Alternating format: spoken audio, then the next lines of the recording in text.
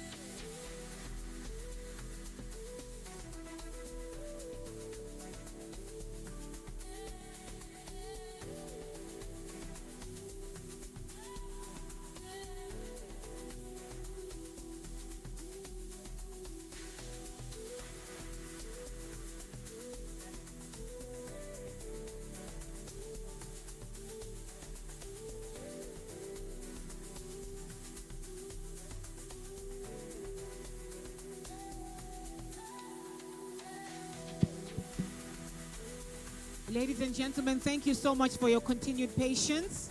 We are proceeding with our program. There have been a few changes, and I thank you so much for appreciating that. But we have some entertainment for you. Something to whet your appetite as to what we should look forward to over the next few days. And coming to join us, we have the amazing group from Bombers of Kenya. They are a renowned national group here in Kenya, and they're going to come and give us one of their performances. So get ready for the Bombers of Kenya.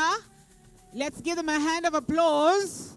And of course, if you want to shake your leg a little bit, karibuni.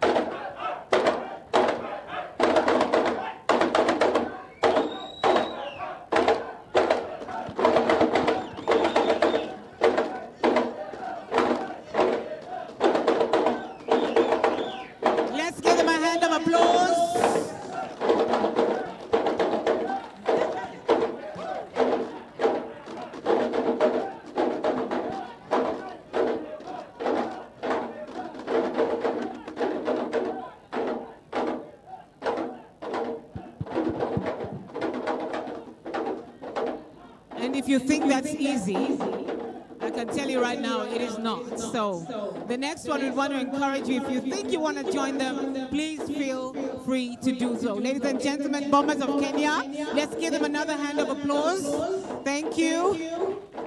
And now we have another group from the Sarakasi dancers. Sarakasi dancers, are you ready? You ready?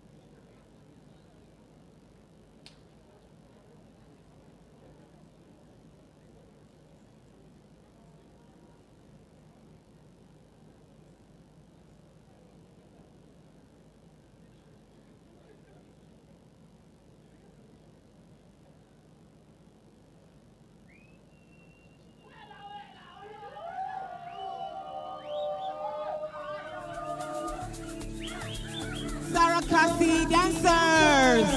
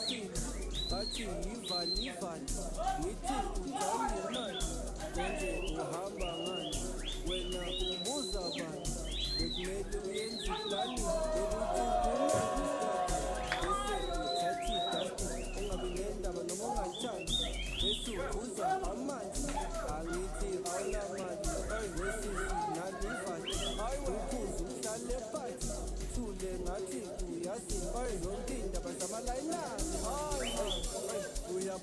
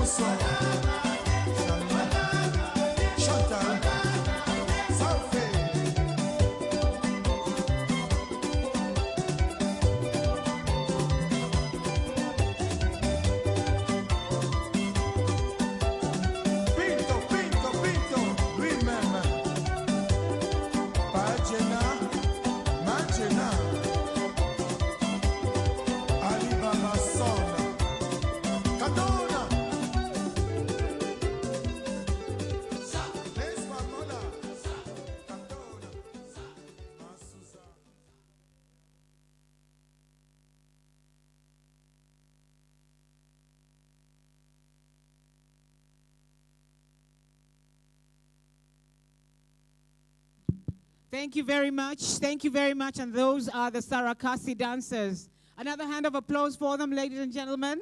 Thank you.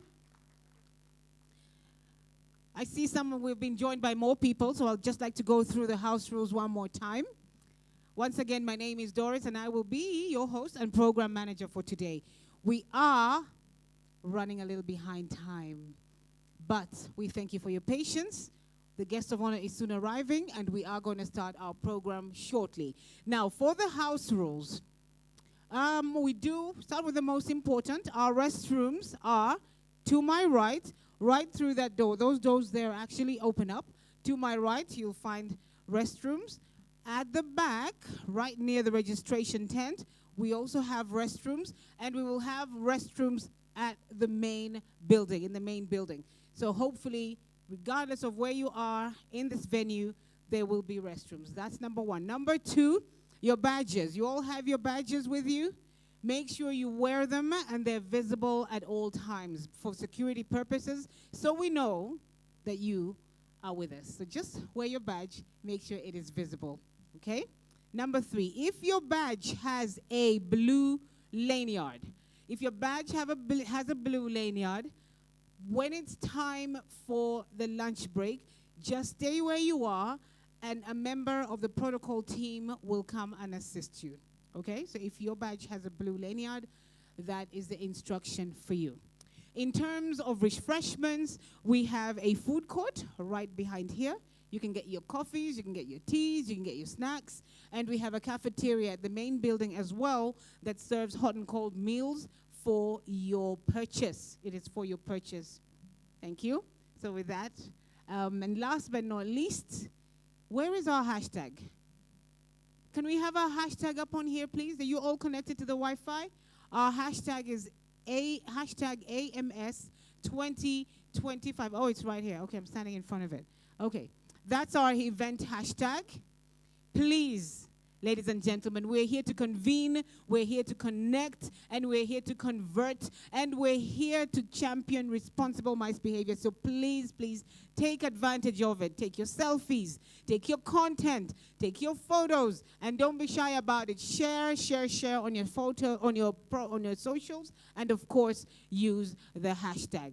Thank you very much. Now, once again, we know we have people joining us from everywhere, right?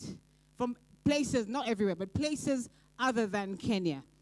Now, in case you're wondering, is the MICE Africa Summit international or local? Well, I'm here to tell you it is indeed international. And why is that? Because ICA, if everyone knows what ICA is, ICA specifically says that as long as your meeting has 50 delegates or more, there's 50 of us here and more, and as long as the delegates has 3 nationalities, just 3 nationalities and more, then it is an international congress or convention. So let's give ourselves a hand of applause to the conveners, because it is definitely an international summit, the Africa MICE Summit. Ah, really? Is that the kind of clap you give for an international summit? We can do better than that. We can do way better than that. Thank you so much.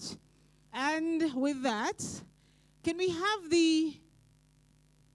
You want to put that on now? Yeah. The QR code for the selfies. Yeah. And we have a little bit... Oops. Okay, ladies and gentlemen, I see our guest of honor is arriving now. He's making his way here now. Can we have the podium here, please? Podium, podium, podium.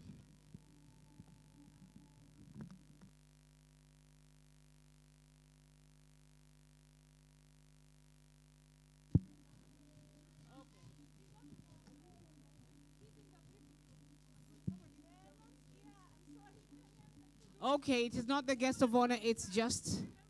Okay.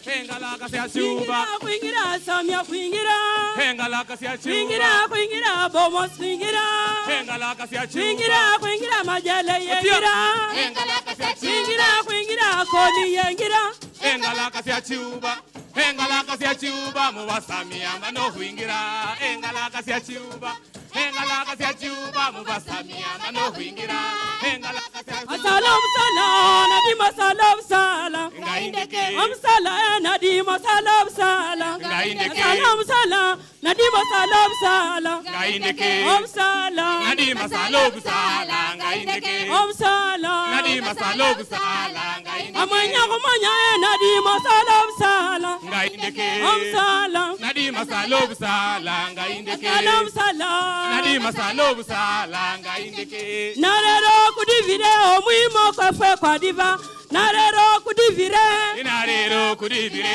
omwimo kwefwe kwadiba mwarero kudivire narero kudivire omwimo kwefwe kwadiba narero kudivire narero kudivire omwimo kwefwe kwadiba narero kudivire mwana musianole negabi mwana musianole negabi wadola were mwana musianole negabi mwana musianole negabi mwana musianole negabi wadola were mwana musianole negabi omanyo tamulisa umtere omanyo tamulisa umtere Chali chango umtere omanyo tamulisa umtere omanyo tamulisa umtere omanyo tamulisa umtere chali chango umtere omanyo tamulisa umtere omanyo tamulisa bobo omanyo tamulisa bobo chali chango bobo omanyo tamulisa bobo omanyo tamulisa boba omanyo tamulisa boba chali chango boba omanyo tamulisa boba erikondiriana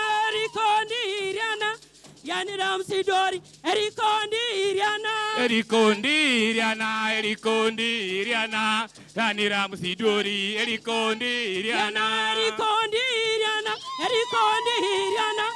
yanira msidori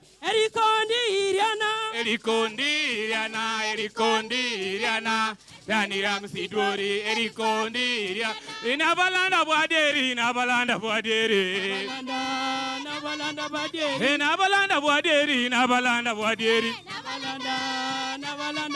ababuri bahabangi abadongoni kumoyo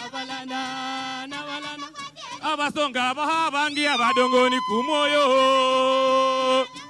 abadindi nefe badinde dala nefwe wadina abadindi nefe badinde dala nefwe wadina abadindi nefe badinde dala nefwe wadina nefe gurinde dala nefwe wadina nefe gurinde dala nefwe wadina ngamlole huwarinde dala nefwe ngamlole huwarinde dala nefwe wadina abadindi nefe badinde dala nefwe wadina abadindi nefe badinde dala nefwe wadina nefe gurinde dala nefwe wadina nefe gurinde dala nefwe wadina ngamlole huwarinde dala ngamlole huwarinde dala nefwe wadina badindi nefe badinde dala nefwe wadina badindi nefe badinde dala nefwe wadina badindi nefe badinde dala nefwe wadina nefe gurinde dala nengwe wadina nefe gurinde dala nefwe wadina ngamlole huwarinde yonemire ngamlole huwarinde dala nefwe wadina yanengire ke omukosi anengire yanengire ke omukosi anengire anengire keya omukosi anengire anengire keya omukosi anengire majale uno anengire ke omukosi anengire boli uno anengire ke omukosi anengire muliva uno anengire ke omukosi anengire majale uno anengire ke omukosi anengire anengire keya omukosi anengire anengire keya omukosi yanengire ke omukosi anengire aboire ngoboya aboire mbatamusinga boyanganga waboyanga aboire unyodongo aboire mbatamusinga boyanganga waboyanga batamusinga muyoho moya basamya na mwihale bwire ne mukoye kundi kuboywa munda kuboya munda marimbe nanda ulira marimbe uno marimbe nanda ulira marimbe hey ulichange bindu bya bene maniwe ukaluhania wamanyiwe uwe moline ingabolwa moline ingabolwa niranga kuwe moline ingabolwa moline ingabolwa niranga kuwe moline ingabolwa moline ingabolwa niranga samya maya samya mari abakulani basena hunga ya basena hunga ya basena hunga ya basena hunga ya basena hunga ya basena hunga ya basena hunga ya hunga ya basena hunga ya basena hunga ya basena hunga ya hunga ya basena hunga basena hunga ya basena hunga ya basena hunga ya basena hunga ya basena hunga ya basena hunga ya Wasena hunga ya babakulani wasena hunga ya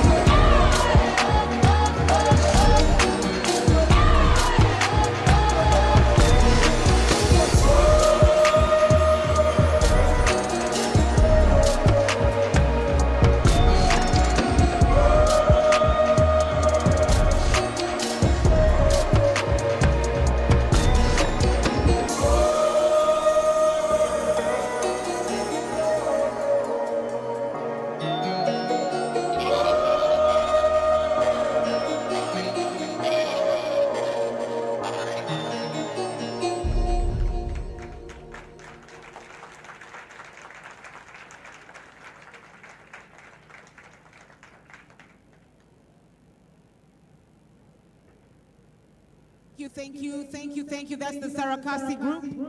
Give them another hand of applause. Ladies and gentlemen, thank you.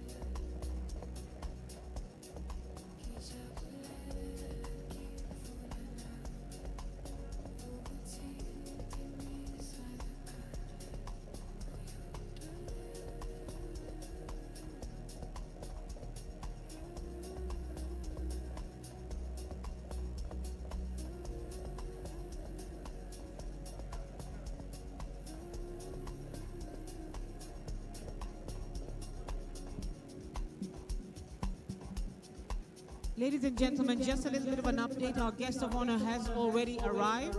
He is here in the building, and at this moment he's doing his show rounds at the exhibition area, so he'll be joining us shortly. So thank you so much once again for your continued patience. Asanteni.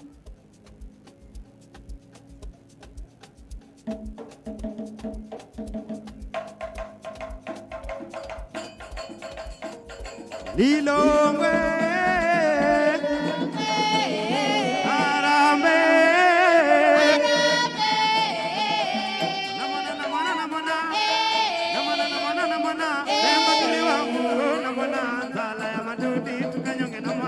Tuli wangu oe, dala ya madudi tukanyonge na mwale. Tuli wangu oe, dala ya madudi tukanyonge na mwale. Tuli wangu oe, dala ya madudi tukanyonge na mwale.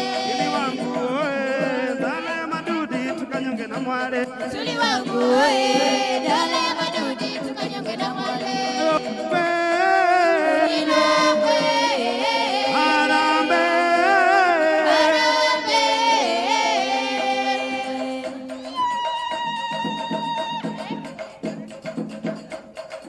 Julela, Julela, Julela, Emba Julela, Julela, Julela, Dona nange tindike, tuga mwana wa jumo, vinatela, vinatela, viji vinalala.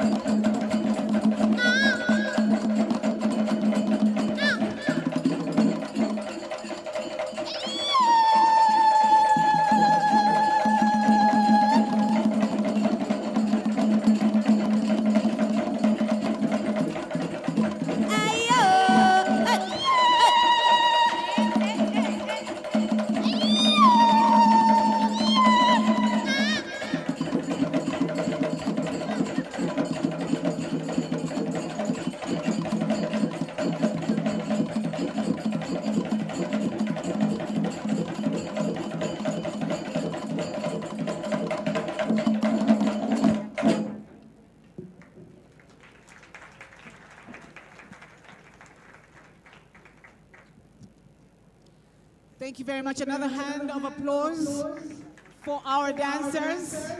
Please don't tell me you're all danced out. Okay. Thank you so much. As I said earlier, our guest of honor is already in the building.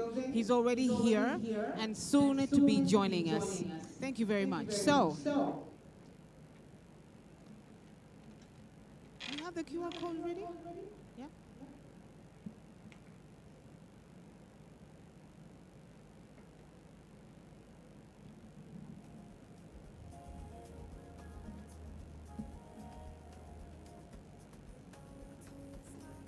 So, ladies and gentlemen, today, as soon as the guest of honor arrives, I'm going to ask you to stand up, and we're going to stand in respect for not one, not two, but three national anthems.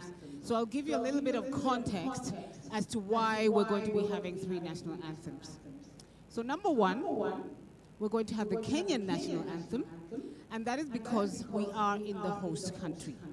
And we are in Nairobi, so we'll play the Kenyan national anthem first. And that, of course, Nairobi is the home of the Africa Mice Summit.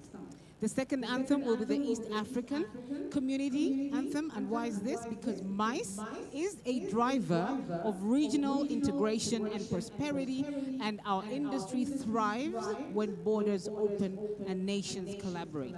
So the reason we're having a regional summit is not for anything else, but so that we can open up opportunities to collaborate, opportunities to grow the sector, and opportunities to put Africa boldly on the MICE map. Okay? So we're going to stand up for that anthem. And finally, we are going to have the African Union anthem. How many of you, and be honest, knew that there's an AU anthem? How many of you mlijua but we do have an AU anthem? I'm going to be honest, I did not know until recently. So how many of us knew we have an AU, African Union anthem? Okay, so we will also stand up for the African Union anthem, because this summit is not just about one country or one region, but it is about the entire continent claiming its rightful place on the global MICE playing field. Okay? So that's what we're going to do now. Remember I told you that content is king? And we want to encourage you to take photos, to take your content and snap it and post it in your socials. So now our teams, our technical team, please, could we have the QR code up? Is it ready? Yeah. All right, I hope I'm not blocking it. Let's have our phones out, okay? Scan the QR code. This is where you're going to send all your selfies. So I want you to bring your phone out, scan it, follow the instruction, give it your best smile or your best frown, whatever it is you want to do, and let's post that selfie onto the MICE Hub content page. Now, are we ready? Have we all done that? I'm not seeing anyone taking their selfie. Are you not ready? Londi, where's your phone? You sit in the front, I will call your name. Right. Okay, take that selfie with your friend, with your neighbor. Stand up. Feel free to stand up and take it from wherever you want. Go in front of a banner. Do whatever you want. You're not, you don't have to do it from your seat. Do it from wherever you are. I'm going to come down here and take it with Subira and Mariam. Come on, let's do that selfie. Oh, they tell me it hasn't loaded. I think you're not the right.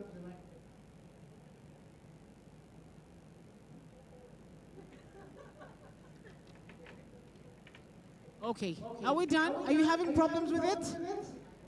You want it to be on that one? Oh, you can come right ahead. Come. Come. Come, are you connected? Come, let's do it here where the light is on us. Come, let's do it. Feel free to move around and take it with someone you know or someone you don't know. Just... Imekubali?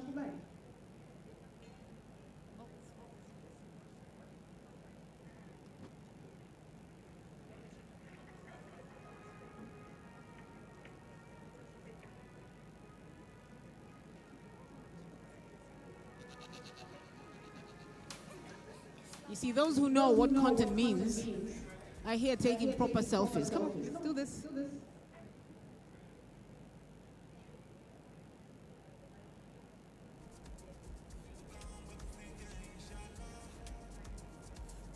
Thank you so much.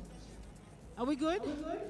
Technical team, where are we going to see these selfies? People are posting their selfies. Can you tell us where they're going to see them? Is there a link, or you're going to put them over there, are you? They're going to come on there?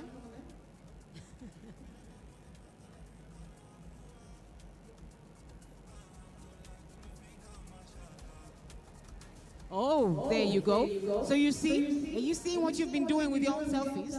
Now, have you seen, that's a good one. That's a good one. Now here's someone who knows how to take a selfie. Take a leaf out of that book. What's next? Okay, your lighting was not that great. Find somewhere where there's light, put your phone and snap. Okay? Okay, we needed a smile here, but yeah, you're getting the gist of it. Who's next? So you see what we're doing, so just come. I'm telling you, this is the best place to take your selfie. Come here because the light is on you. You take it, you look much better if you come on this front. Feel free. Come on. Yay, I like that one. That's a nice one. That's a beautiful one. Okay. Let's make history now.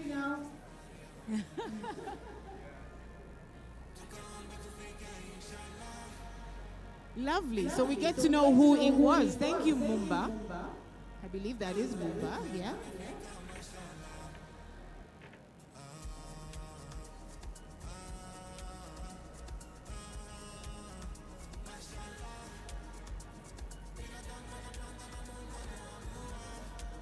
Some of you haven't taken your selfies. I can see that.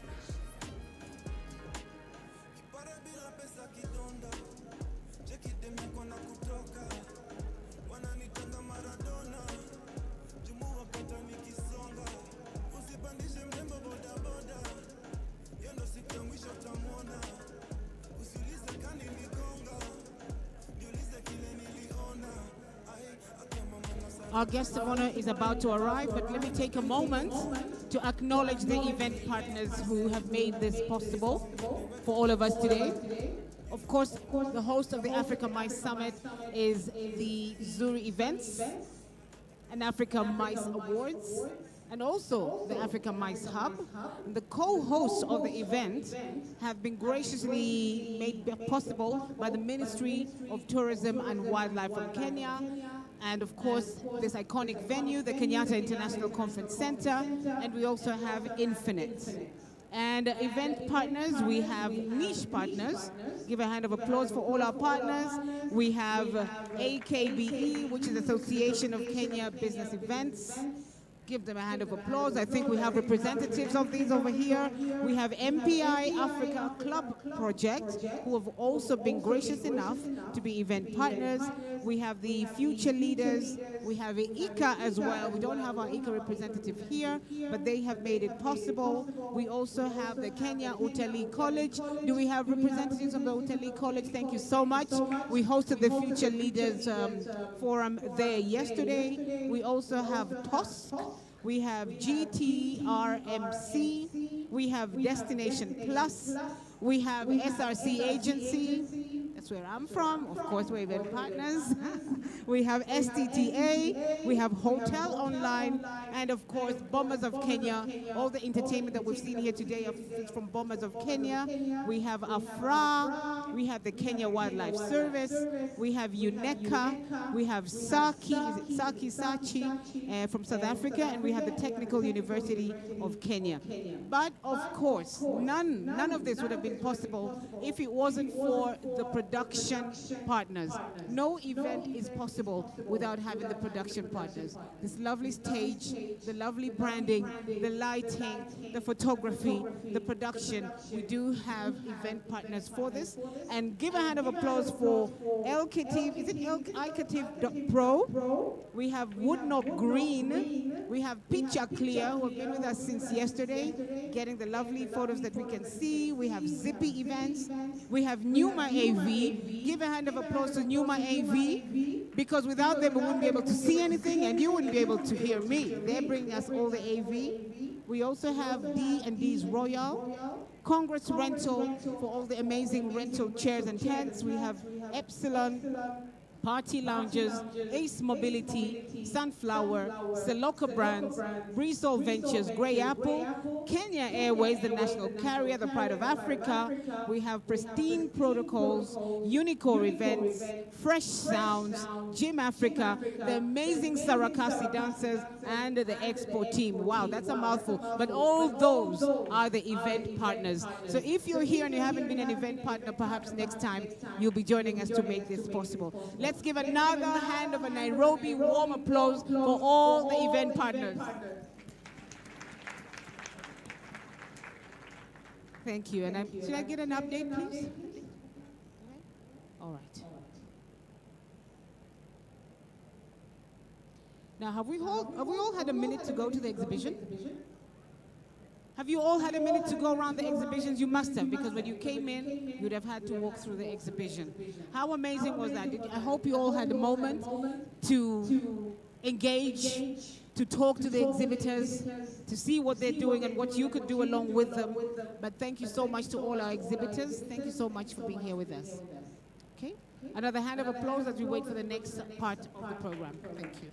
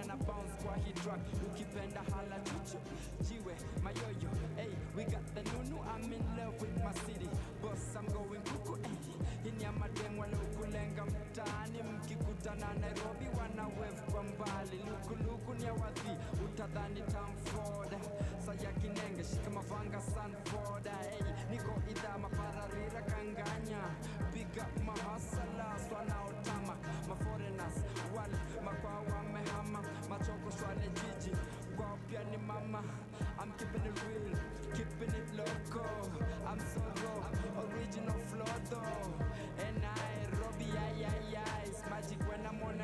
say aye, aye, aye. Ain't no city like my city, oh no, no, no. Nairobi, they can do it like we do it in the 254.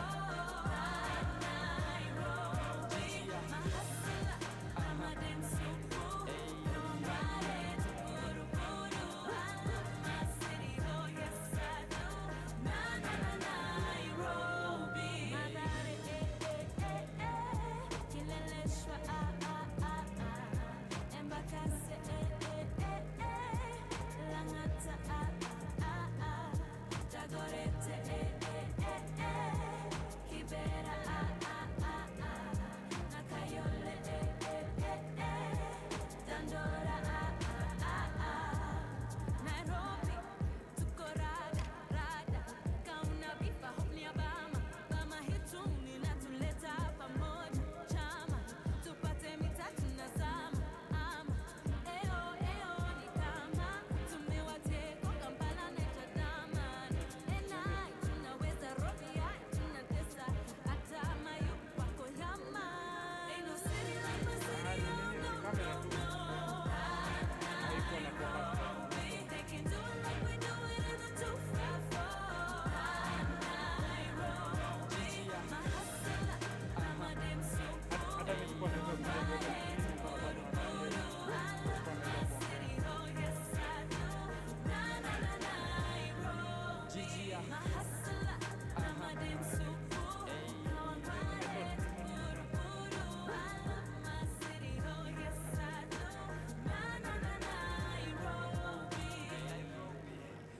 Ladies and gentlemen, our guest of honor is now arriving. If I may please ask each one of us to rise up and be upstanding as we welcome him.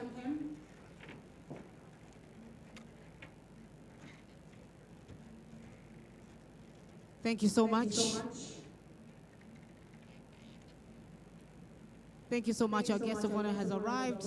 Asante sana. And may I ask, ladies and gentlemen, that as soon as we settle, let's remain upstanding. Thank you so much.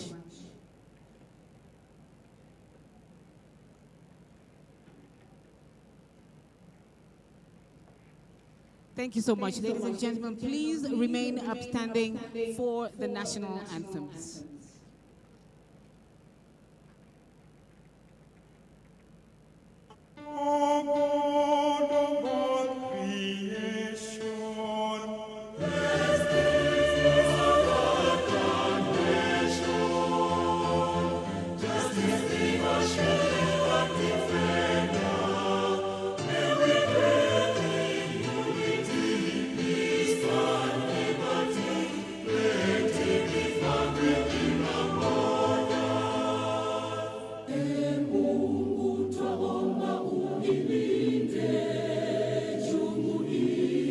Afrika Mashariki, tuwezeshe kuishi kwa amani, tutimize na malengo yetu.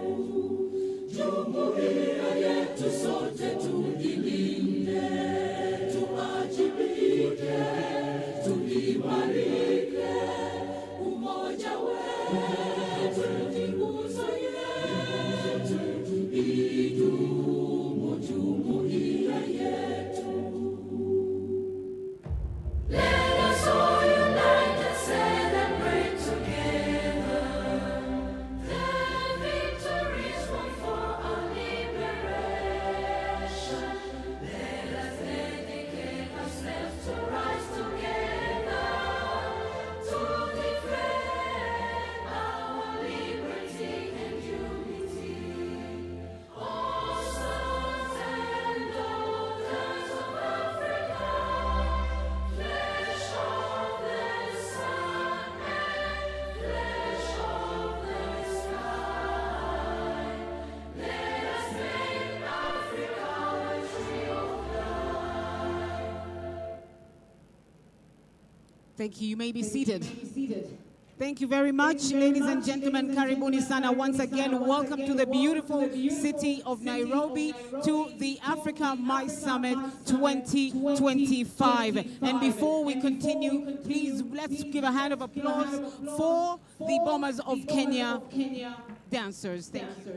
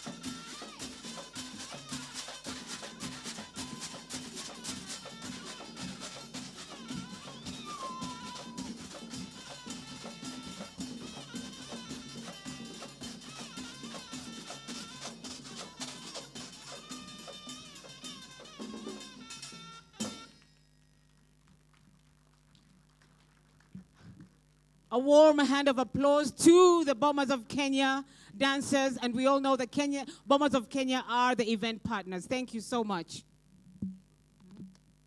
I know you've clapped for them so many times. Can we give them another warmer hand of applause? Another warmer hand of applause. Thank you so much. And before we go on to the next part of our program, we know that there's many of us here who are not from Kenya. Okay? So technical team, please, let's have the QR code so we can begin to have a little bit of an engagement. We just want to know who's in the room. We want to know where you're from. For instance, can anybody, okay, you already know where I'm from, but if anyone doesn't know, who knows where I'm from? Can anyone, if you know where I'm from, don't guess. Anyone wants to try? Somebody here wants to try. You want to try? Is that your hand up? Are you talking or is that your hand up? You want to guess where I'm from? Okay, I thought your hand was up. Well, okay, I'll tell you where I'm from. I am a Tanzanian who lives in Rwanda. Yes, my fellow Tanzanians there. Who lives in Rwanda, but I'm also based in Kenya. So what does that make me? And it makes me an East African, exactly. So we want to know where each of you are from. So there is a QR code. Once again, let me ask you to take your phones out. Scan the QR code, and all you have to do is put the country of where you're from. That's all. Simple. Nice and easy. And the reason why we want to know where we're all from, it's because the Africa Mice Summit is indeed an international summit.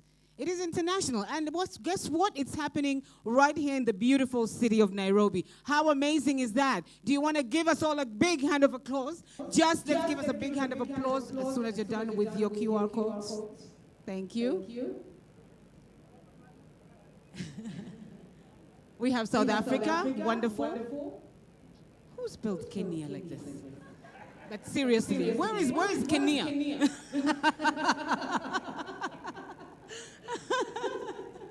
Okay.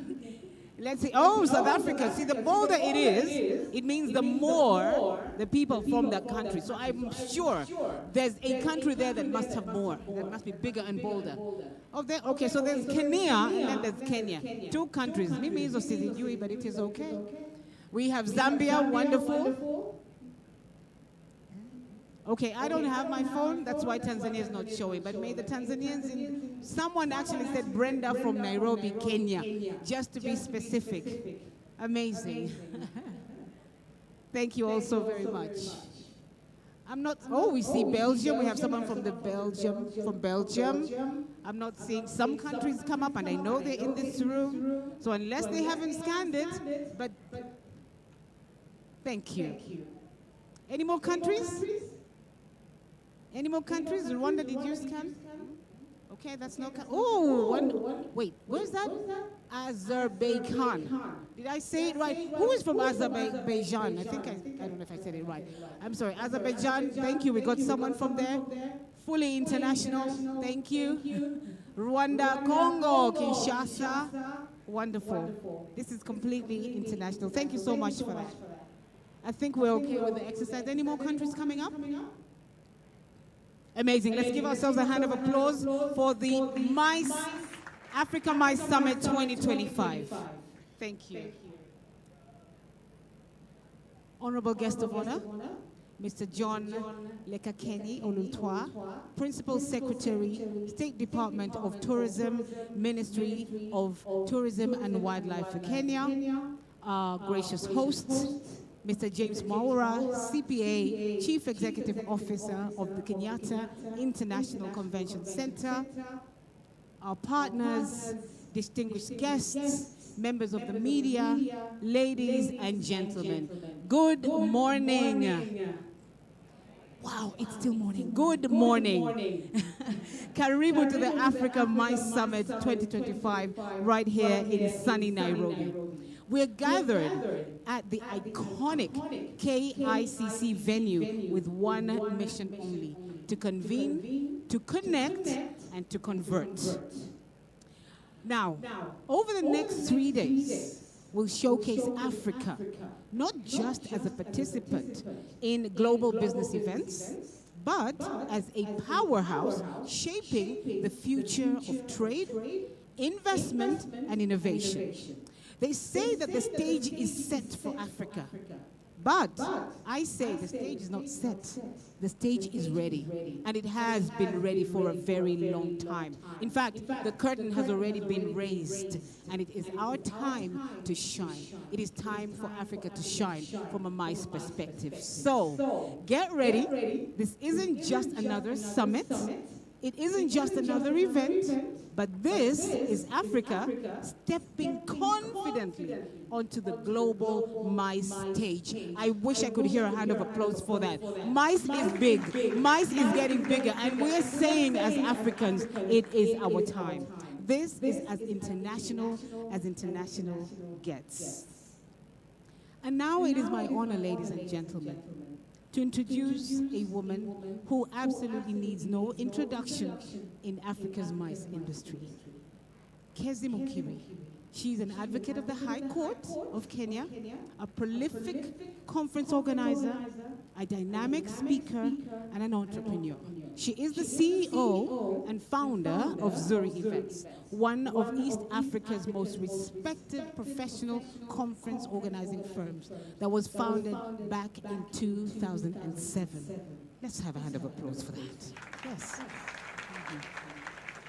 And for nearly 2 decades, Kezi has been at the forefront of transforming the events landscape across East Africa and beyond. She is a visionary behind the Africa MICE Summit. She's the reason why we're here. I came to the first MICE Africa Summit back in 2018, brown-eyed and bushy-tailed, not knowing what it was all about, and here I am, still here. Kezi, we thank you for that. We thank you. Kezi is the heartbeat behind this summit. She is the vision. She is the drive. She is the passion that has brought us all here today. And may I say, she is one of, if not the calmest, zenest person that I have ever met. If you are in the event industry, you know that calm is not a word that exists in our vocabulary, but Kezi exudes it. Through this all, she has been an epitome of calm.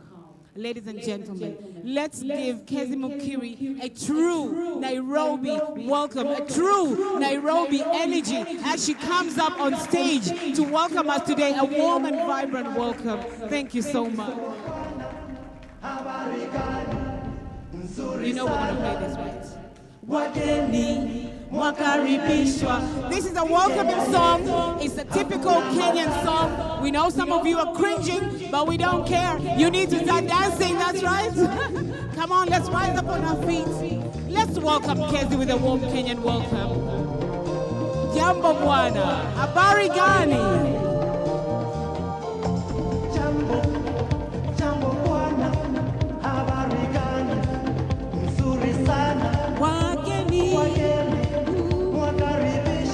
Mulema, you said you'd be dancing. I'm waiting. I'm waiting.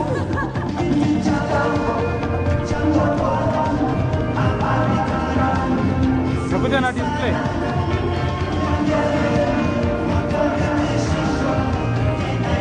Nakuja na display lakini. Nasema hii yangu. Jimbo imekuja na display. Hebu ya kwa preview.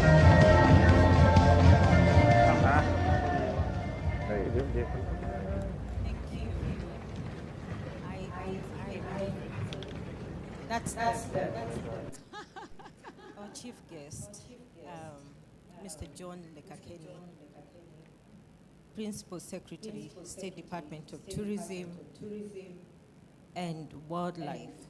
Thank you for being with us here this morning. Allow me to stand on the established protocol and just to recognize in Jumla, government officials, esteemed private sector. We do have innovators in the room. Our future leaders are also here in the room. Members of academia, distinguished guests and colleagues from more than 10 nations represented here today. Good morning. Good morning. I'm going to say to you a warm welcome to not just the Africa MICE Summit, but also Happy Africa Meetings Industry That's what it was.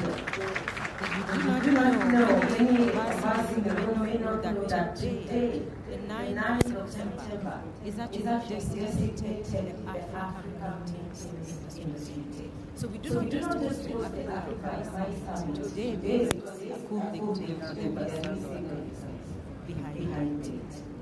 It is fitting that we host this summit on the African Meetings Industry Day, which was established to recognize and amplify the role of the meetings, incentives, conferences, and exhibitions industry in driving Africa's growth. When we began this summit, the vision was simple yet bold to create a continental platform for Africa, not just as a participant, but as a global leader in the mines industry. Over the years, this vision has evolved into a movement of its kind. It's a rallying call for collaboration, for innovation, and legacy building. Today, the Africa Mines Summit stands as a big possibility in driving unity, attracting investment, connecting people, and transforming Africa's position on the global stage. This journey began somewhere in 2018, like Doris said. We gathered with a simple yet bold vision. We wanted to create a continental platform that positions Africa right at the heart of innovating and of driving conversations that matter. In that meeting in 2018, 6 countries comprising of about 120 or 150 delegates, heeded our call and flew into Nairobi. Some of those first delegates are still in the room today. And what that speaks to is the connections that were built back then. Individuals like Dr. Manyara of the United Nations Economic Commission, who believed in the vision back then and is still here today. In 2019, we grew stronger, attracting broader participation and inspiring new partnerships. And in 2019, again, delegates from close to 10 countries joined us, including Mulemo Moongwa from Zambia, who you will shortly hear from. And she has risen now to carry the franchise for Meetings Professionals International, MPI, on the African continent, and was recently listed amongst the 2025 global leaders in the meetings industry, a recognition that is built on the Africa Mines Summit and her work in advocating for human capital development of the mice, in the mice industry in Africa. And then came the disruption in 2020, and there was this global pause.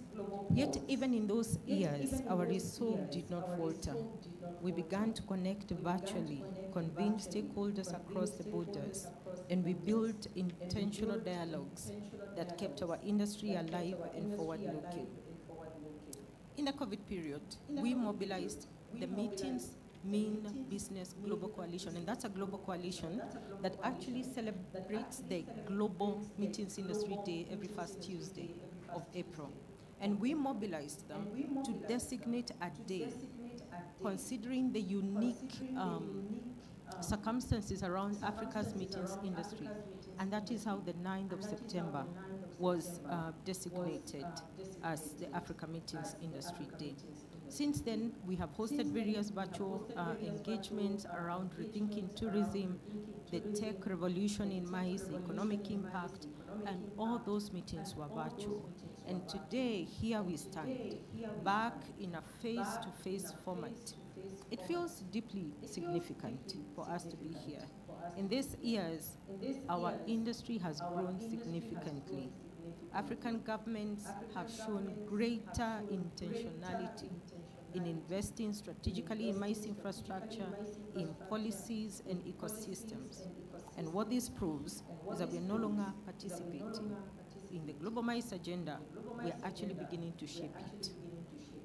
This summit is a testament to the power of collaboration.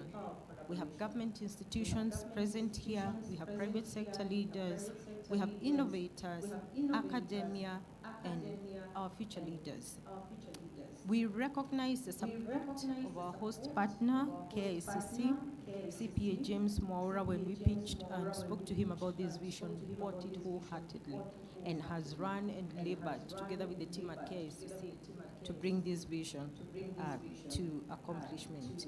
We also deeply honor the incredible sacrifice and contribution of various private sector players, individuals that have stood with us, Hospitality EQ, Unico Tents, Numa AV, Fresh Sound, the awesome team at Woodnock, and then our hotel partners who are spread across this room from Emara Olesereni, Tamarind Tree, Eka Hotel, Panari, Trademark, Ulwazi, and so many others who have accommodated all our speakers and our international delegates.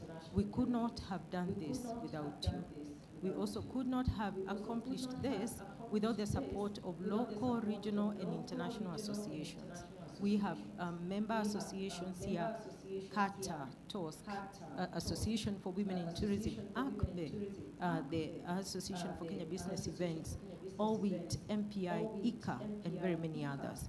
These partnerships demonstrate that it is our collective strength that will allow us to unlock the full potential of the mice industry for Africa's economic and social transformation. Over the next 3 days, our discussions are going to be anchored around 3 strategic pillars. Sustainability, and this is about ensuring that Africa leads in green innovations and responsible events that protect our environment.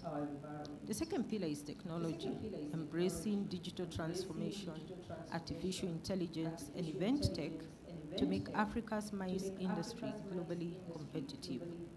And then the people pillar, recognizing that we have to develop talent, build capacity, and empower future leaders who will carry this vision forward.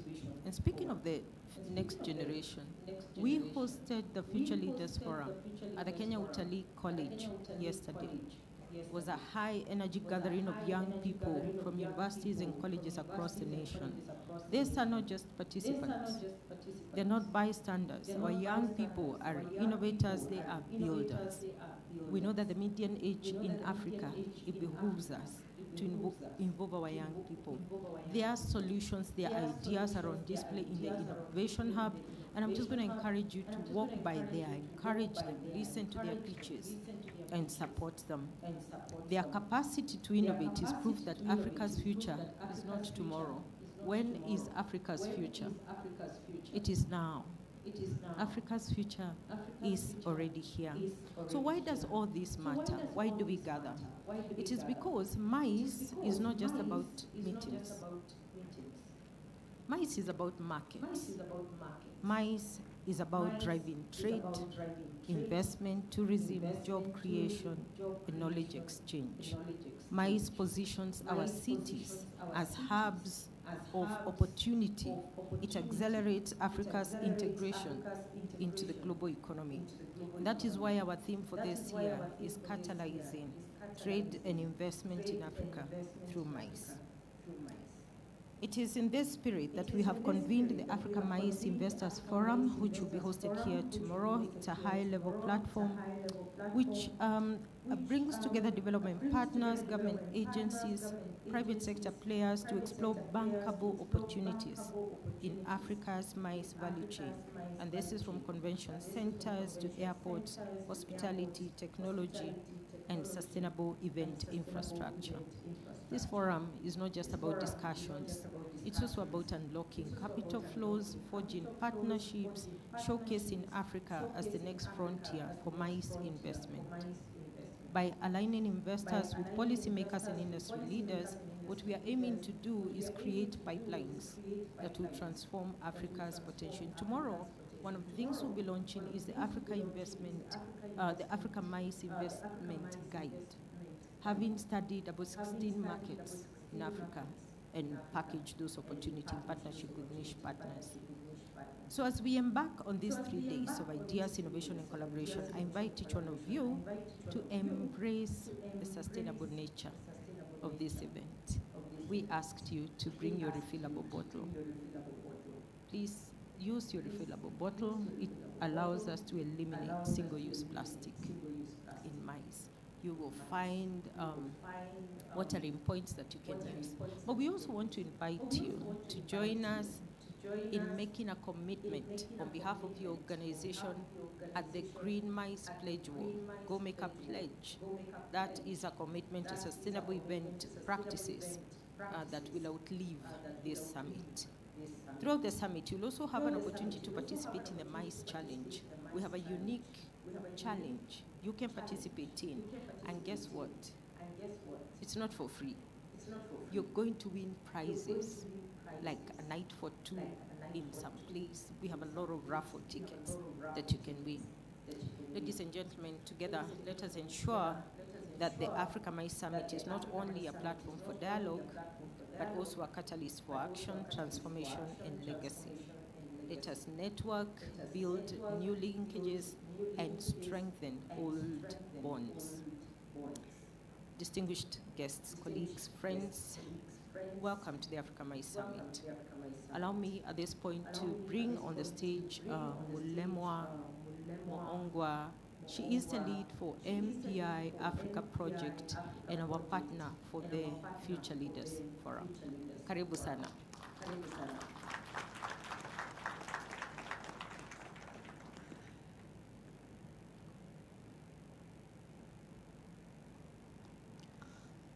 Guest of honor, I will seek your permission to ride on the protocol that has been established. Good morning, ladies and gentlemen. I am still on Zambian time, it's 11. So I bring greetings from not just Lusaka, but from the MPI family, which is a family of over 13,000 meetings professionals that are dotted across different parts of the continent. Across the globe. Guest of honor, I stand here today, almost 6 years to the day when I first came to Nairobi as a participant in an event that makes today feel like a family reunion, because when I look across the room, I can see the team from South Africa. Mariam from Tanzania sent me a message. She says, okay, so it really feels like a family reunion, because I think what we've built over the last 6 years is a conversation that has been sustained through a connected vision. We met Kezi, all of us separately. I think the first time I actually sat next to Doris in the first summit. So we have built a conversation that was virtual, and standing here is a bit surreal, because 5 years ago, this was not possible. 5 years ago, Glenton, remember, we sat on a on a virtual call because we were in lockdown. Hello, Dr. Munyara. So I stand here representing an organization that is over 50 years old, the Meeting Professionals International. And we believe that when we meet, we change the world. And this is not just for meetings professionals. This happens, we are the foundational industry where every time people meet, whether it's engineers, whether it's doctors, they change the world. Decisions that are made in rooms that we create change the world. We are the industry on which change is built, and we are the most silent industry. As Africa, we need to now wake up to the power of mice, and the Africa Mice Summit is a platform that did not stop believing. Even in the pandemic, in lockdown, we did have these conversations. So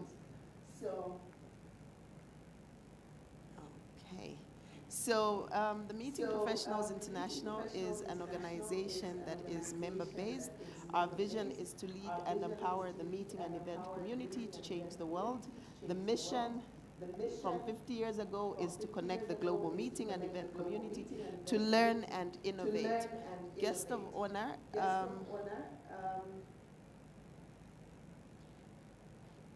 this is the institution that we speak about. The combined buying power of individuals that work in this industry is $26 billion. Now, what I want you to see is this next image. That 26 billion, there is no reflection on Africa. This is our concern. We are an industry, even at Kenya level, we can record how much revenue. That data is what we don't have on this map. When decisions are made globally, Africa remains silent. And this is the challenge that we stand to raise. We would like to bring this front and center to the Africa meetings industry, because we want to know, how are we not represented on an image like that? I stand here representing what we call the MPI Africa Club project, still in a project phase because Africa does not have the data or the numbers to support a decision to change our status as a region. And through the support that we have at KICC, we're able to now leverage an institution of this magnitude to now start representing the region, because this is the first time on the continent. We do have events that have happened, but we've not had this conversation under the MPI brand. So being here today and saying we're standing as the Africa Club project because we need data, as Kes did mention, is tomorrow there is going to be a launch of the data that we need when we start lobbying, because we can speak emotionally about our industry, how much we love it, how much change it can bring. The truth is that we don't have the data. Right now, we're sitting as a continent of 1.6 billion people. The mice industry is a business that depends on numbers. Even if we targeted 10% of Africa's population, lives would be changed, economies would be changed. If you look at what is the size, do we know the size of Africa's meetings industry? What are we measuring? What will it take to make a difference? These are the conversations, guest of honor, that we need to move from our level to the level of governments having these conversations, because job and wealth creation under MICE is real. If we tell you how many people have had a job because they were building up this site for 5 days, if this was a standard of every week there is an event of this magnitude, it means we create jobs, but we also sustain the jobs. So when we talk about Africa, this is our cry, guest of honor. We are looking at a sector that for too long has gone unnoticed, but whose impact on our businesses, on our communities, and on our economies is undeniable. Because we do know from 2020, when the world shut down, when we were in lockdown, we were all part of that lockdown, and we know what happened to our businesses. We know how many people we sent home. But we have still failed 5 years on to have answers to this conversation, because everybody went back and we didn't give the credit that the MICE sector deserves. Guest of honor, I stand here speaking, having spoken as an advocate of MPI, but in my professional capacity, I now work as a professional MICE buyer, and I know that we have Wikipedia coming to Nairobi this year. Helms Briscoe is the world's largest mice placement company. It is also a US-based company, but these are the numbers that we recorded in 2024. 1.96 billion that we got as the revenue for 2024. We bought 7.9 million rooms, as well as placed 41,000 programs. Now, this is not just data. This is the job that I work in. I am an African working in Africa. Less than 3% of that revenue of the 1.6 billion is accounted for Africa, and that brings me pain. I stand here and say, we need to record the right numbers. If we have 1.6 billion people, even if we targeted 10% of them, that number is going to be different. There are people that are working in this company recording as millionaires in dollars because of the work that they do from their home. This company does not, it works remotely. And we are booking across the globe. Africa is still a challenge to place a booking. We're still facing significant challenge.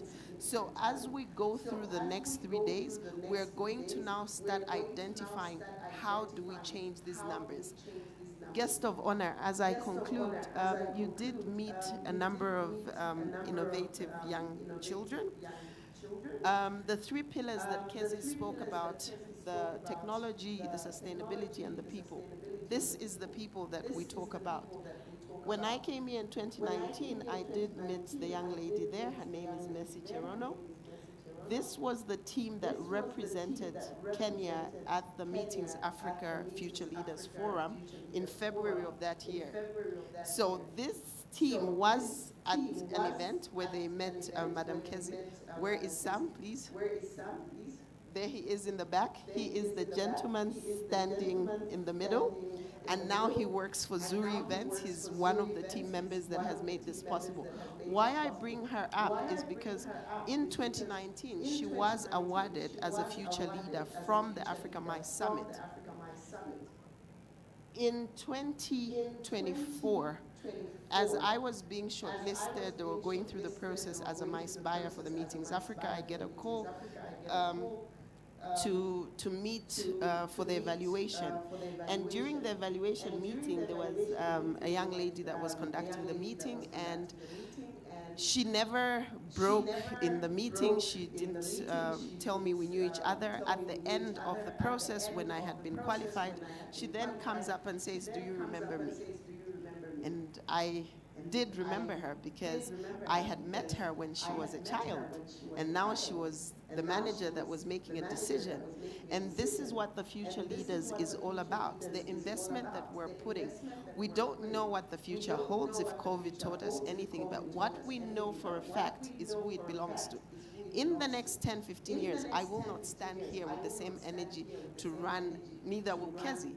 But we will need the same team to pull up an event of this magnitude, whether it is for hosting or for management. We need to ensure that there is a plan that equips the future with the relevant knowledge, with the relevant skills, and with the relevant abilities. Beyond that, there is so much innovation that the creativity that lies in young people is what we were trying to bring out yesterday. We did have a pitch event, guest of honor. We will be announcing at the end of this session who the winners are. But we do believe that at the end of what we're trying to do, we need to all be invested in what does the future look like. Each one of us that is sitting here today owes a duty to the young people. We are all here, most likely by accident. Most of us joined the meetings industry or in tourism, not because that was what we ticked at high school, because that was never a choice. But the industry is a formal key economic sector, and young people have the opportunity to grow into who we have become. We didn't have the luxury of inspiration. This is a generation that depends on the people that stand in front of them and what they tell them. Here is an opportunity for each one of us to invest in the future of the industry. The young people are going to be here at the Innovation Hub. Even if you're from tech, whether you're from the industry, please just identify young people that you can work with. And with that, guest of honor, I would like to thank you and thank the partners as well as Kezi has done. And through your office, we believe that what we have begun, this is going to be the first physical comeback 2025 Africa Mice Summit. But what has been achieved here is proof of human connection. Each one of us that has come here today is here because somebody believed. 2007, Kezi started a business. 10 years later, she believed that a platform like this was needed by Africa, and Africa has stood behind her. So we stand here today saluting one individual, but each one of us has a role to play in where we go beyond this event. I'd like to thank you, sir.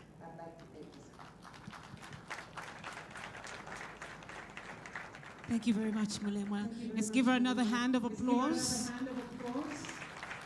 Thank you so much for those insights. I'm sure we've all gotten some insights about where MICE is headed and its position in Africa.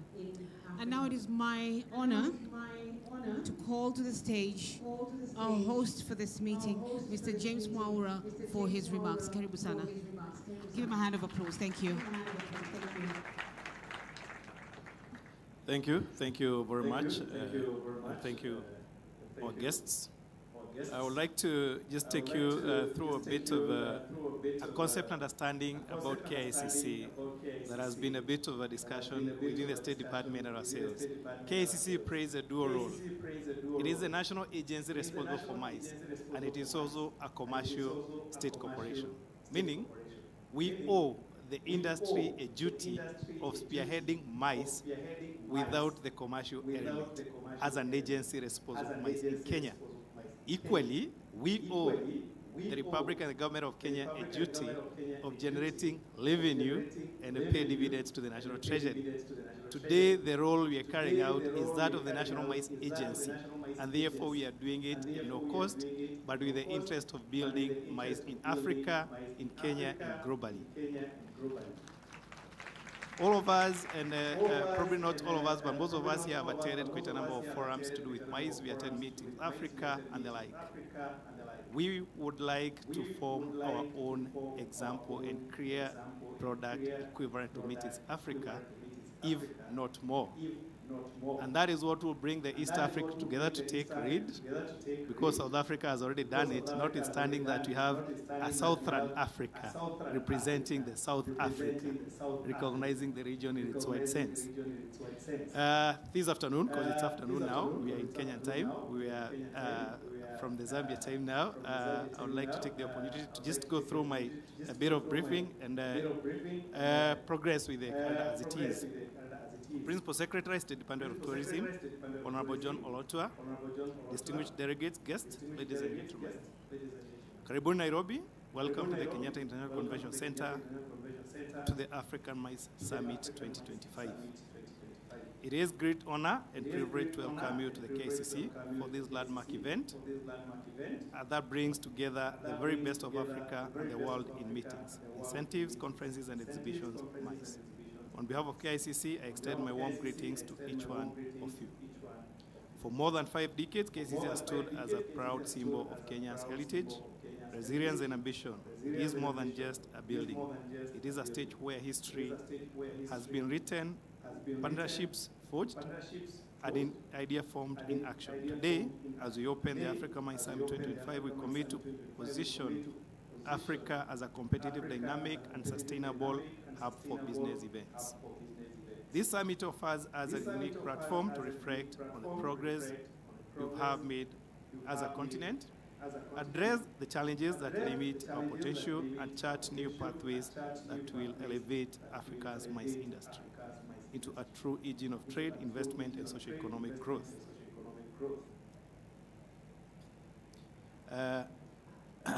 As the chair of Africa chapter, I am the chair of ICA Africa. I firmly believe that forums such as this provide critical platform to advance Africa's role in the global MICE industry. Our future lies in strengthening the regional collaboration, investing in world-class infrastructure, and embracing digital innovation to enrich the delegate experience. By forging strong partnerships between government, private sector, players, and professional associations, we can position Africa not just as a destination, but as a hub of ideas, trade, and transformative connections. Our rich culture, diversity, youthful population, and vast untapped markets are unique assets that, when harnessed strategically, will enable Africa to compete globally, attract more international conferences, and ensure that business events become a powerful catalyst for sustainable economic growth. Kenya is proud to be at the forefront of this journey. At KICC, we continue to champion innovation, conferencing solutions, expand world-class infrastructure, and promote sustainable event practices that will establish Nairobi and indeed Africa as a preferred global destination for conferences, exhibitions, and incentives. I urge us all during the summit to embrace collaboration, innovation, and partnership. The conversation and network we build here not only shape the future of African MICE industry, but also redefine how our continued engagement with the world. I invite each one of you, immerse yourself fully in the session ahead to share your expertise and seize every opportunity this summit presents. Together we can unlock Africa's potential position our continent at the very heart of global business events. Ladies and gentlemen, once again, allow me to take this opportunity to welcome the Honorable John Olontua, our chief guest. He is our PA as tourism moderate, the Minister of Tourism and Moderate. John Olontua, karibu sana.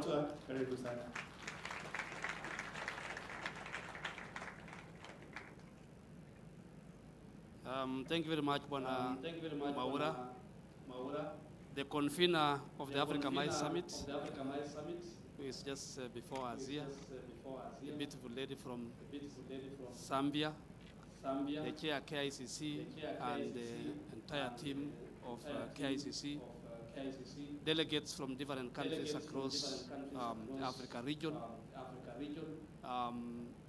industry players.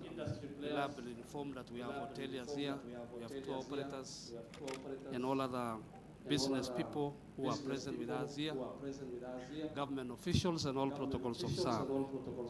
Good afternoon. How are you? Are you good? High five? Hi. Thank you very much. Before I present the message from the Cabinet Secretary, I would like to make a few introductory remarks. And first and foremost is to recognize the management of KICC, when our chairman, the Honorable Waweru, and your team. Can I see all of you? The entire team, just stand. Can you give them a round of applause? The reason why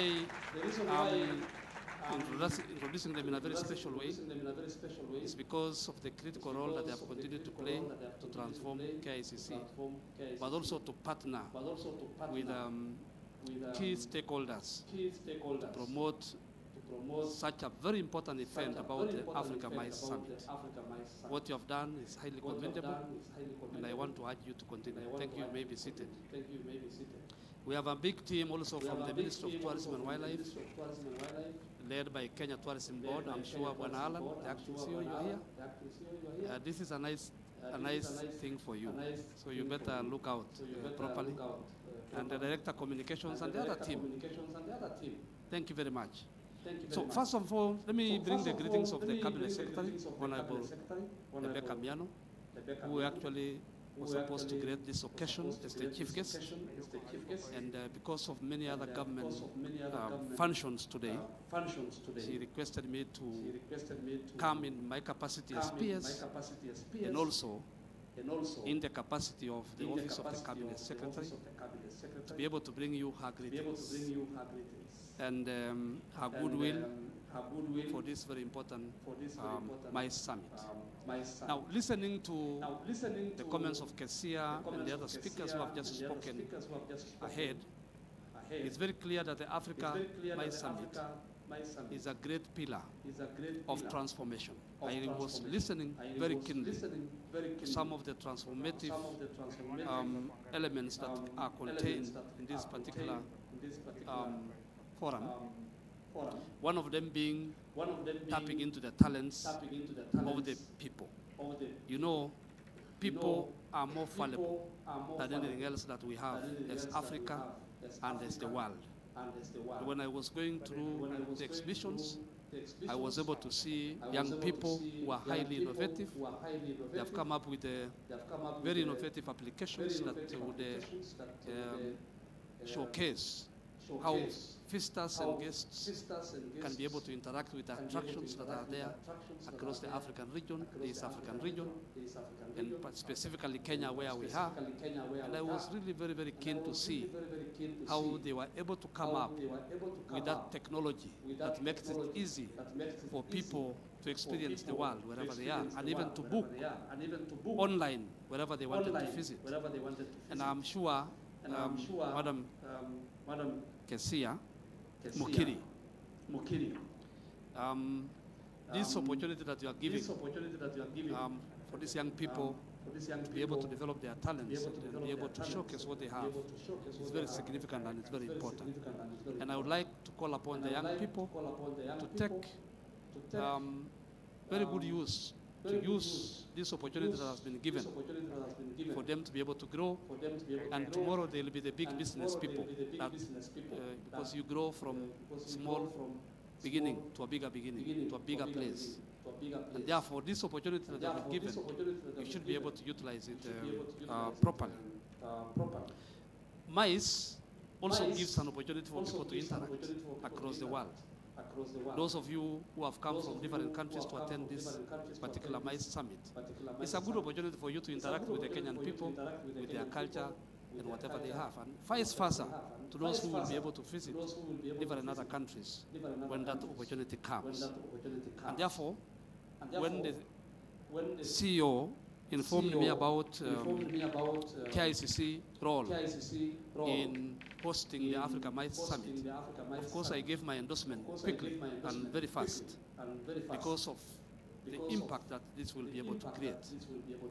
And therefore, as I go to read the speech of the Cabinet Secretary, I want to reiterate our commitment to be able to give you this opportunity to continue utilizing the available opportunities that are there. What you presented is actually very clear, and I'm sure Africa is really listening.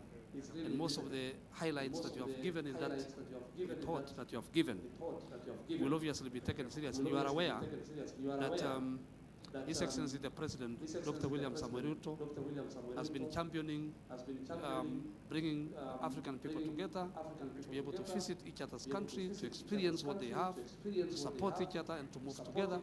But above that, also opening our beloved country, Kenya, for all other international guests to be able to come and either invest in this particular country, or do business, or just enjoy and visit the beautiful landscapes that we have. And so I want to take a few minutes to highlight the message of the Cabinet Secretary, which is not going to take a long time. And the Cabinet Secretary says that I am truly pleased to be back at KICC to open the Africa MICE Summit 2025.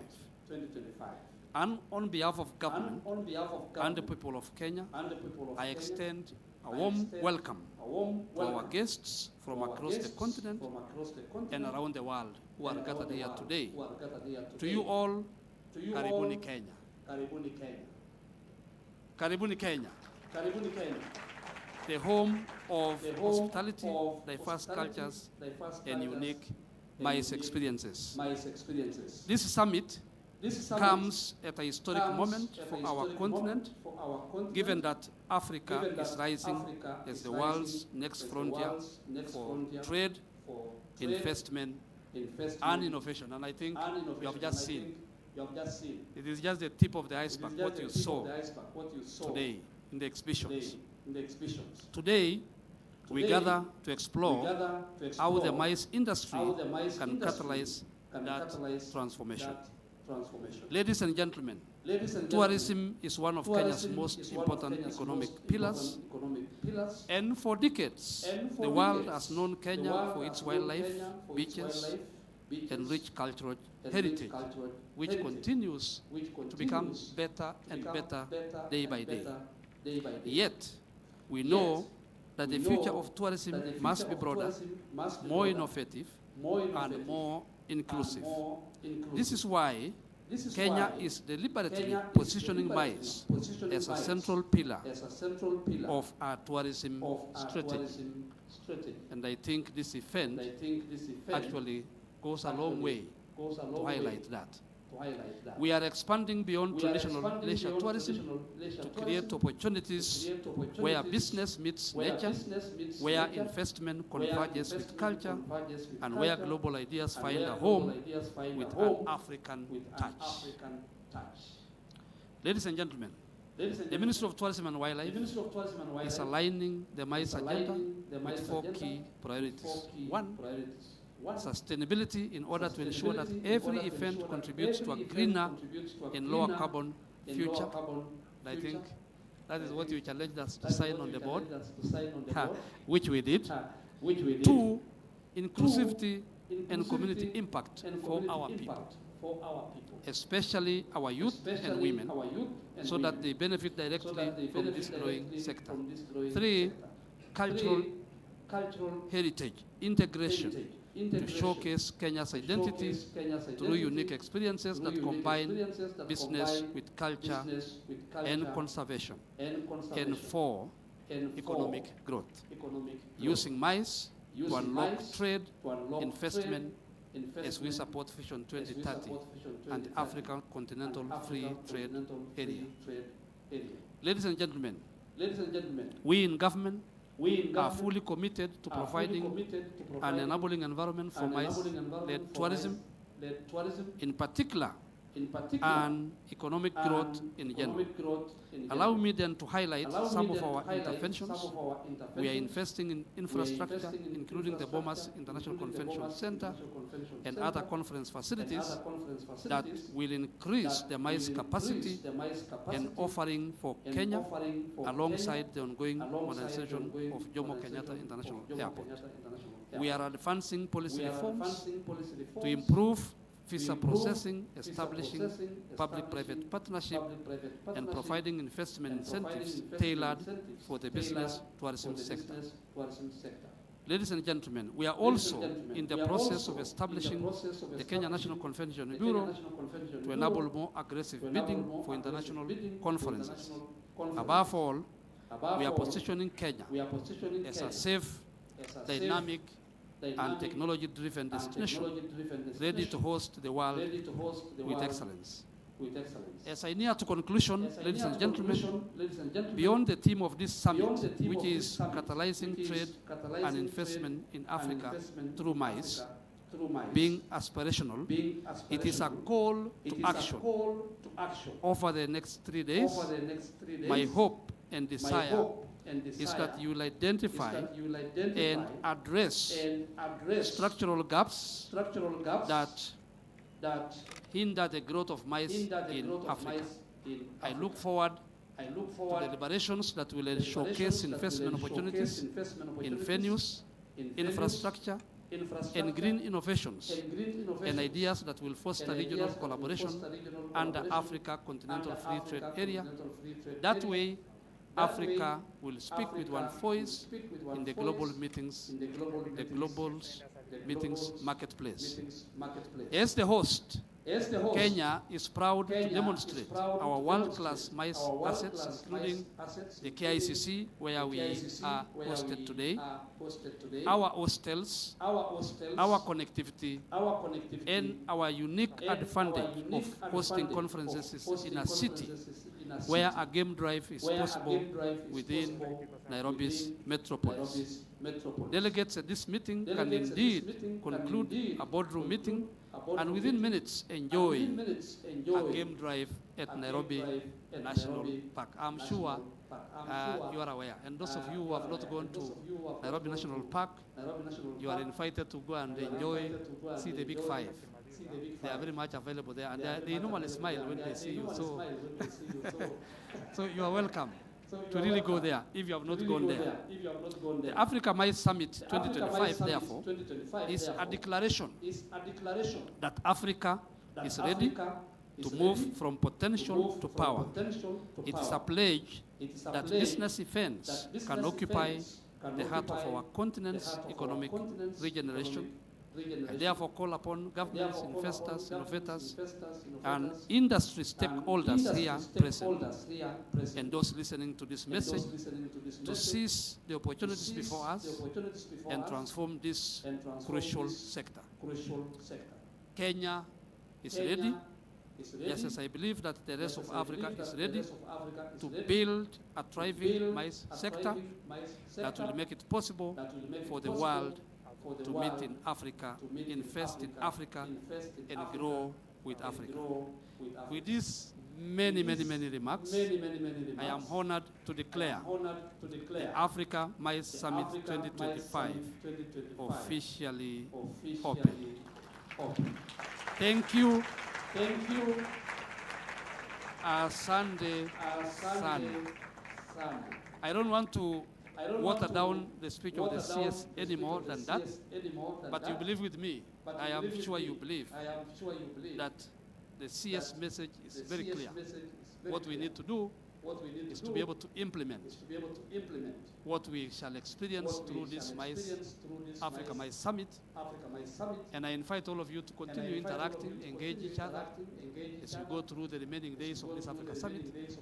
And Madam Mukiri, you can be very sure that we will really want more of this. You are assured of our support as government and through our KICC and through other agencies that we have. And I have, as I told you from the beginning of my speech, that Kenya also has a robust, very active tourism industry, private sector driven. Our hoteliers, our tour guides, our tour operators, our tourism police, our other business people across the spectrum, always ready and willing to partner and with any investors who may wish to come to our country. We are very proud of all the people who come to partner with us, who come to invest in Kenya. I just want to really encourage you to continue coming. And together we move as one people, as one nation, as one globe. When we do that, I'm sure we will be able to continue enjoying. My last remark, tourism is like, let me put it this way. It's like a stream of water that connects nations.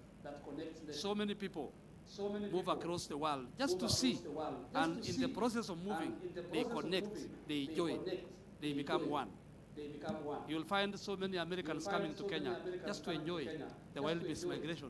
You will see Japanese, you will see Chinese, you will see all people from African continent, you will see from across. And the same applies. People also from Kenya going to other countries, going to Zambia, going to Angola, going to the US, going to other places, just to see, just to experience, just to explore, and even to work. There are many young people who are working across the world.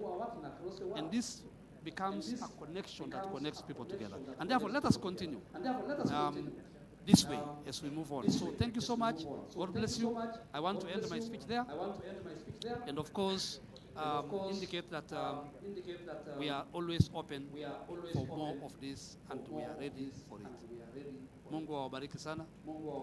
Wacha niwaeleze hivyo kwa Kiswahili kwa sababu mko hapa Kenya. Na tumesema pia ile wimbo inasema nini? Ile wimbo mlimba hapa. Inasema? Nani anajua kuimba? Jambo Kenya. Who can sing? Wote wanaweza. Haya, hebu muamkeni wote muimbe hiyo. Wapi watu wa kuimbisha hiyo? Jambo Bwana. Ehe. Jambo Bwana. Habari gani? Nzuri sana. Wageni wakaribishwa Kenya yetu. Hakuna matata. Woo! Honorable, may I ask that you stand remain on stage? We have some presentations for you. Thank you so much. Can we have the volume down, please? We have a little something for you and for a few people to present some gifts, and these will be led by our conveners. Thank you so much.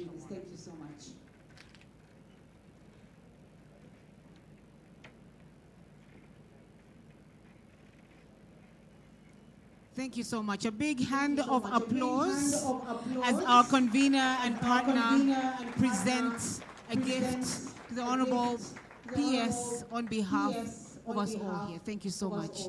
Asante sana mheshimiwa. And we have a little group photo while there, please. Thank you.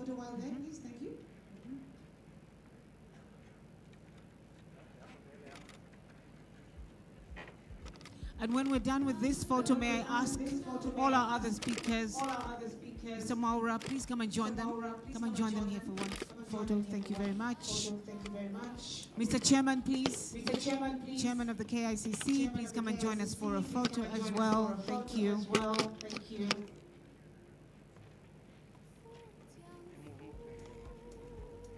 Hold on with the photos. Just hold on with the photos until the stage is ready.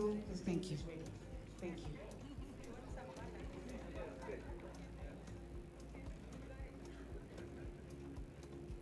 big smiles. Big smiles. Thank you. Thank you.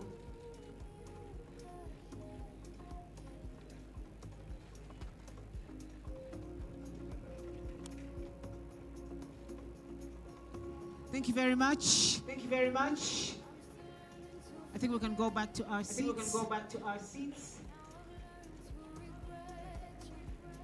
And before we all go to the next part of our program, it is the tradition of the African Minds Summit to have a group photo. Yes, a group photo with every single one of us who are here today. And we're happy to say that the group is getting bigger and bigger. And so, Mercy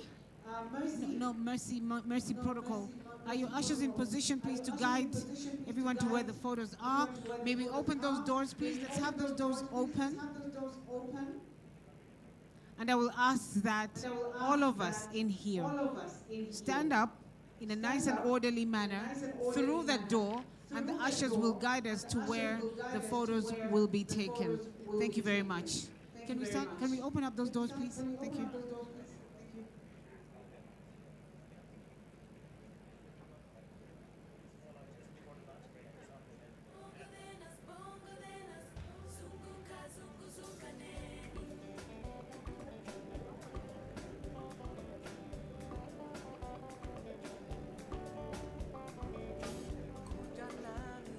Could we have an usher here, please, to lead our guests of honor to the photo area?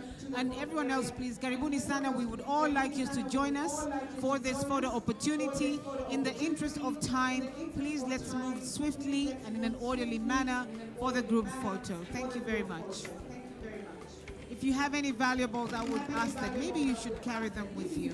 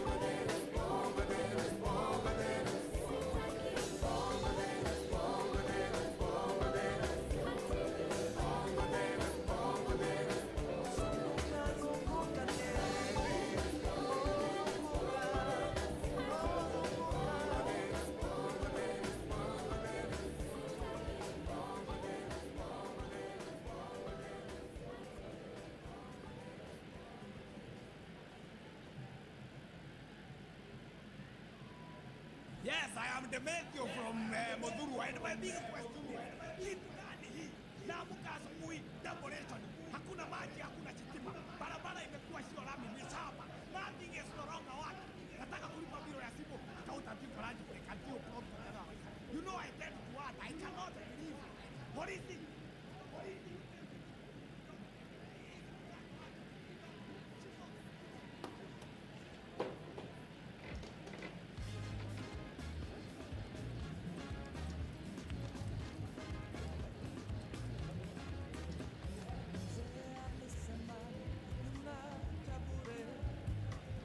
Sema tunatafsiri kinyume, hata shule kuingiza mtoto lazima utoe mtoto. Kupata simu ni bala, road license bei nafuu utanunua. Kupoteza ID ni mashaka, twarudisha jamhuri yetu nyuma. Nchi ya kitu kidogo.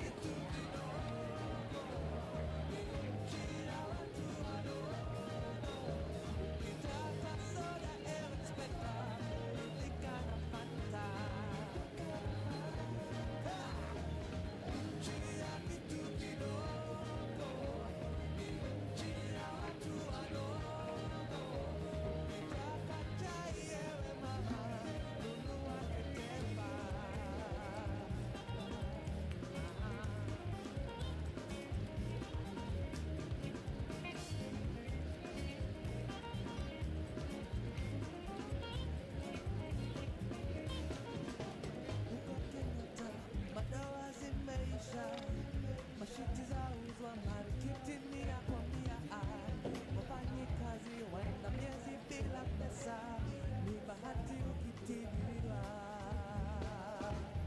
Mzigo wetu unazidi kuwa mzito, watoto wanne na mshahara 2,500 ya vitabu na viatu na vyakula, nauliza na mbotela dehuri ubara. Chia kitu kidogo, chia watu wadogo, nitaka chai yewe ndugu, endani mure. Chia kitu kidogo,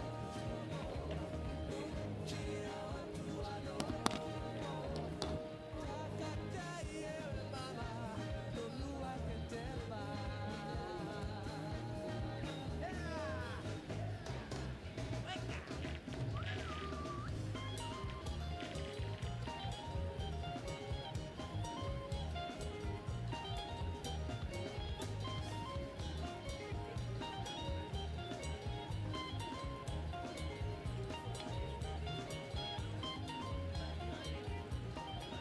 Bwana watu wametumaliza bwana. Mshahara anakula 1,500 kwa mwezi. Mtu anakata NSSF, NHIF, DESI, income tax, pay as you.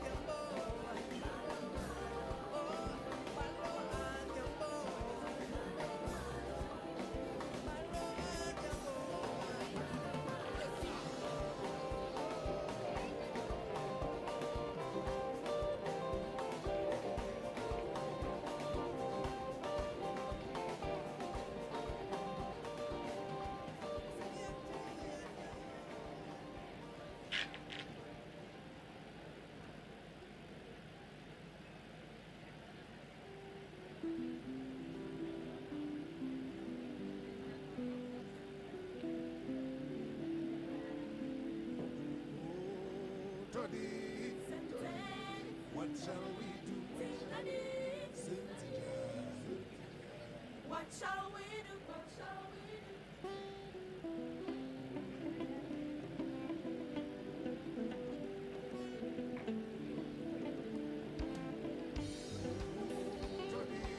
What shall we do? Sing together. What shall we do? What shall we do? Sing together. What shall we do? China wants to say, Kurera Rufumu Mawoko.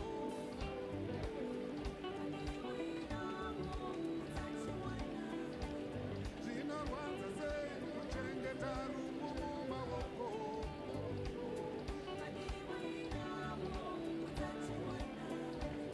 Vaja Babata Bamore Pasina Rarago.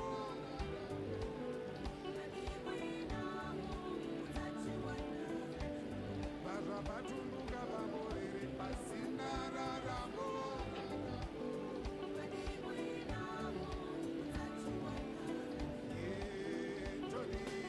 What shall we do?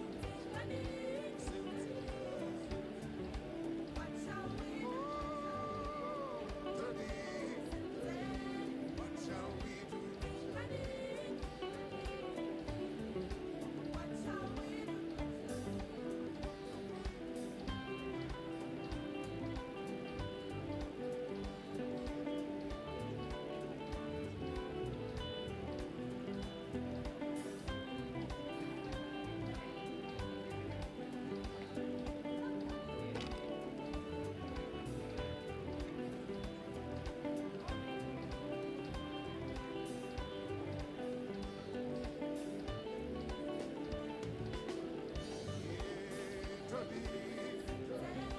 What shall we do?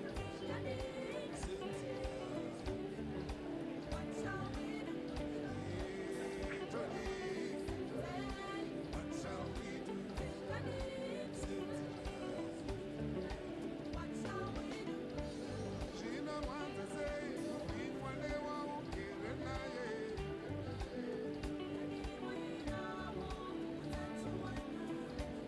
China wants to say, Waleaga Pizapuma.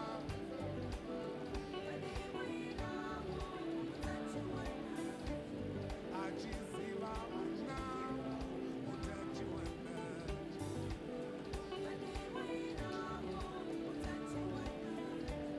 Ende uchiziva Una, Utachiwana.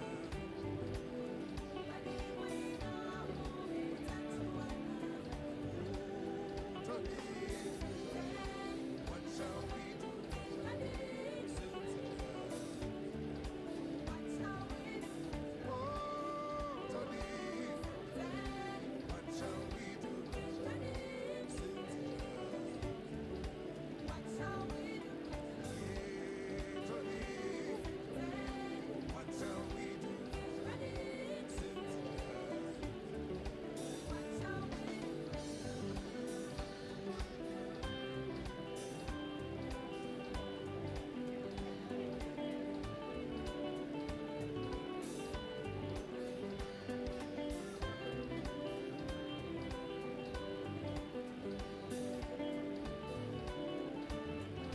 Serwe kuba kuna muna matora rumeta pererwa. Tondi baimasa. Serwe kuba kuna mutevuro mamora pererwa. Tondi baimasa. Serwe kuba kuna mutevuro mamora pererwa. Tondi baimasa. Serwe kuba kuna muna matora rumeta pererwa. Tondi baimasa. Serwe kuba kuna mutevuro mamora pererwa. Tondi baimasa. Ah, Tony. What shall we do? Sing together. What shall we do?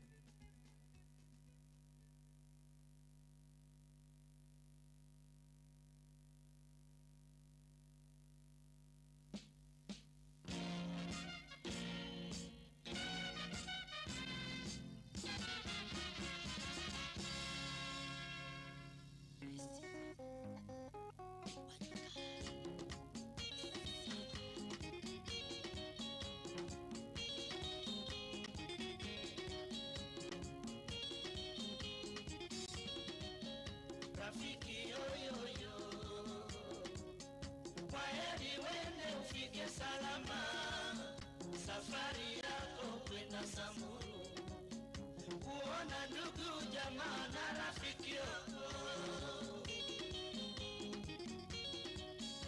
Utapofika Maralali, nisalimie Dr. Maina, mwezi Disemba nataraji, niombe lifu nifike niwaone. Safari yetu lewanyika, tulipofika Maralali, tulifurahi kuwapata rafiki wema na wenye nia njema. Rafiki yoyoyo, kwaheri wende ufike salama, safari yako kwenda Samburu, kuona ndugu jamaa na rafiki yako. Utapofika Maralali, nisalimie Dr. Maina, mwezi Disemba nataraji, niombe lifu nifike niwaone. Safari yetu lewanyika, tulipofika.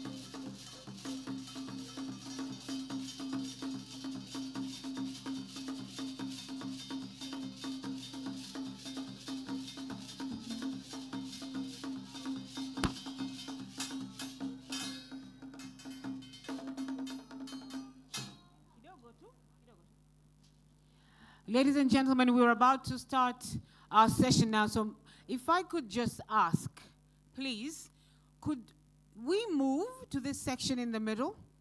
Please? Could we all move to the section in the middle? Please? So those of you sitting on this side, please move. And those sitting on this side, so that we can all be gathered in the same area. And the others who are coming in will join us. Thank you.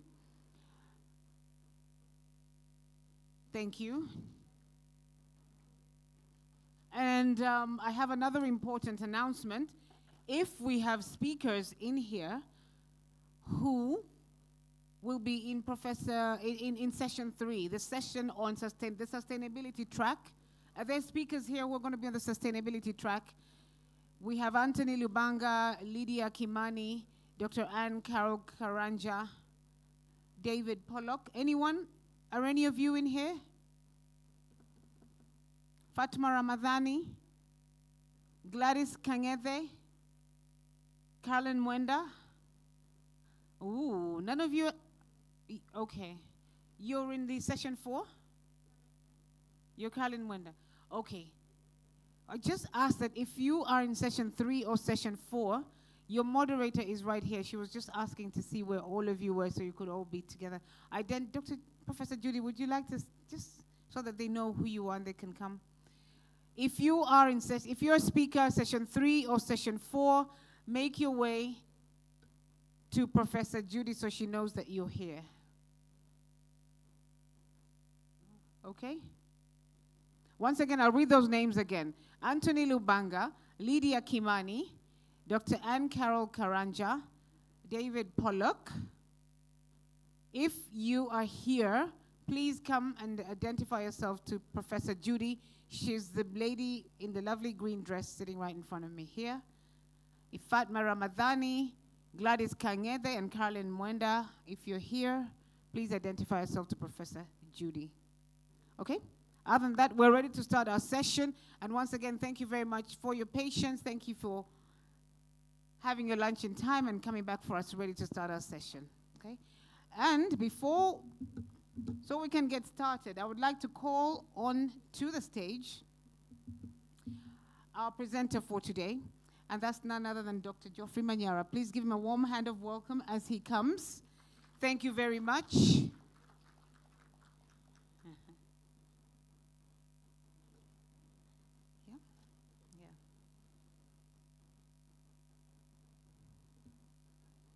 And this session is entitled From Potential to Powerhouse, Repositioning Africa's Mice Ecosystem. And soon after that, we'll go into the panel discussion that will be moderated by Barry Clements. Thank you very much. Karibu.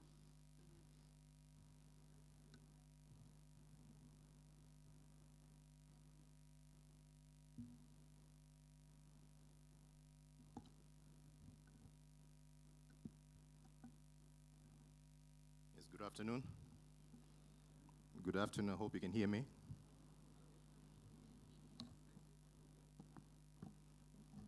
Okay.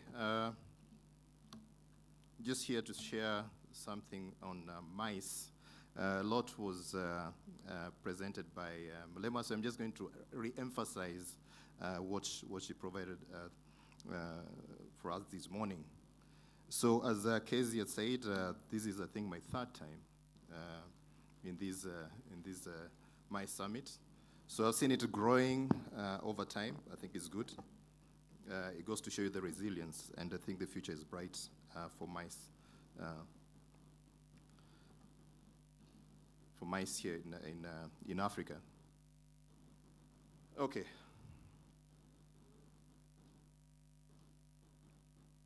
Yeah, so I thought when Casey asked me to do this presentation, I wasn't really very sure what to talk about. And the situation was actually made worse by Mulema this morning because she's presented, as I said, she's presented most of the facts I was going to talk about. But having said that, I think it is important that we still continue stressing the fact that the importance of mice in the African continent. And this is what I'm going to share with you. Perhaps maybe just share an overview and to show how important mice is in the African continent. So we'll just start by sharing, you can't see the screen here. global tourism, the African tourism trends, look at the emerging MICE sector in the African continent, talk about some of the challenges and opportunities that I believe that's what we're here today to address this particular week, to talk about how we can address some of these issues, and then conclude from there. So I think there was a lot of discussion this morning, and I think Casey also alluded to it. Of course, the sector was heavily impacted by the COVID-19 pandemic, and one of the things we've seen with the sector is that it's resilience, and just to say that the resilience is actually driven by the domestic and regional markets. So as we can see in the presentation here, globally, the most destinations are back now to their pre-2019 figures. As you can see, in terms of share of contribution of the tourism sector to the global GDP was about $10 trillion in 2019. And you see the figures actually now, as of 2024, this was about $11.1 trillion. So the sector has actually fully recovered from the COVID-19 pandemic. You see it's still a strong sector in terms of employment, globally employing about 348 million people as of 2024. The number has actually grown past the 2019 figures. But what is particularly important for us is to think about the nature of tourism globally. Now, we have to note that the bulk of tourism actually is domestic. The bulk of tourism takes place within our domestic economies, and then followed by the regional markets, then international markets. And this is what drives tourism globally. And that's particularly why maybe the destinations we know, the leading destinations in the world, domestic market is actually key. As you can see here that when you look at the share of domestic tourism versus international tourism, it's about 75%. So domestic tourism should be the foundation of our destination. And we saw during the COVID-19 that this is what actually resulted in building the resilience of the tourism industry in our destination, in particular in the case of Kenya. But again, what is of interest is that the bulk of travel, international travel, is still for leisure, but we're seeing again a slight growth in terms of business, and of course where MICE belongs, being contribute about 20% in terms of the share of that. The main purpose still remains for leisure purposes, but I think we'll see this changing over time. So, how is tourism impacting Africa's economy? And I think this is why, particularly for us, is important, because we as UNECA, the United Nations Economic Commission for Africa, have been talking about the need to start thinking about how we can strengthen our focus in the tourism sector. Now, we do know that we have Agenda 2063 that has been talking about that has prioritized the tourism sector, but really nothing much has been done in that perspective. So,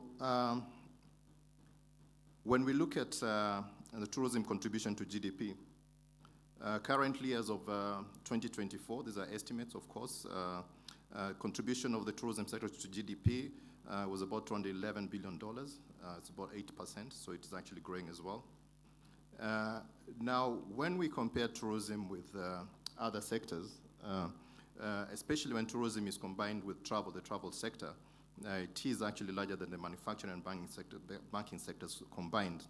And this brings me to a study that was done actually in Zambia by the World Bank, and they were looking at comparing sectors in terms of if you had about $250,000 to invest, and this study was done in 2012. So which sectors would you rather put your money in if your priorities are, depending on what your development priorities are? And the study actually revealed that the tourism sector generated more jobs than the agriculture, than the manufacturing and banking sectors combined. So it is actually a very important sector if one of your key goals is to address an employment issue. Again, I was talking about jobs, therefore. Looking as of 2024, it's estimated that the tourism sector in Africa accounted for 28 million jobs, which is about 6% of the total jobs. Again, as I said, it is an important sector when it comes to addressing issues of unemployment. So international tourism, again, just to give you figures where we are as of 2024.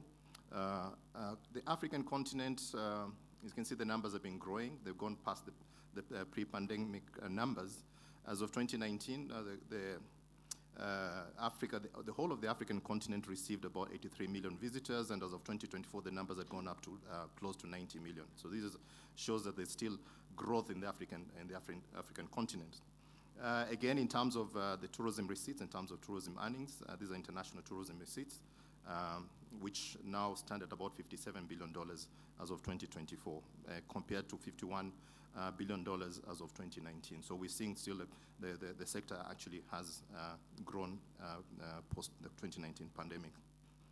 But again, I'd really like to stress this particular slide. And this brings me to the story, what I refer to as the 2 to 3% African tourism story. Now, globally, as you can see here, that the tourism sector, the African continent, the share of African tourism compared to the global tourism is actually, in terms of GDP, is just roughly below 2%. And then when we look at the average tourism spend in the African continent, again, this is what we've been seeing, is that it's hovered around $600 average tourism spend compared to the international average of above $1,000. So this points to the fact that we are not really sophisticated enough to ensure that we maximize tourism spend when they come to our destinations. So we're still not getting what we should be getting in terms of tourism. So that's just a story of tourism from an overview. So just to talk about the emerging MICE sector in the African continent. I may not belabor this point, but just to stress some of the issues that Malema may have mentioned in her presentation, that MICE, as we've seen, is emerging to be a key tourism subsector in the African continent. We're seeing a lot of destinations beginning to invest significantly in MICE and tapping into MICE. In terms of MICE and business spending, this is of 2019, we said it was about $42 billion, and now this has gone up to about $50 billion as of 2024. Now, as we say, the global average in terms of the share of business MICE spending is about 19%, but in the case of Africa, we see this is close to 28% of what spending that we have when it comes to business spending being, in terms of tourism spending, 28% of that being accounted for by the business MICE. Now, you can see the figure is $178 billion, but of course, this includes not just the international, but also in terms of domestic tourism spending combined. Of course, what is interesting is that business tourists, and certainly MICE tourists in this case, spend more than their leisure counterparts. As you know, the reason why leisure counterparts possibly don't spend as much as the leisure counterparts. No, the reason why the leisure tourists don't spend as much as the business counterparts is because, of course, you can see it's actually more organized. Most of them travel in package holidays and so forth and so forth. But again, in terms of business tourists, of course, you see this could be the reason why they actually end up spending more. And the other thing is that MICE is actually one of the fastest growing tourism subsectors.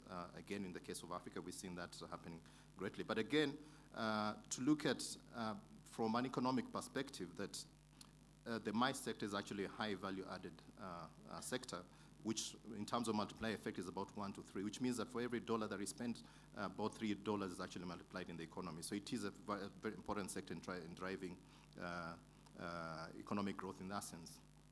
But again, we did see today that Africa only accounts for just, in fact, we don't even feature in the global MICE market. You know, it is really a very, very worrying issue. We don't feature, and we'll see why that could be the case. So I got these figures from the exhibitions industry, just to give you some figures and facts here, and this is from UFI.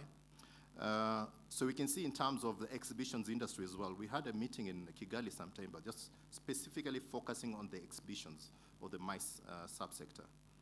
And this is where we struggle because we don't even really have exhibition facilities. We may have conference facilities, but we don't have exhibition facilities, and this is where the challenge for Africa is. So in terms of numbers, globally we've seen we're about 318 million visitors for exhibitions. Africa only accounts for about 21,000 visitors actually only that come for exhibitions. And you can see that this is actually dominated by Europe, that accounts for 25% of the global exhibition GDP. As you can see here, the figures in terms of total GDP is about 233 billion. 25 of that goes to Europe, and there's a reason for that, and that's possibly maybe what we may need to address here. Yeah. So challenges and opportunities. Sorry, I have to keep turning and. Now, I need to talk about this slide, and I think we talked about it today.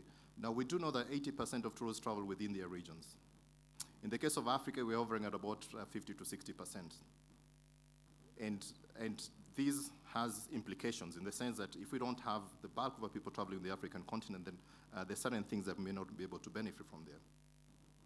Now, there is a strong correlation between tourism and trade, and this is why this particular event may be of particular interest to us. I just took an example of France. You look at its trading partners and its key source markets. There's a correlation because your key markets also tend to be your key source markets. Your key trading partners tend to be your key source markets. Now, and when you look at the other figure on the other side, it shows the level of intra versus regional trade. So in the case of EU, we are seeing it's close to about 70%. In the case of Asia, it's about 60%. In the case of Africa, it's just about 16%. Now, when you look at the meetings and incentives and events, it goes to show you that, again, when you look at the issues to do with trade, that's why when we go back to this particular slide, it's by no surprise that Europe is actually one of the leading destinations when it comes to exhibitions industry because of the level of trade that takes place. And we're saying here that there is a possibility that MICE could be one of the vehicles through which we can promote trade within the African continent. Yeah. So, yes, oh, sorry, this is a slide I was showing, talk about the share of intra-Africa trade. So within the African continent, it's still very, very small.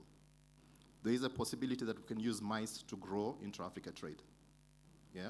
This is what we need to be start thinking about and changing the narrative of what MICE as an end in itself, but as MICE as a vehicle through which we can realize the goals of trade within the African continent.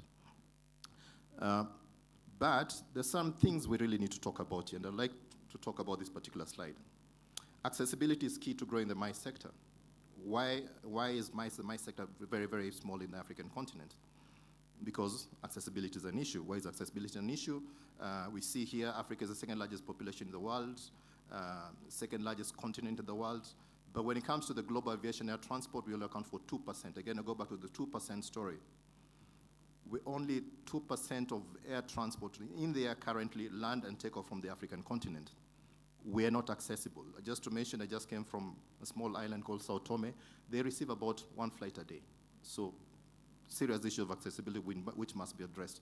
And I can show you the projections here. The situation is not bound to get any better because in terms of projections, we are hardly going to have any planes in the coming future. Just quickly, I know my time is up. I'd like to show this slide. As we're thinking about growing the MICE sector in Africa, you can see here in terms of competitiveness, where we stand in terms of some of the top African destinations here. Everything is almost red. When you talk about ICT, issues to do with data, Malema talked about, we hardly have any data that can inform policy. International openness, we still need visas to travel to most of the countries in the African continent. Issues to do with price, but the place that is very critical is issues to do with infrastructure. We don't have facilities for MICE. And this is where maybe the next sessions will be focusing on discussing and addressing. So quickly in conclusion, just to say that we've seen that the tourism and MICE are becoming quite important economic sectors. Global share remains very small, despite the potential that exists. The sector needs to be prioritized, and the challenges, of course, as I've shown there, need to be addressed. Maybe we'll discuss how this could be done. And we say it importantly, to change the narrative, the tourism MICE narrative, is that nurturing intra-Africa tourism could boost MICE and consequently could boost intra-Africa trade. But there is something that we need to start talking about here, is to talk about the MICE settled accounts. It's through these that we can have a better understanding of the MICE sector in the African continent. So thank you very much. I'd like to stop there. Thank you.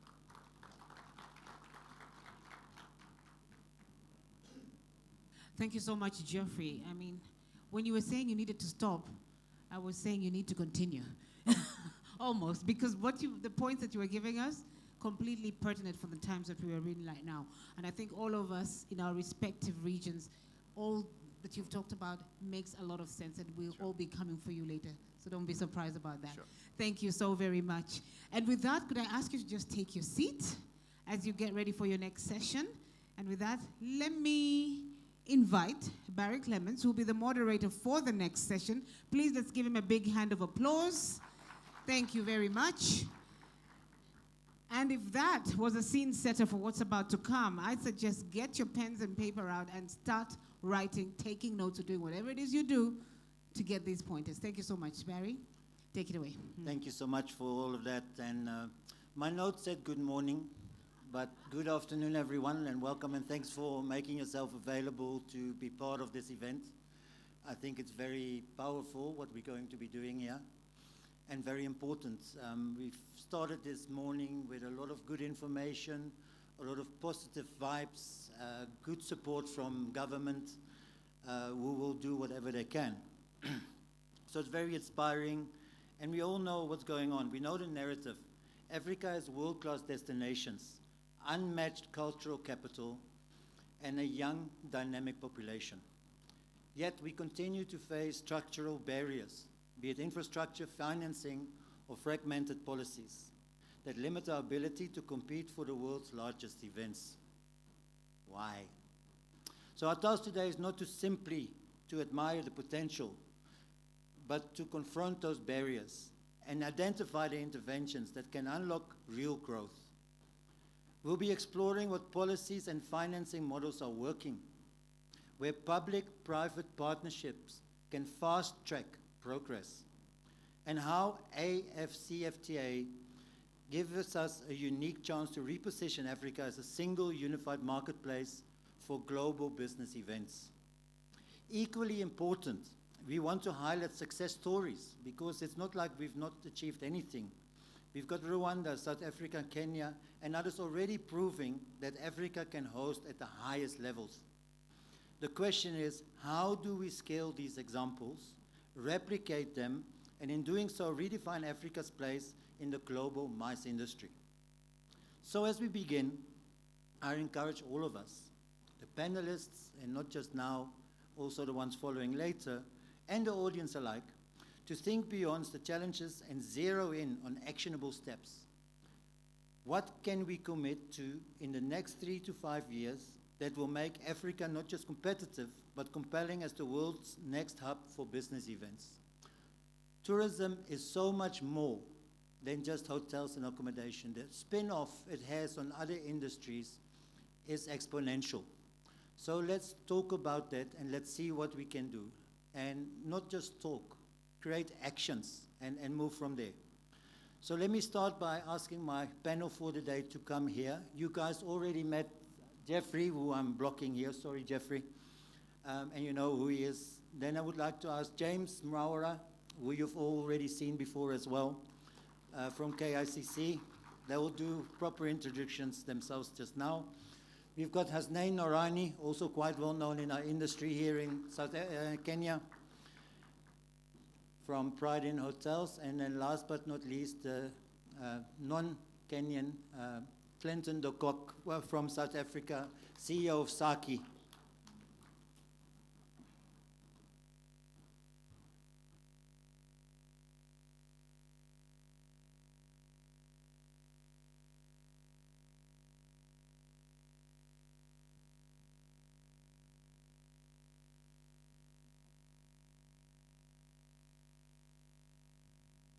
Looks like I have to keep it pressed for it to work. Thank you all for joining us on this panel. We've got some very senior industry persons here with a lot of experience and knowledge. So I would like to start asking you all to very brief introduction of yourself. Some of you have been on stage already. Many people will know you. But I think for the sake of the audience, just a slightly broader one. We start with you, Jeffrey, at the end. I know they've just seen you, but maybe give a little bit more background. Yes, good afternoon. Good afternoon once again. I don't know if it's working. Yeah, Jeffrey Manyara from the Economic Commission for Africa. I'm actually based in Kigali, Rwanda. Thank you. Thank you. Good afternoon. Yeah, good afternoon. James Mwaura, CPA, CEO KICC, Africa Chair Chapter. Hamjambo. Hamjambo. Good afternoon. Wonderful. I know it's the afternoon and we've just had lunch, but it'll be nice for us to be back into our feet. So my name is Hasni Nurani and I'm the Group Managing Director of the Pride in Hotels, Resorts and Camps. We have a total of 8 hotels and we heavily focus on the MICE industry. Thank you. Good afternoon. It is on? Yeah, there we go. Good afternoon, Clinton de Kock, CEO for the Southern African Association for the Conference Industry. Quite a long name. We're private sector driven, representing any and everything that was within the meetings and events sector. So forgive me up front, because when I speak about MICE, particularly in my family, they have a different perception of the day job that I've got. So I refer to it quite a lot as meetings and events, because that gives me a better sense of where you can maybe pinpoint opportunities that we have within our industry. So pleasure and thanks for having me this afternoon as well. Thank you. Thanks, Kenton. As you guys can see, we've got a very established panel here. For the sake of the flow and to make things make sense for all of us, I would like to start with the macroeconomics and really delve into what is the big opportunity that we are dealing with here.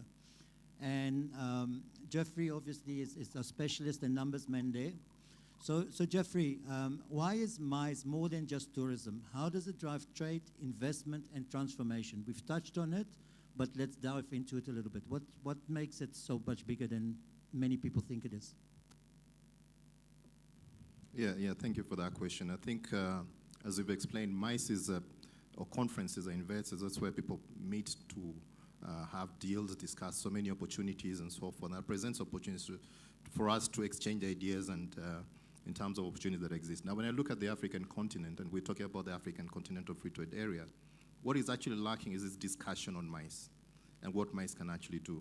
Because we need to have African businesses meeting in various places, talking about opportunities, be it in mining, be it in tourism, be it in hospitality, health, and so forth. So when you look at MICE from that context, then we begin to demystify the concept of MICE. Because I think when you're sitting here talking about MICE, we're only MICE experts. But we need to see how we can take this discussion that even for any sector to thrive, we must start talking about issues related to MICE and what it can actually do to bring us together. Thank you. I agree with it 100%. I do believe that when people think about MICE and events, people think about hotels, exhibition centers, tour operators, transport. But it's so much bigger because at these events, deals are done for different industries that brings more attention to the country and what's done and many other deals. So when we speak MICE, it's not just MICE, it's much broader. I don't know if any of the other panelists would like to add something to that. Just from my perspective, so the thing that we always speak about in South Africa, and particularly for ourselves as a member organization, is that we shouldn't be hard on ourselves as industry professionals, right? Because when we gather, we almost have this pity party because we feel sorry for ourselves that nobody else is taking us seriously, right? But if each one of us gets up here and just give you a top 3 events that you worked on, it is outside of our industry, right? So we do things that change people's lives, as Malema said earlier, and a lot of what we've pushed towards from a South African perspective is that you need to know that you're either in pharmaceutical, you're either specialist in the health sector, you are in mining or financial sector, because as an event professional, you're delivering those events. So from an economic perspective, you know, and Londi is my colleague with numbers, and Jeffrey, your presentation, in some of that presentation, there's questions that I would want to have answered in saying that if we look at an event like this, at economic level, there's so much more that we've actually delivered for the destination. And for parts of Africa, the meetings and events sector is one that will actually drive leisure tourism more than actual tourism. And I say to my colleagues that I don't do tourism, because if I was doing tourism, then I would not be sitting in a tie. I would not be doing that, right? And at a spend level, there are people that have come to our country in South Africa because of G20 that would never have come for a holiday, right? So the flip side of this is that if destinations, if parts of the regions, particularly within Kenya, looks at what they have to offer And I know, and we've got James here. So one of the things that I don't enjoy speaking about is international convention centers. Because somewhere there's this sort of thinking that I must have an international convention center to have a meeting. Mine is have the meeting in the venue that you've got available. And from that, economic flows come from there in that specific. So mine is always just my closest sort of comment around the economic side is we shouldn't beat ourselves up when somebody doesn't recognize the work we do. We should look at the work we're delivering, because in that work is where the economic is driving for that destination. Great, thank you. And it's awareness, right? These big events put the destination on the map. I think Hosnain wants to say something. Okay, so the effects, you see, a lot of times when we look at MICE, we look at it as a group of people coming in. But today, as MICE professionals, we are not just discussing about tourism. We are discussing a lot more about trade also. Because a lot of these MICE events that happen, they touch the medical field, they touch the ICT field, they touch the infrastructure field. And this simply means you are bringing professionals from across the world, targeting different sectors into a particular destination. So it is not just tourism that benefits out of it, but the trade that benefits of that specific, like at my hotel, we have the Pride in Paradise Beach Resort, we have a convention center for up to 5,000 people. And we host various medical conferences, engineering conferences, legal conferences. And you see, these are all the various professionals who come into one particular destination, one location. The conversations that start, and they say every big business, every big empire, every big business has been started out of a conversation. Unless and until you don't get people from different parts of the globe, from different parts of the country to come together, to meet together, there's no way discussions will happen. Now, you can imagine there was a recent event that happened in Nairobi, or rather a couple of events that happened. There was an event that happened, I think it was a couple of years ago in Nairobi, which involved hospitality investors who came into Nairobi. This involved all the international brands. Today, you look at Nairobi, Nairobi has all the world-class international brands and local brands, and all those started out of a MICE, out of a meeting that happened in Nairobi, and the interest that was gelled of investing in Kenya. Now imagine today, if you look at the Kenya coast, we don't have any single international brands. We have thriving local brands. But again, those sort of investments would only start happening when there's such kind of meetings. So the ripple effect that meetings that the MICE industry creates, it's not just on that particular spot, but the ripple effects and the continuous reward that it comes in with is much more bigger. And sometimes, a lot of times, we measure the direct impact that that particular meeting brings in. But the indirect impact and the indirect reward that it comes in sometimes is always ignored. So therefore, a lot of the times, the figures we see are very correct figures, but the numbers would be much higher based on what we are able to achieve out of MICE. Thanks, Hosnain. It sounds like you've seen my next question to Jeffrey. Because the next question is, things are data-driven. Data drives decisions. So what metrics should Africa adopt to really capture the MICE true economic contribution? You hinted into it. Jeffrey, as a specialist, what would you recommend we look at? Yeah, thank you about. I mean, as UNECA, we've been supporting member states to construct their tourism settled accounts. Now, what the settled accounts do, they measure the direct economic impacts of tourism to an economy. I think we did one for Kenya. We had it launched in 2022. The most recent we finished was for Ethiopia. Now, it gives us an idea in terms of the contribution of MICE, but it doesn't tell the full story of MICE. And this is, I think, as you mentioned, is quite rightly important. And that's why I said at the end of my presentation, perhaps it's time we start talking about the MICE settled accounts. There are tools to do that. But again, as you've said, I just wanted to say about demystify the MICE context, and also the tools that we can use to measure MICE. I think one of the things that we use is ICCA rankings. But the ICCA rankings, I think, give us a picture about the importance of MICE, but they don't tell the full story. Now, I'm always told that Rwanda is doing very well in MICE, but it's doing very well because of the ICCA rankings. Rwanda only has one convention center, and I think 1 or 2 hotels. I give the example of, for example, Naivasha. If we were to do a MICE settled account for Naivasha, chances are that the amount of money Naivasha alone makes from MICE might be significant, but that is ignored. We don't capture that statistics. We don't even consider those destinations are MICE destinations. And I think this is where and again, this is the talk about MICE transforming economies and destinations is quite important. We've seen the devolved units, what they've done for, in fact, I think the last conference was in Homa Bay. That is a MICE event. What impact did it have in the Homa Bay account? Those are things that we start looking at. So start to think about the MICE accounts, settled accounts. Thank you. Definitely, a lot more measuring needs to be done, a lot more research and data captured. So next question would be, how can, we touched on CFTA earlier. I don't know if everybody is familiar with it. If not, they should really get there. But how can we leverage the organization and create a unified African MICE market through them? Is that still me? Well, I can just touch on it briefly before then I give the other. One of the things is that tourism is one of the five priority services sectors under the African Continental Free Trade Area. I'm not sure if people know that. So tourism has been prioritized, but there is nobody championing and talking about tourism in the African continent, that context. But I think now we have an opportunity to drive that. If you're to realize the goals of the Continental Free Trade Area, then you must talk tourism, you must talk MICE, in some sense. Any other suggestions on how we can leverage them? I think for two things.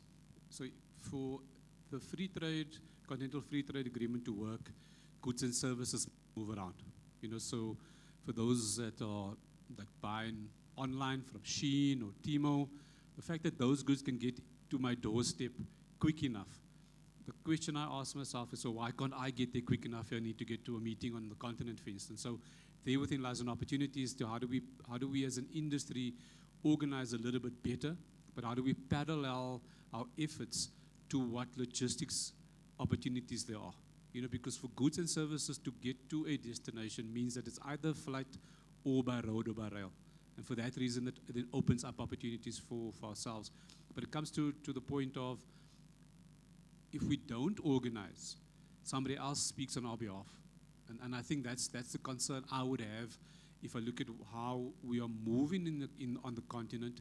We're speaking with the same intent, but I think there's still a disconnect as to how we need to, or who needs to organize us. And it's not government.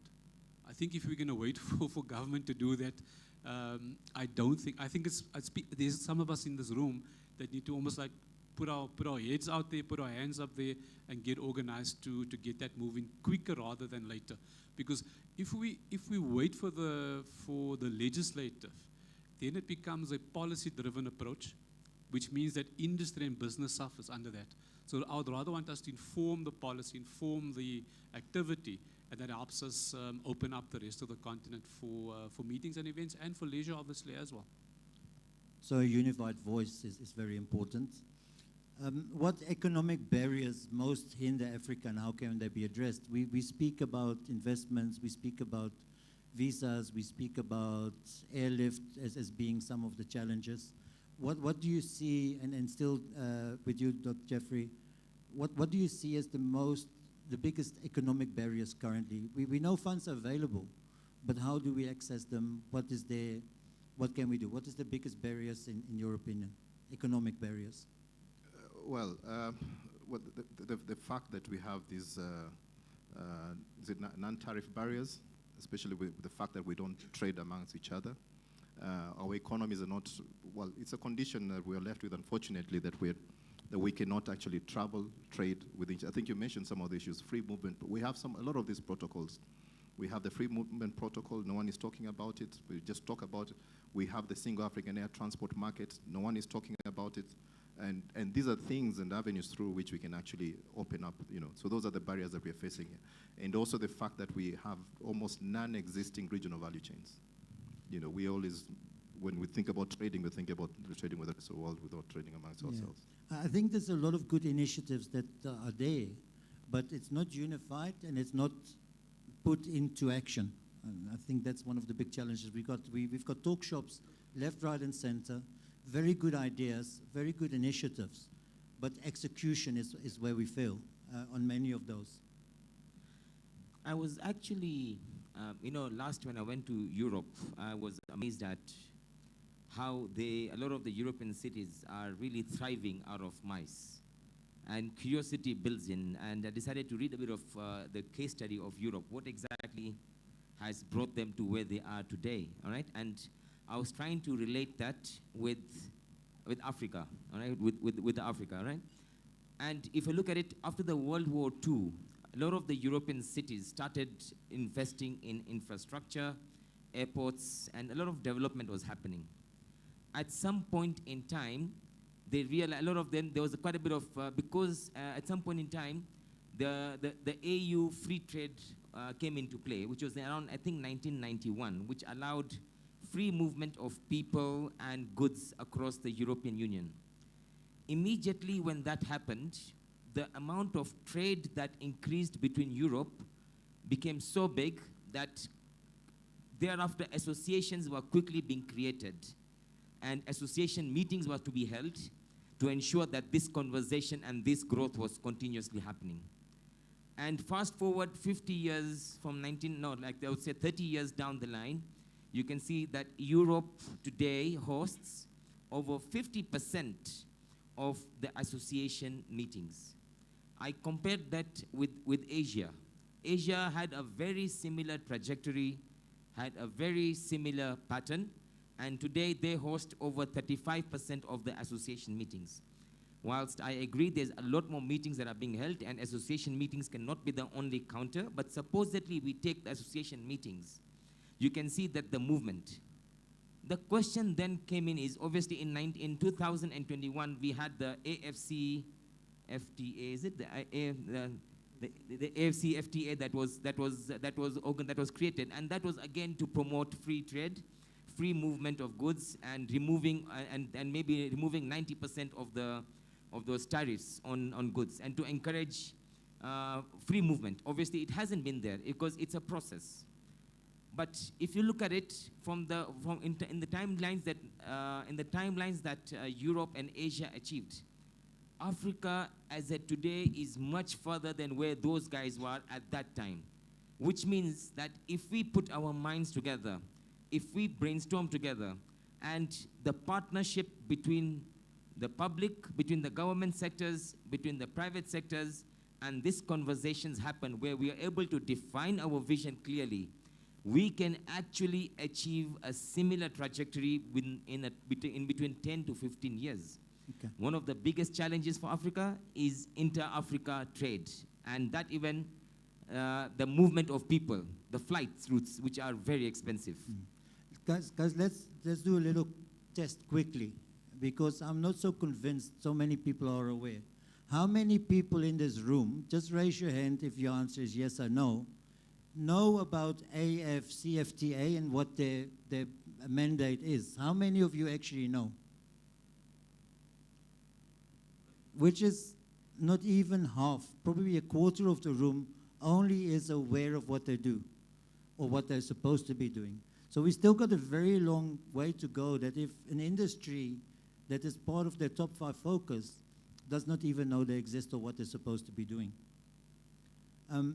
Thank you, Jeffrey, for your insights there, and we continue. And let's move to James, who's been very quiet in this session so far. I don't know you as a quiet person. But one of the big things we need in this industry is obviously infrastructure, and that's right in your wheelhouse. So what do you see as the biggest operational challenges at KICC, and how do they reflect the struggles that we've been speaking about? Thank you. Thank you. Not sure whether we're fine. It's to work now.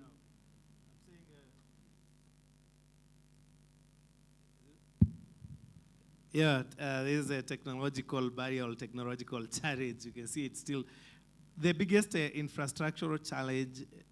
Partly is capacity. Anytime you go to praise a big bid of a capacity of more than 12,000 seating capacity, no venue in Kenya can handle that. So we reach there and we say pass. Even if we go to the database, identify very good conferences, very good events that I talk about that are rotational, probably they're in Europe and they're supposed to be coming to Africa.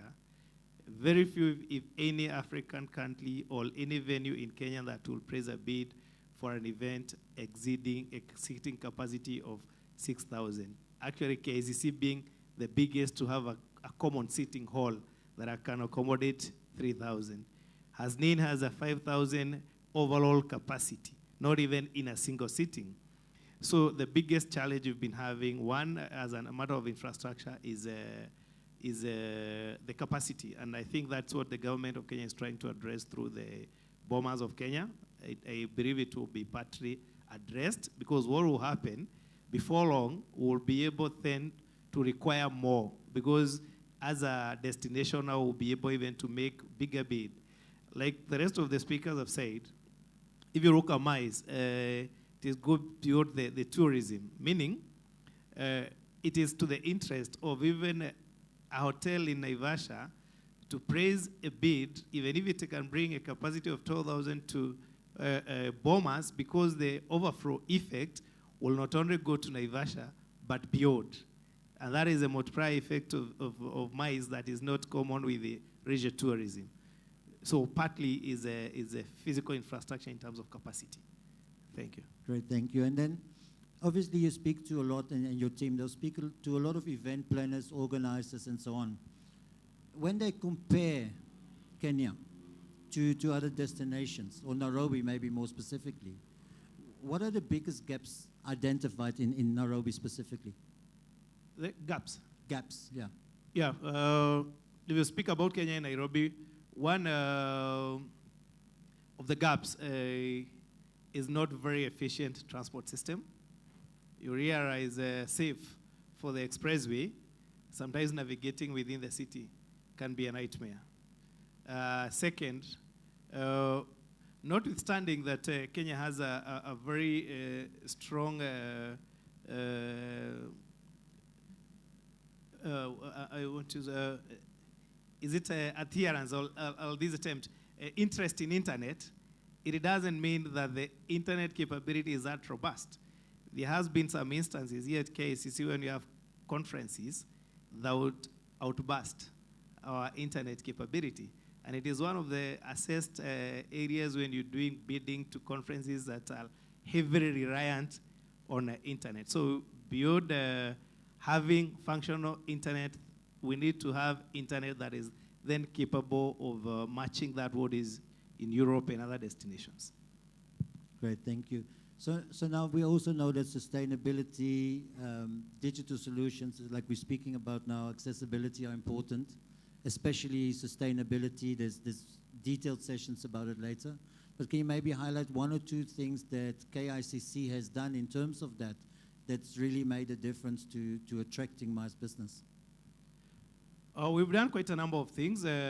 Among them is we are in the process of reviving the Convention Bureau. And I think it's a discourse we've had with the industry players, more intense than ever. And among the reasons is we want to detach government from direct transacting and trying to take the responsibility of doing the actual marketing, but being the base and allowing trade business people to take the forefront in looking for business and trade, so that we have a continued influx of meetings beyond governments, meaning notwithstanding the policy of the incoming regime, the aspect of MICE will be more carried by the private sector, so that that philosophy is what will carry the day as opposed to the political undertones. One. The second thing is that Kenya is on a great path on the expansion of its MICE facilities. You go to Naivasha, it's like a construction site, and it's not targeting more bed capacity, but target is on conference facility expansion. Eco-friendly facilities. In Pride in Paradise, they have one of the confirmed eco-compliant MICE hall. Here at KACC, we are continuously doing away with electricity and investing in continuity with solar to do away with carbon footprints. We no longer doing, we do very minimal of plastic bottled water. That is to be in line with the global trends that guarantee preference for conferences to a destination. Great, thank you. So you spoke about funding and things like that as well. And so one of the questions I would also have for you is, a lot of these things are funded by government. Government makes, through different initiatives, like for instance KDC, funds available to the industry. But what other financing models do you think we could implement that will really help the industry that goes past government? First things first, government can never be the leader in trade. Get into public-private partnerships, get the real owners of resources investing to where you define them that opportunities exist. So we'll be looking for more on models based on investment attraction as opposed to funding by government for sustainability.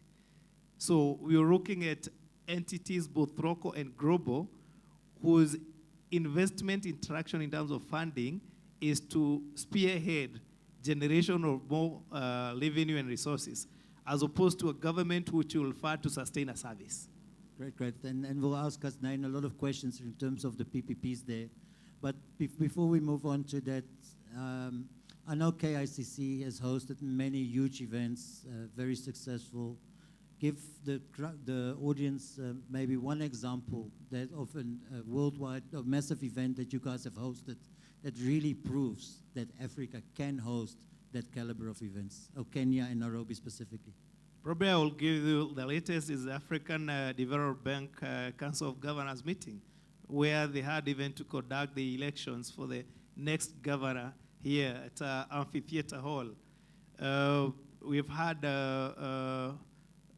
we had the African Climate Summit, the first one of the kind in Africa, having more than 25 heads of state and more than 30 heads of government seated in one hall, all focusing on a particular interest in Africa. Yeah. Great, thank you so much for all that input as well. So Hasnain, let's move on to you and like we said, the private sector involvement and how we can work together to drive the industry and work with government on these things. So I think one of the first questions, we've got some hotel groups in Kenya, obviously Pride Inn as one of the main ones. We've got Sarova, Serena. And we know that you are a respected voice in the industry, so really value your time here as well. What do you believe is the role for hotel groups in Kenya to drive the MICE industry?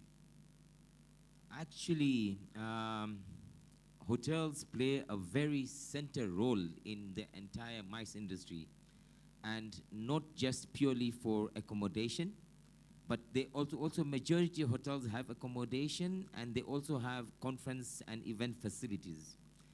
Now, mind you, when you look at, a lot of times when we focus on MICE, we always think about 12,000, 15,000 events and meetings.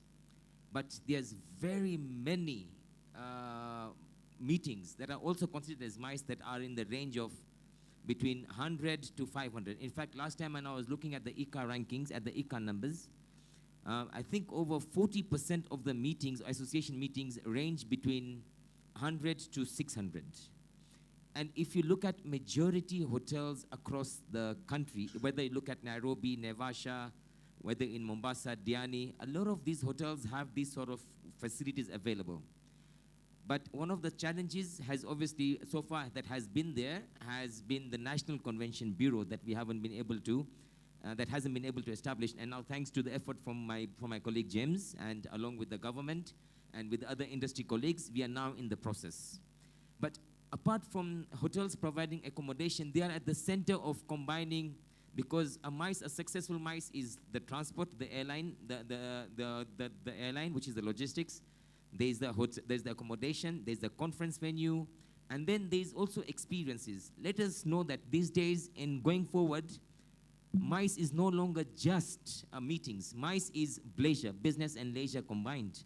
People want experiences after the event. And after the event, what sort of experiences can be provided? And these, again, can only be provided by hotels to be able to deliver various themed nights, be it African night, Swahili night, or be it a world, maybe a world night. So there's a lot more. So hotels actually play as the center part of it. And generally, when I look at PPP, how I look at the PPP is the government is supposed to build the stage, and the private sector is supposed to deliver the performance. And together, we all get applauded for the fantastic event that we all delivered. And that is where the combination of PPP comes in.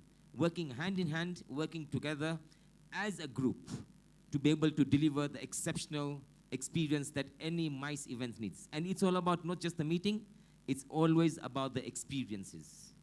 Great. So we spoke about government, and we know, we're sitting here at KICC, we know that Bomas of Kenya is being refurbished and expanded to big exhibition conference center, which is all government effectively. So what are the biggest changes you think are needed to enable the private sector to play a bigger part and really succeed in the MICE industry? I know we're a big part of it.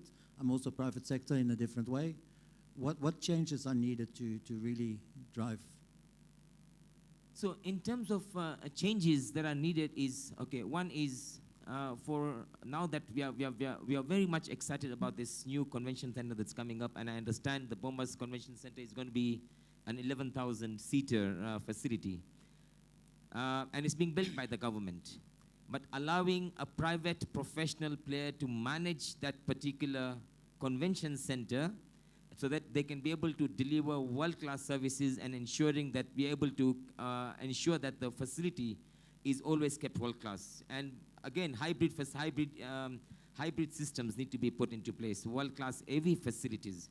But more so, to enable this continuous event, heavy marketing, the government needs to really provide heavy funds to the National Convention Bureau. We need to go out there and start rebranding ourselves.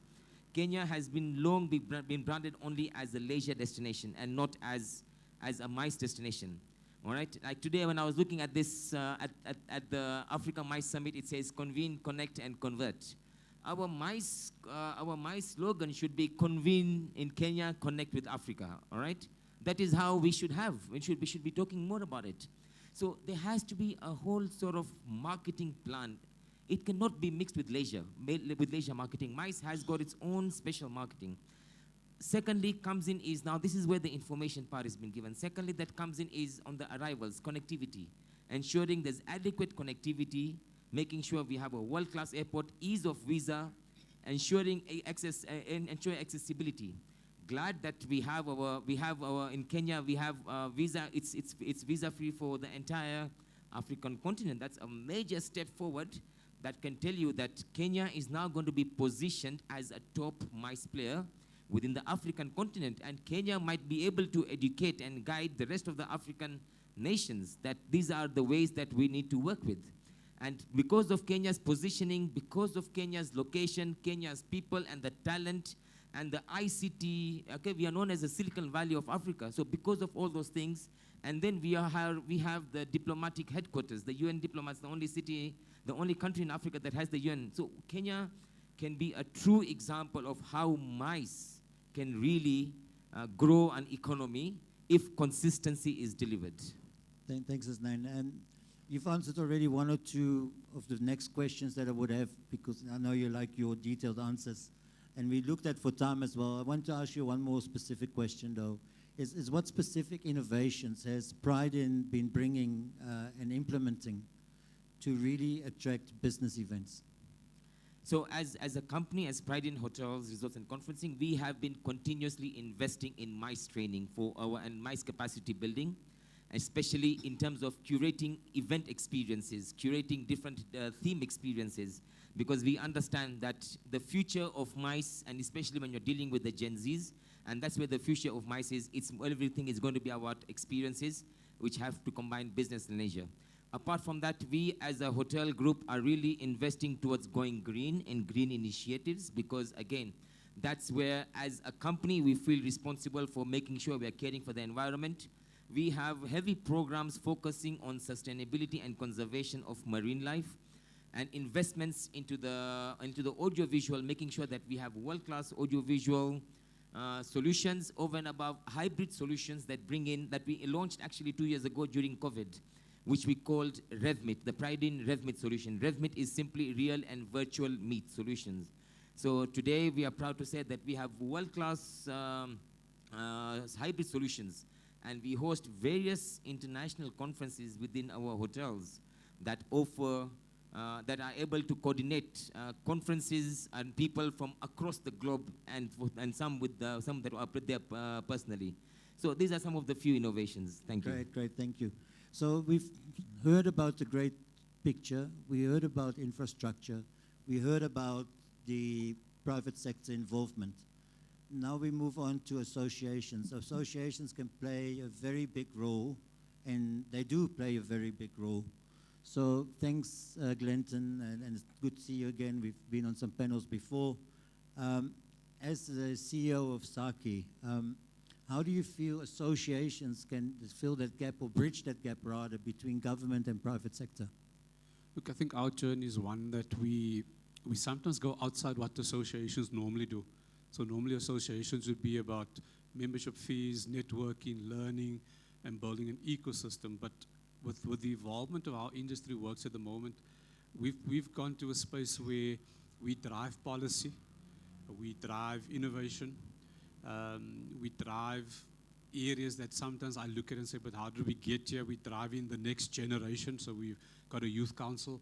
So there's aspects in industry where, through demonstrating what we do, but in an organized manner. And many a time, I'd always say to sister associations across the globe, I never sell association membership, right? Because you must, if you're sitting in the audience, you must find like-minded people that delivers exciting opportunities in terms of events that you deliver. So from an association space, ours has become a platform of not only innovation, but how do you build ecosystem to connect with people around the world as well.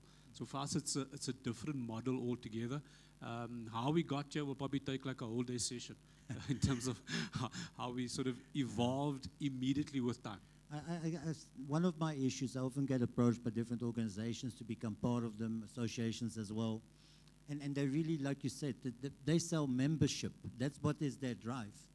But where's the value, right? I think if you give a proper value proposition, the members will come when the benefit is there. Correct. So ours has been that and I think maybe let me take the youth council. So there's been this whole, I mean, globally everybody speaks, we get the next generation in, give them an opportunity, show them how the work happens. Through us structuring the youth council was to demonstrate, as we did about a month or so ago at our conference, where if people speak back home and they go, but we never hear the youth's voice.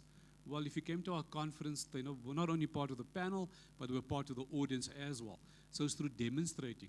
And I've always said, when you speak about associations, you must demonstrate the value, and the members must actually sell that value for the membership. So I know that you're very aware of what's happening in different associations around the continent, even globally. What initiative or model have you implemented in South Africa that you've not seen so much elsewhere, that you think would be, like, let's call it a low-hanging fruit to implement in other nations? So it's a singular approach. And we learned this lesson in an easy way, but a difficult way during the pandemic. We've got 14 associations that are specific in the meetings and events sector. 14.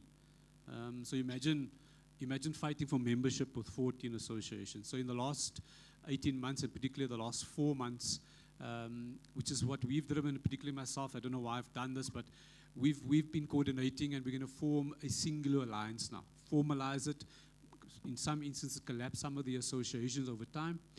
And the model has been replicated in Australia, where Australia a little bit smaller than ourselves in terms of number of associations, but they've got a single voice there. And if one looks at like the GIMICs, the event industry councils, all of your global associations have been able to pull together. And the rationale for that is quite simple. If you filter out the benefit or the beneficial opportunities that each of you provide to your members, they're more or less the same. Second to that is, if you do what we did from an analysis perspective, you would find 1, 3, 4 companies that have got 6 or 7 membership. It's economically not viable. So if you do a 3-4 year projection, as we've done, some associations will not survive on membership alone. So, but if you take out the value proposition in a singular membership with a greater delivery, you can see greater value from that perspective. So I think for for myself and what I've been sharing across the continent, if you're thinking about starting an association, it must be done by private sector. And when private sector gets it done, bring everybody to the table at the starting point. And also if you, which is what I joke about with my members and my board members, if you and I have an argument, both of us shouldn't go start an association. Because what happens in associations, and that's why I don't do church committees. No offense to anybody that does a church committee. But when you're in an association, you're there to grow your business and grow yourself. But what happens is we have a little bit of a tiff, we have a bit of a business disagreement, and then people start forming other associations, right?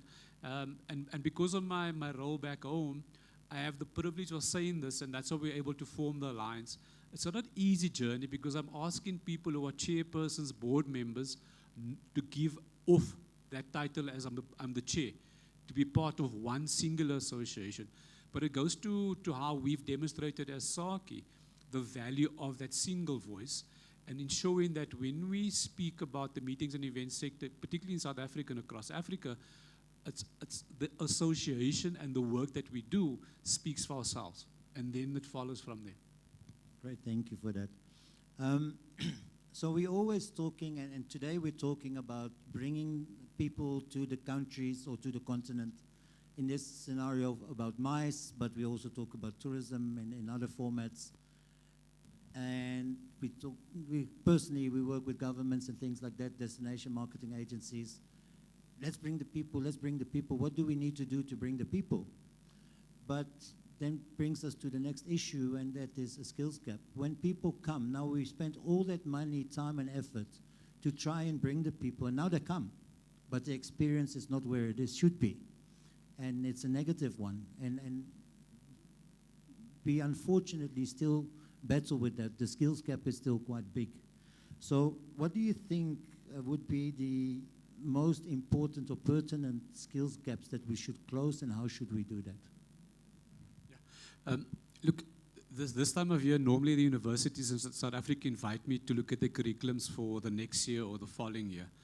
And every year they tell me not to come back the following year, because we must understand that within classes at the moment, how people or our students are being trained, they're not being trained for the skills we require, right? So at the moment in our industry, we require a sustainability expert, like somebody that actually has done sustainability. And I push back, if you don't do sustainability in your own home, so if you're not separating your dirt, you're not recycling, then start there first, right? Second to that is, from a destination marketing side, we need IT software engineers. We don't need a tourism student, right? Then you go into the whole sort of, from an AV perspective, South Africa, we've got a huge issue around AV technicians. Like all of them are sitting either in Saudi, Abu Dhabi, then they go onto the European circuit, and they don't come back. So if we don't recognize those gaps in the market at the moment, and I get into trouble, and I'll speak next week Monday at one of the universities, but my plea this year is, can we retrain event management students to tell them that it's not a suit and a tie, right? And my daughter got upset with me when I said to her, it's not a high-yield industry, this, because you're on your feet 24/7. You're first in the morning, last to leave. You have to turn the room around. That doesn't get taught, right? So you're either ingrained, and then it gets to the sense around, if you look at all the graphics, you look at all the financial requirements. So we need financially sound individuals. We need people from destination in terms of marketing. We need online marketing, and those are not event specific, right? And then two that are coming to the fore at the moment is, you need content specialists. People can actually put content together.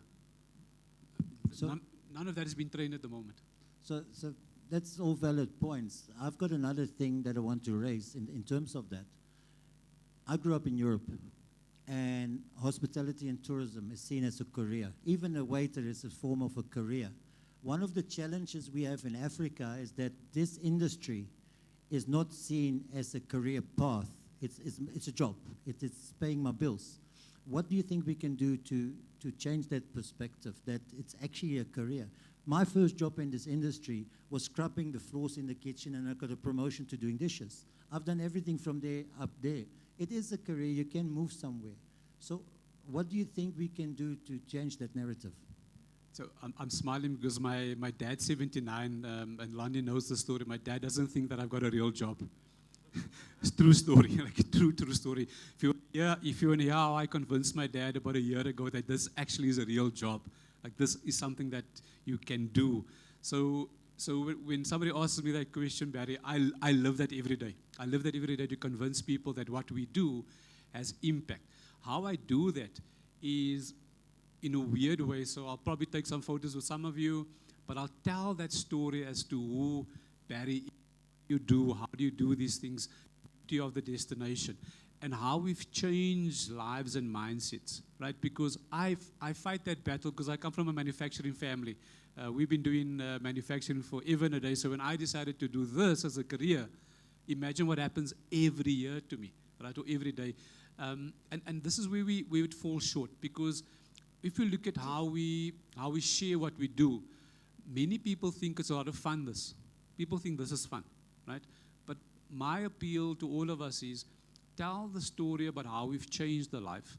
Tell the story of how we move the economy, because there within lies the greater opportunity for ourselves. And also, you have to, and I say this to students as well, if you're not serious about who you are, then you're not serious about your career, right? And you think about it, a lawyer, a doctor, an accountant, and I worked for one of the big four for many years, so, you know, going to work like this every day, like, just irritates the crap out of me. But if you look at how sometimes we portray our industry, we ourselves we also do ourselves a disservice, because it looks like fun, but we forget that we're going to be working here for 3 days, probably have 2 hours of fun, and people remember that and not the work that we do. I travel a lot, and people think I'm always on a holiday, and it's actually hard work and not as glamorous. You're as a tour guide.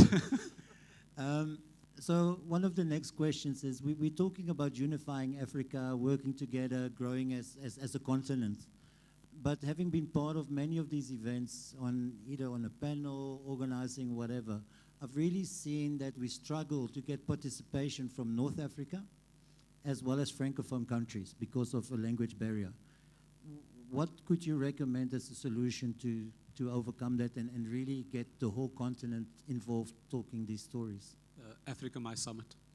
My challenge to both Malemwa and to Kezi is that next year, this platform, so the moment that we finish on Thursday evening after the awards, I think all of us here need to drive it in your network, right? Because if you look, and we're always looking at Europe, we're always looking at the States, and then I said, I'm challenging all of us, including myself, that goes, as Africa, yes, we've got Media Africa in South Africa, but if we do a My Summit, whether this time of year or in November, and it's placed in North Africa or in another destination, it should be the most sought-after event or platform that does 3 things for us. 1, it allows us to review where we are as a destination. And 2, it looks at how we can influence policy, right? Because the question I always ask myself is, so whose permission am I waiting for to put the My Summit in Morocco next year? Like, I don't think there's anybody's permission. However, the opportunity missed there is, how do we bring everybody together? And that's my challenge to myself and all of us in the room, is we have to hold the center together, because tourism does tourism, mining does mining, automotive does automotive, right? So having, and it's something that I noticed coming in late yesterday evening. So we've got a serious automotive issue because of tariffs in my city of birth. Ford, VW, Goodyear tires are closing down by the end of this month. So it doesn't then stop you putting an Africa Automotive Week in Nairobi or Kigali. So from a My Summit perspective, the Africa My Summit should be our core that pulls us together, that drives us to a platform. I hope you saw the dirty look you got from James when you said moving it from KICC. I wanted to make a comment on the same. Yeah? I think we need to make it more of a policy beyond the Africa My Summit, so that now we bring in the political class in it. For example, when we're organizing for this summit, and engage my CS a lot, for basic reason, if I want to reach out to the government of Southern Sudan, the easiest way is to literally camp on my CS's desk, for her to sign that letter, even if she doesn't understand the details of it. If she understands the rationale, she'll sign it, and it will carry the weight that the Foreign Affairs Department in Kenya will press to the Foreign Affairs Department in Sudan or Egypt or wherever. The next thing is to develop a targeted value proposition for those destinations which we feel they are not sufficiently participating. We get for that product which we think is unique for North Africa, and make it part of that what is interesting in the Africa My Summit, and then through our political channel, take a path of almost compulsion, but equally, if the value proposition is interesting for North Africa, they will participate. So the challenge is a bit of fragmentation and a bit of not making it, bringing the branding between now government and private sector here. Great, thank you. Talking about dirty looks, I've been getting one from the MC in terms of our timekeeping. I will ask one more question, which I would like all of you to answer, and that is not if, when the Africa is fully, the mice potential in Africa is fully unlocked. What will our economies look like in the next 10 years? I would like to start with you, Doctor, and then we come through and we finalize our session. Yeah, thank you. Oh, yeah. The next 10 years from now, one thing I'd like us to see is to demystify the mice concept, because here we hardly talk about sporting events. Just recently we hosted the Chan, I think Kenya was hosting Chan. But we see that as could be the next frontier. Kenya hosts the World Rally Championship. There's a study that was done by the Tourism Research Institute. I don't know if anybody has seen the impact of the WRC. Actually looking at the total impacts, not just the direct impact. So such sporting events are what we need to see. All countries are building this sporting infrastructure, football stadiums. What is going to happen? You know, how do you utilize them? And we see, like in Europe, for example, the impact of sporting events. We follow the Premier League a lot, but people don't understand that as actually part of mice. You know, this is what we need to see to push numbers into mice. I think then we have a great future once we look at the whole mice picture. Thank you. I can already see a Kenya that resembles Malaysia. It's time we exploit the potential of Tuli Desert. It's time we make every culture count as part of our maize offerings to the rest of the world. There is so much that is unique in Africa that is nowhere else in Europe and America, which we do not take to the market. We should exploit the existing technology, come up with platforms to showcase our potential even before we travel, to attract travelers. I'll cite for you a very interesting professor from the University of Nairobi who did a thesis in witchcraft. Yeah, and it is still a very hard nut to crack. He is from a Kaba background. He believes in it, and he decided to combine a formal academic with the research on witchcraft. If you go just along this road towards Machakos, there's a place where water defies gravity. If you talk to those people, they will associate it with some natural superpowers. But equally, we do not have a scientific explanation. So basically, I'm trying to say, it is us to sit and identify our unique offerings, not necessarily copying Europe, but replicating model with what is unique to us, so that then we are so unique that you will not avoid paying attention to our mice. Thank you. Thank you. If we look at Africa, it's a very virgin territory, but it's also a land that has everything under the sun, or that has everything within one roof. Whether you look at agriculture, you look at ocean, you look at marine life, you look at the ocean, all right? You look at the ICT infrastructure, you look at manufacturing, you look at medical. As a whole, Africa, we have all the possible capacities and the capabilities to host. We have just not been able to take advantage or unite under one common vision and goal. So, by all means, seeing Africa achieving its full potential is definitely going to happen in the very near future. We believe that if there's great partnership between government and private sector, this can be achieved even faster, and it will definitely be a dream come true for everyone, because the kind of economic empowerment that it's going to offer and the kind of economic development and the growth. Africa already has one of the highest populations as a continent, and some of the finest and the most hospitable people. Combine that with mice. You can imagine the kind of explosion we can create around in the world, being as the first choice for meetings. So if at all, I only see some very positive things coming in the future. Thank you. I think for me it's about a true African event or experience. I think we still sometimes shy about exposing our culture, creative industries, a full integrated event, because if we talk into the next generation or the new delegate, they speak about immersive experiences, and those are sometimes not found in four walls. Those are found in communities, and the engagement on that aspect is probably critical for me when we are at the stage where we have so much events, but we can actually see that they are in Africa, hosted by Africa. Great, thanks. I think most of you didn't hear the question properly, because I was asking, what will it look like and do to our economy in 10 years' time, and what would it look like? We all spoke, well, all of you spoke about the things we should be doing in the next 10 years, and they're all valid. But I'm seeing in Africa in the next 10 years, currently we have 2% of the mice industry globally. It's a very low base, but it's already a big percentage of GDP, 8% currently. Can you imagine if we can raise that to just 10%, and we've got a massive continent, what that will do to the GDP? As we said earlier, it does not just affect the hospitality and tourism industry, and transport and everything else. It's much bigger. We get attention to the continent for banking, finance, construction, you name it. It is going to be enormous. We're not just going to go to 10, 12%. We're going to 15 to 20% of GDP in this industry.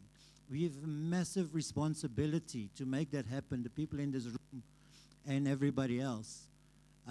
So we've got a very, very big job to do, but we've got a very young continent. We've got very bright people. I was saying to somebody else earlier, I speak often at these events, and people are saying, no, we need to look to the West and see what they're doing so we can replicate. Nonsense.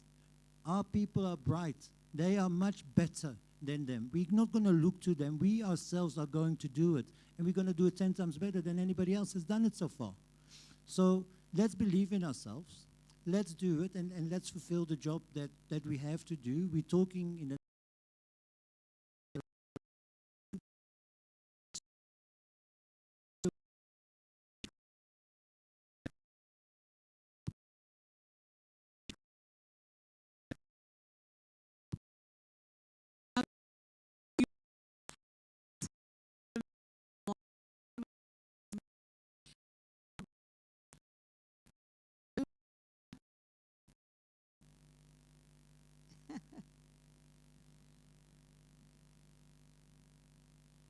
Smile. Yeah, that's right, that's right. Thank you. Well done, thank you so very much. That was absolutely fascinating. Do we agree? Do we agree? How fascinating was this session? Thank you so much, gentlemen. And yes, that's right. You can get all of this. It's recorded. We're going to get the recorded versions, but it's also on YouTube. And on the Africa Mice Hub YouTube channel, we'll be able to follow again and take notes. Because I was trying to take notes and I just couldn't keep up. So thank goodness I can get that. So thank you so much. Thank you so much. And yes, Barry, you went way over time. But, again, it was very interesting, and we got the gems.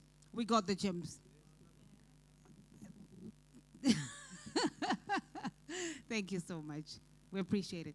And we'll go straight to our next session. And thank you so much for all of you for staying and listening and capturing all of this. We need all of you in this room to capture these points and run with it and replicate in your own destinations or in your own areas of work and expertise. And without further ado, I would like to call our convener, Kezi Mukiri, who will come and explain to us what our next session is going to look like.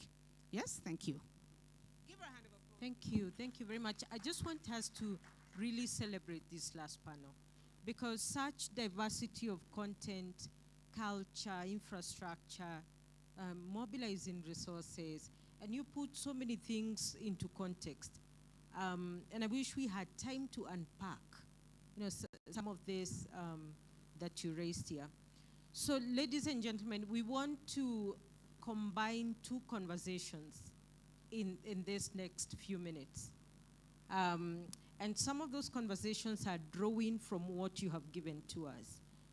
We do have a panel on sustainability and green innovations, which came up in your panel. And then we have a session on cultural heritage, which again came up in your panel. And the way we are going to do this, I'm going to bring on the stage our moderator for the sustainability panel, Judy Gona, who will call our keynotes. We will be celebrating shortly what I think is one of Africa's best stories around sustainability. And I don't even want to unwrap it because I'm not going to steal anybody's thunder. But I think it's one of Africa's best kept secrets. And sharing it, especially with those in the hotel industry and how you can get to that place where you are achieving certain accolades. So once we have the two keynotes, which will be very quick, we will ask that the panelists for the two sessions allow us to merge this and do a town hall.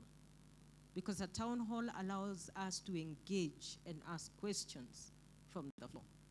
And I think that would be more meaningful. Judy Gona, please, without further ado, let me just bring her on board. We have amazing gifts for the panel that just came.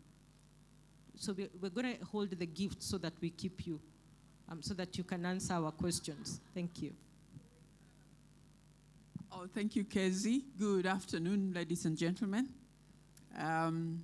We don't have much time, so I'll delve right into the session that we have right now. If you check from your programs, you know that we have our session number 3, which is on greening of maize.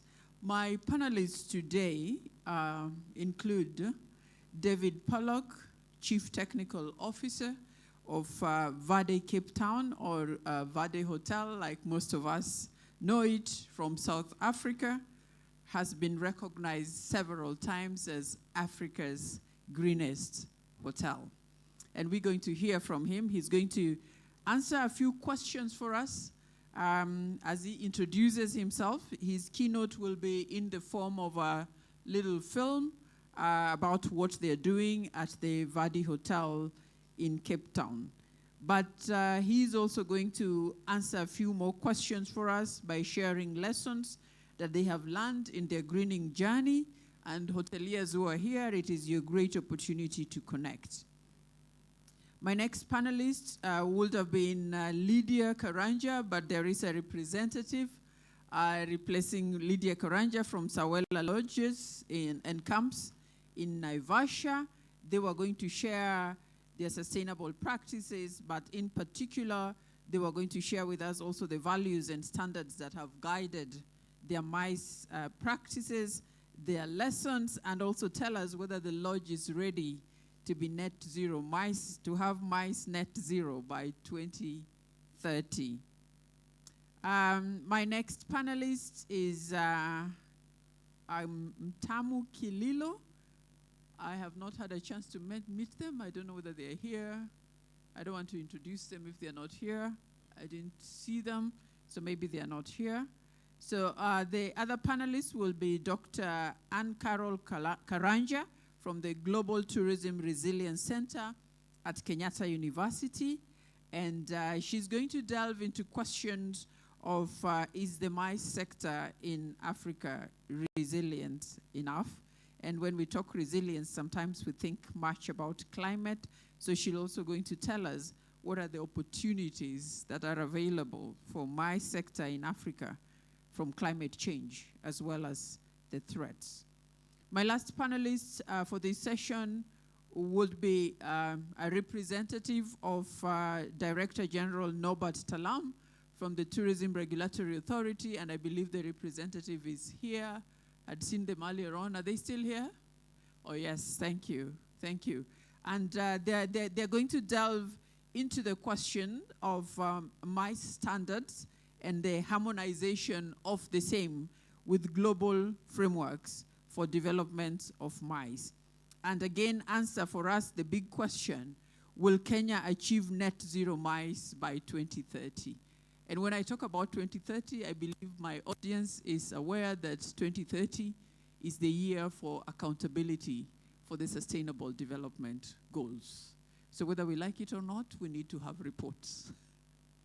We need to have reports. We can't be here talking about an opportunity that's available and great for Africa, and Africa is not able to table a report in 2030 of what we have done with MICE and the tourism industry in general. What have we done towards the Sustainable Development Goals? So I will invite David. I don't know whether the media team have the, David, have you given out the video? Okay, all right. In 1, 2, 3, 4, 5, you can play the video as David comes. And as the video ends, David will give his opening remarks, which will be his keynote. And after David, we will invite Imran to give a keynote. Then we will have a town hall, as Kezi has mentioned. Thank you very much for your attention. Africa's greenest hotel has blazed a trail of innovation and set new standards of excellence in the hospitality industry. Owners Mario and Anna-Marie Delicio are passionate about sustainability and have infused every aspect of the building and running of this hotel with what are some of the most advanced environmentally conscious construction and operation practices in the world. We're not inheriting this planet from our forefathers, but rather we are borrowing it from our children, and that is really the view which we have to take and try and live as sustainable as possible. We have, as individual as well as company, a responsibility towards future generations. Hotel Verde is conveniently situated just 400 meters from Cape Town International Airport and within easy driving distance of the city's central business and shopping districts. Hotel Verde has an emphasis on providing a comfortable space for both leisure and business travelers. Of the 145 luxurious contemporary-styled rooms, there are 4 room types available: standard, studio, executive, and an executive suite. The fully equipped hotel gym is the first in Africa to have power generating equipment. These machines feed power back into the hotel as you work out. The surrounding landscaped wetlands have an outdoor eco-trail for all those guests who prefer to exercise in the open air. This trail meanders through the grounds and ends with a selection of outdoor gym equipment. Wooden deck lookout areas provide an unfettered view of the wetlands to allow guests to enjoy the natural flora and fauna in the area.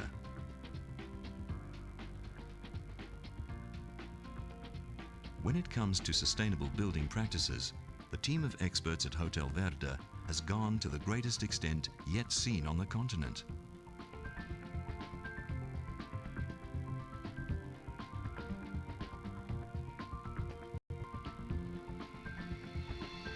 In order to make this Africa's greenest hotel, we have looked at a different way, an innovative way of doing everything from the word go. The right way, the responsible way, the sustainable way. A geothermal field has been installed in order to bypass the need for standard air conditioning systems. A complex network of piping and equipment uses the earth as a heat source in winter and a heat sink in summer, boosting efficiency and dramatically reducing operational costs.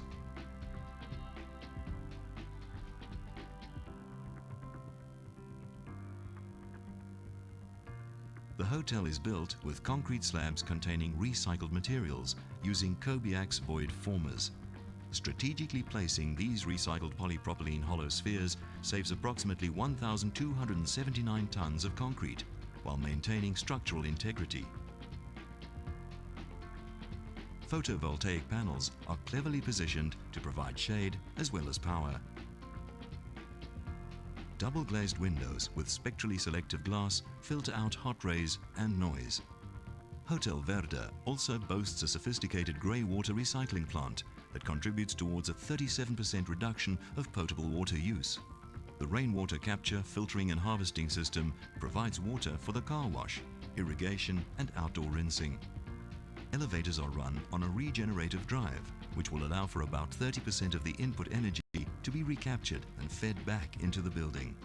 3 beautiful wind turbines in front of the building are not only elegant landmarks, but will also contribute towards renewable energy generation.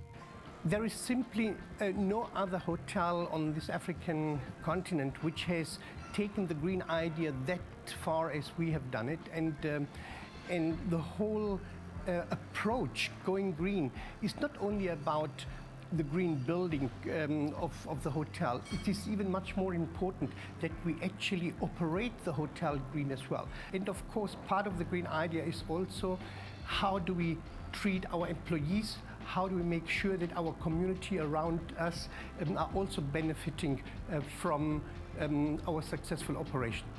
In short, the Verde team has left no stone unturned when it comes to sourcing, building, furnishing and running this groundbreaking hotel.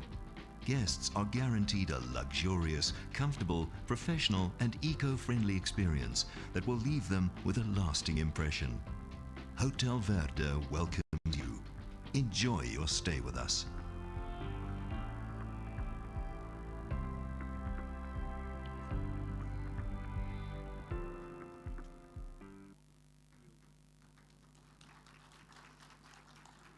To save on time, David says he will not make remarks. He will speak during the panel questions.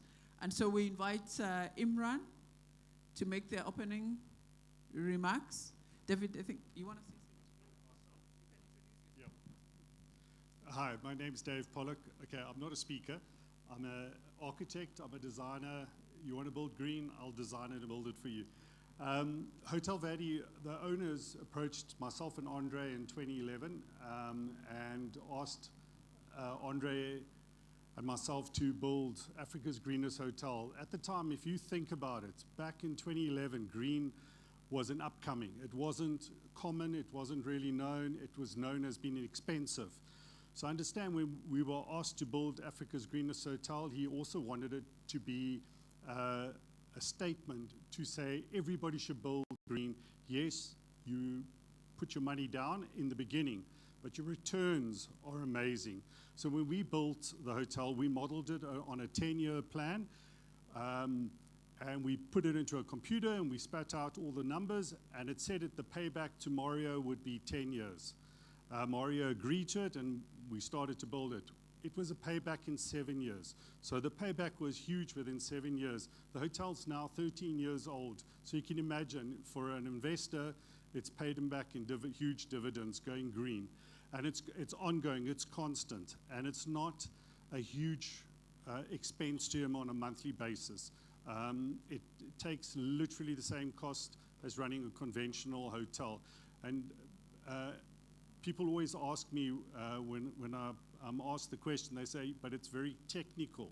It's all computers at the end of the day that are running. It's got a massive BMS system, and as you know, computers, they last forever, and it's a matter of changing a server and that. The equipment that's in the hotel is just pumps. It's circulating water, and when we designed the building, we designed it as a cooler box, not as a building standing on alone. So all the elements on the outside. So you future designers out there that are design the building as a cooler box, and you will save huge energy.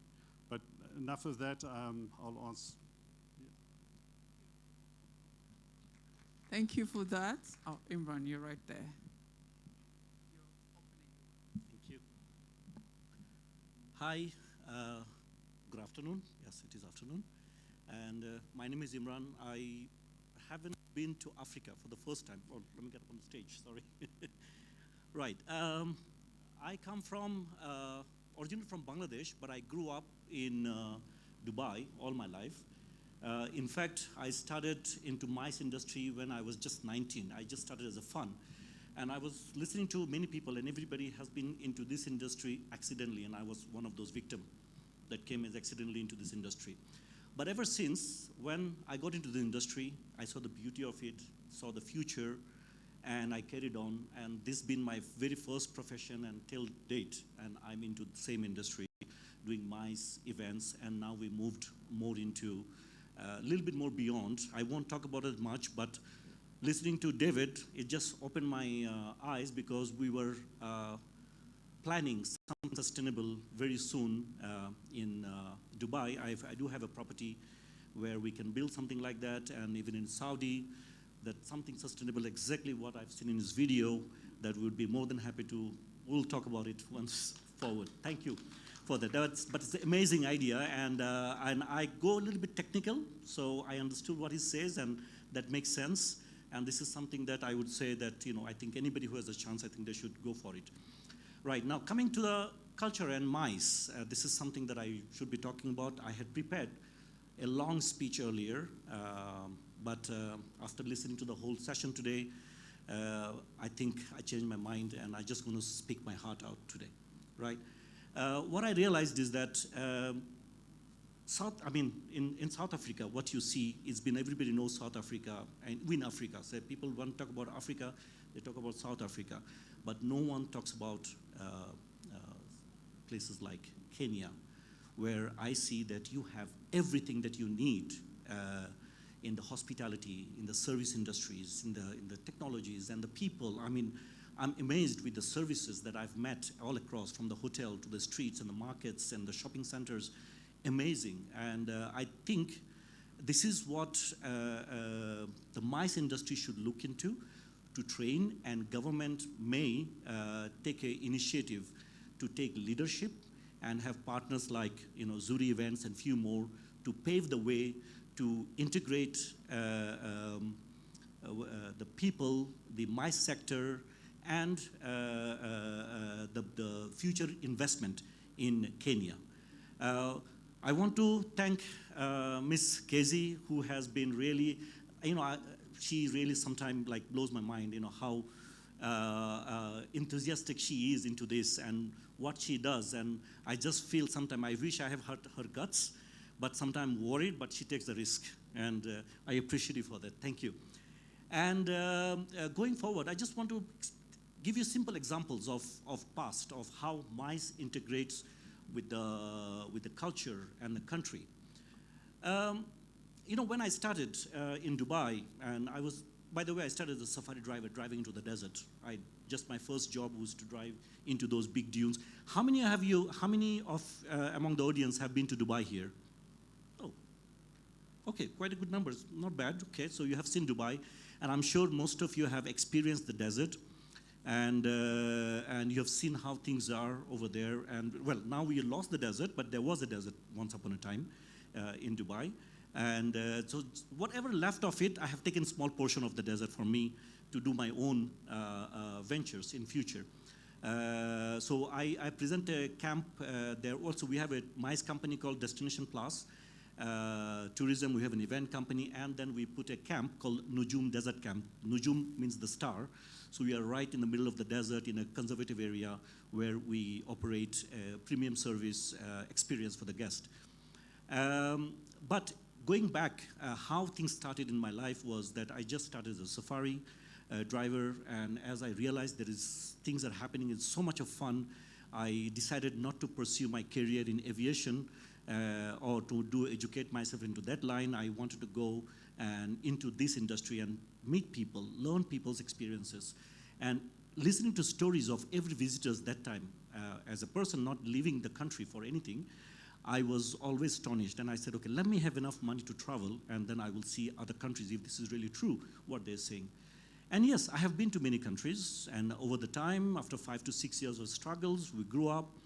And within this time, a lot of people who comes to Dubai, let's say I'm talking about in 2001 and 2002, people would come, I received them at the airport, and they're my projects or they're my clients who came for site visits, and they would come and tell me, oh, you guys have so many big buildings.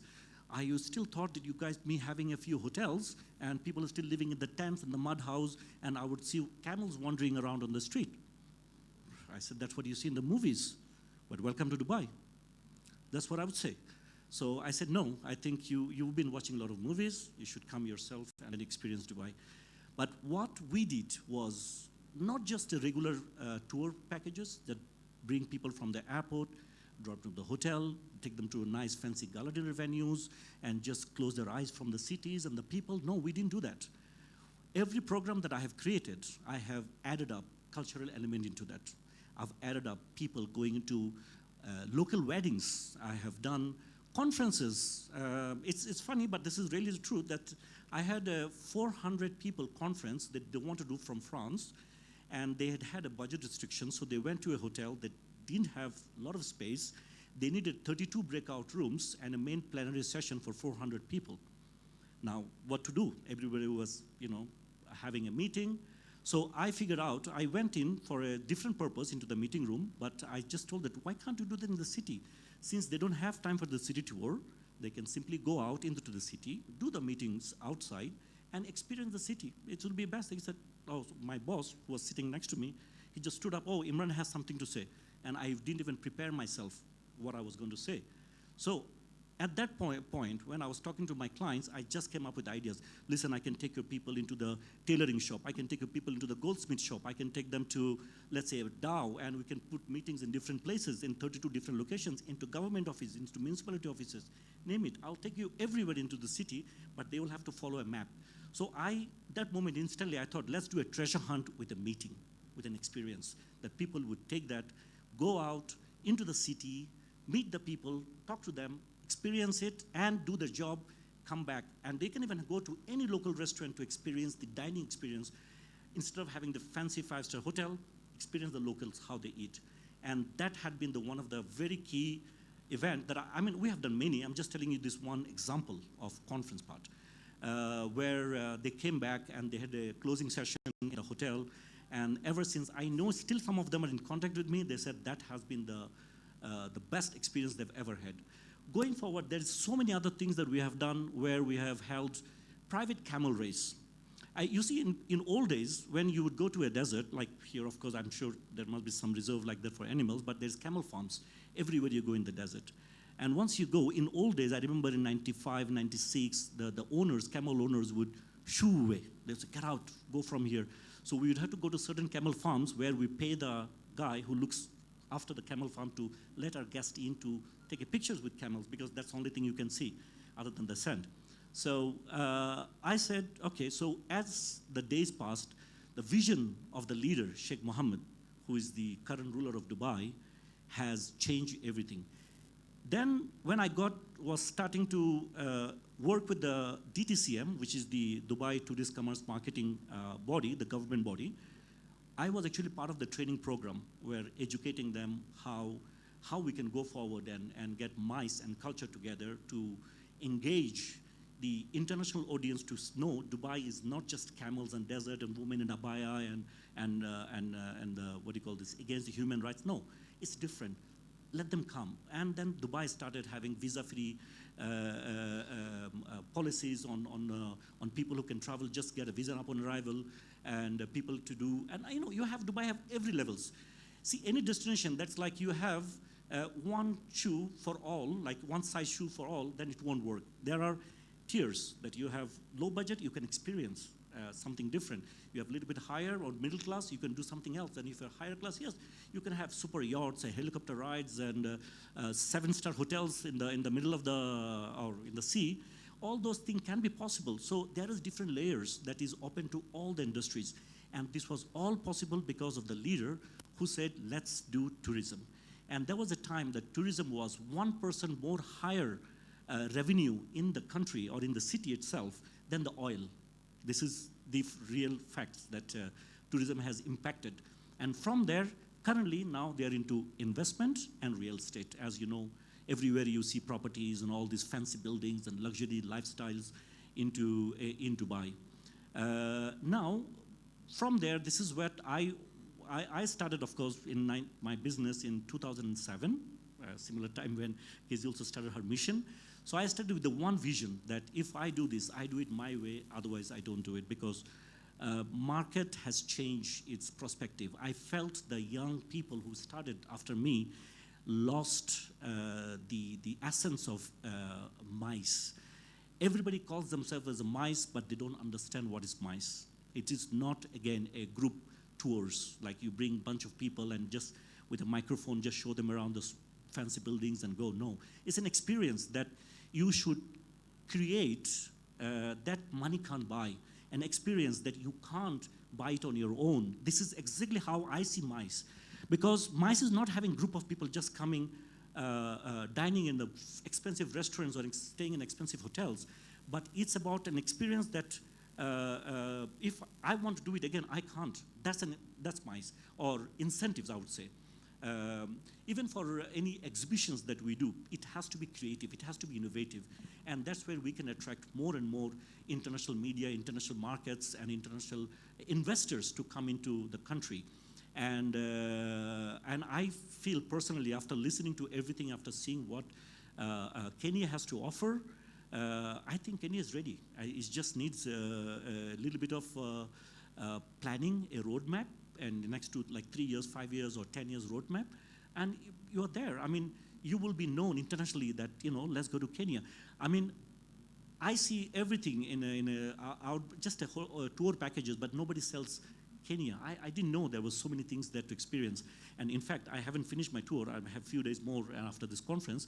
I will be going and exploring more. I also, after looking at this, and I was just telling my wife, I think I'm going to invest here as well. Let's see how far it goes. But yes, I love the ideas that everybody's putting an effort. The team is so enthusiastic that I've seen some of the team outside in the exhibition booths, and the students, amazing. I mean, this is a potential for the country. And if they can be mentored very well, they can be guided very well, I think there is a huge change in this country. And sometimes I feel that people would not have to leave the country to serve others, but yet they can be here, be part of the growth of the country. That's all. I don't know, this is what I would say. I had a lot of things to say, but I want to close my topic over here. So if there is any questions, maybe I'll be happy to answer later. Thank you.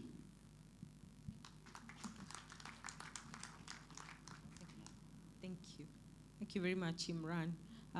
So the panel discussion on culture, leveraging cultural heritage for world-class MICE experiences. Our panelists are Fatuma Ramadhan. Is Fatuma in the room?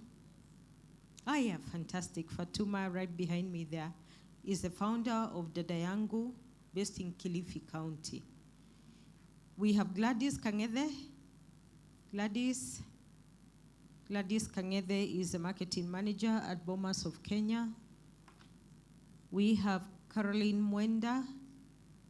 Caroline, fantastic, head of marketing at the National Museums of Kenya. So what we want to do is quickly just combine those two conversations. And we want to create a mesh between sustainability and culture. And you know what the connection is? Culture protects our heritage, sustainability secures our tomorrow. So we cover all bases.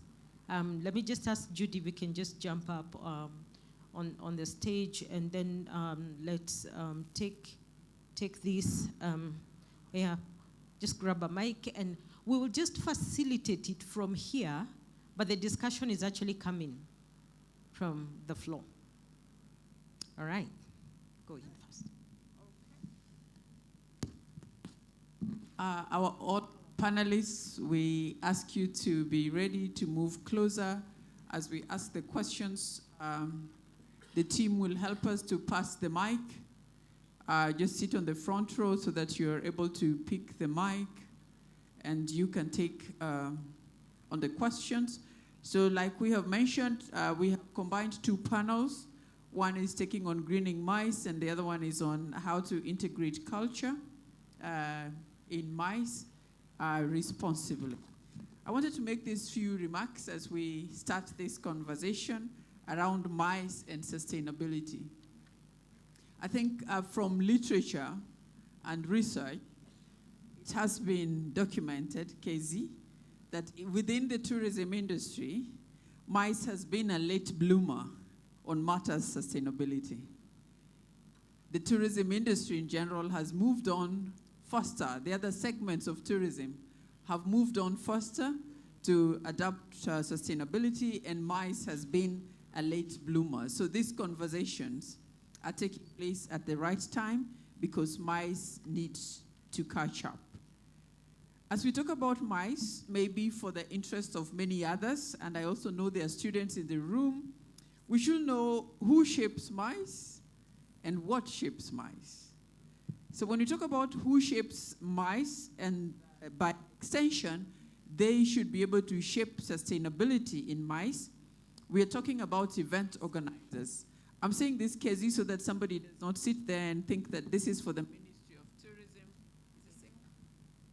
that this is for the Ministry of Tourism, or this is for other people and not us. So when we talk about who shapes MICE, and by extension, sustainability, we are talking about event organizers, we are talking about venues, including hotels, lodges, and every space where an event can be hosted.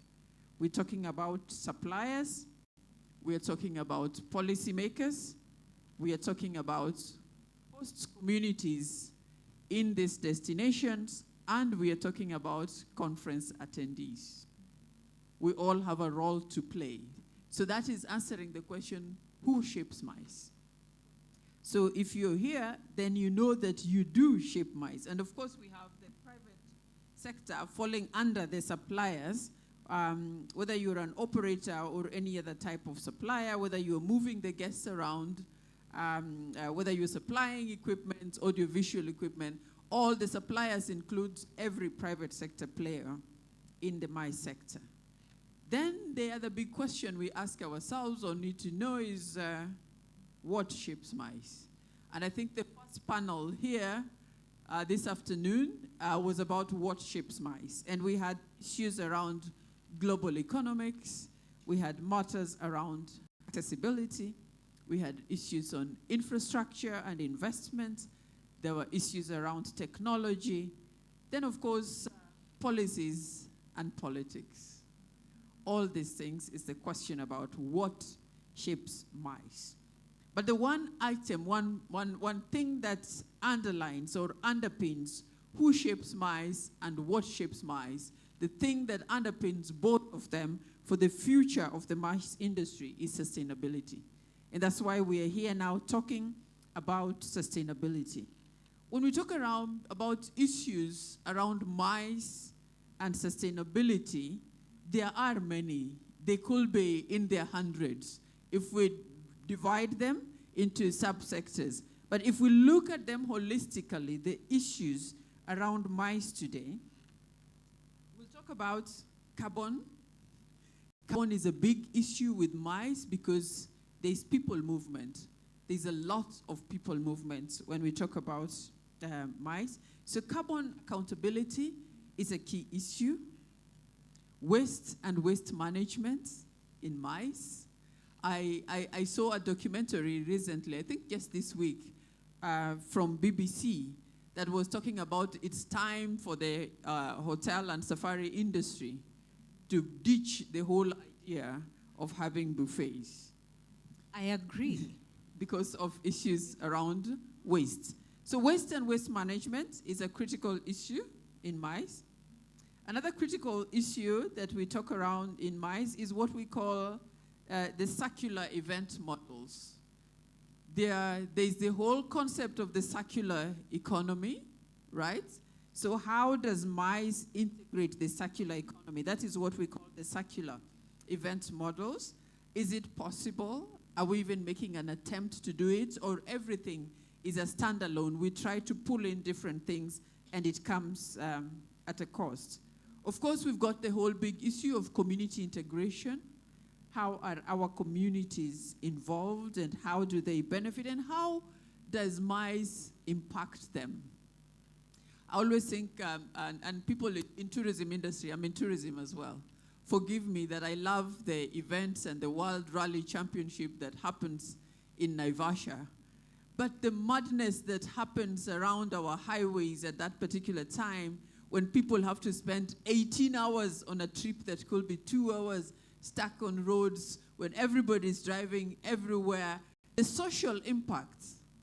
These are the hidden impacts and the hidden costs of this very prestigious industry or segment that we call MICE. So community is big. And when we talk about community, I'm giving this example so that we just don't think that community is about what we give community. When we talk about community, we also think about the hidden costs and how our events affect them on a day-to-day basis or on time when we have particularly those very large events.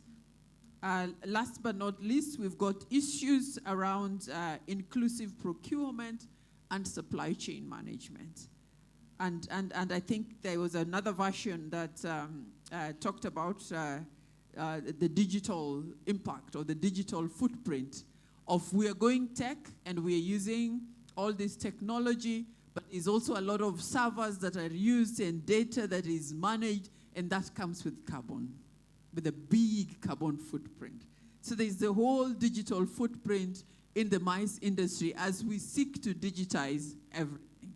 So this is a bigger or summarized context of issues around sustainability that we need to consider. Having said that, I think Kezi will now open the floor to start our discussions, and I will invite you if you have a question for the panels.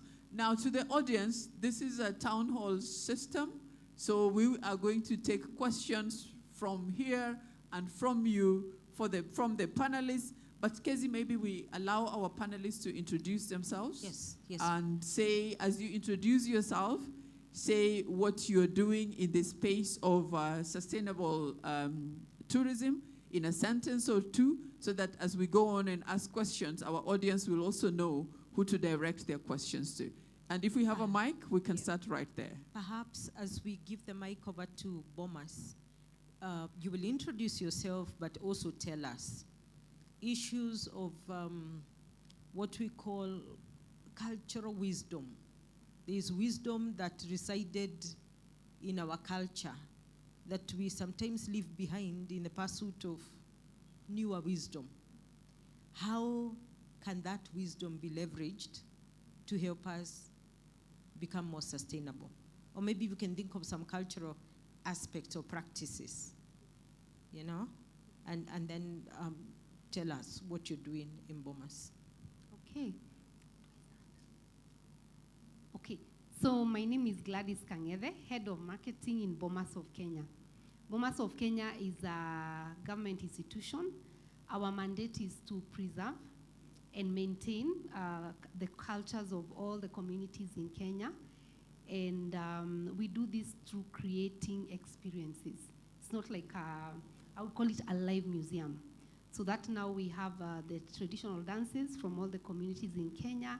We have the Kenyan cuisine, where we have a restaurant set up so you can come and enjoy the Kenyan cuisine. We have artifacts, costumes, and anything that has to do with culture, and basically information about different communities, who they are, where they come from, their cultures, their way of life, their economic activities, and everything about the communities. And what I would say is that when we are doing this research, because we go to the communities and research, and then we package that experience, if it's a dance, we do it in an authentic way that it is done from the communities, and then we come and perform it in Bomas.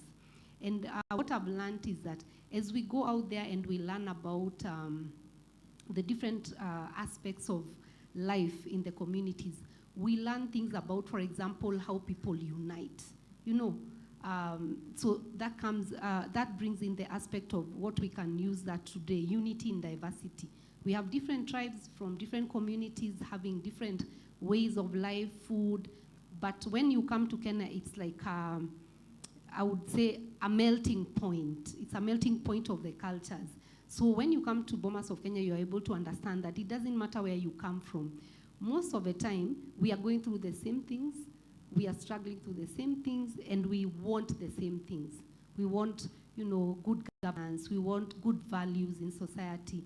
And these things, once you come to Bomas of Kenya, you're able to understand that they can still be practiced. Whatever we learned, the ancient wisdom can still be used today to solve the social issues that we are going through, the governance issues, and health issues, because some of the foods that we used to eat that we've forgotten, and now we are telling people, no, come back to the food that our grandparents used to eat, because this is what is healthy now.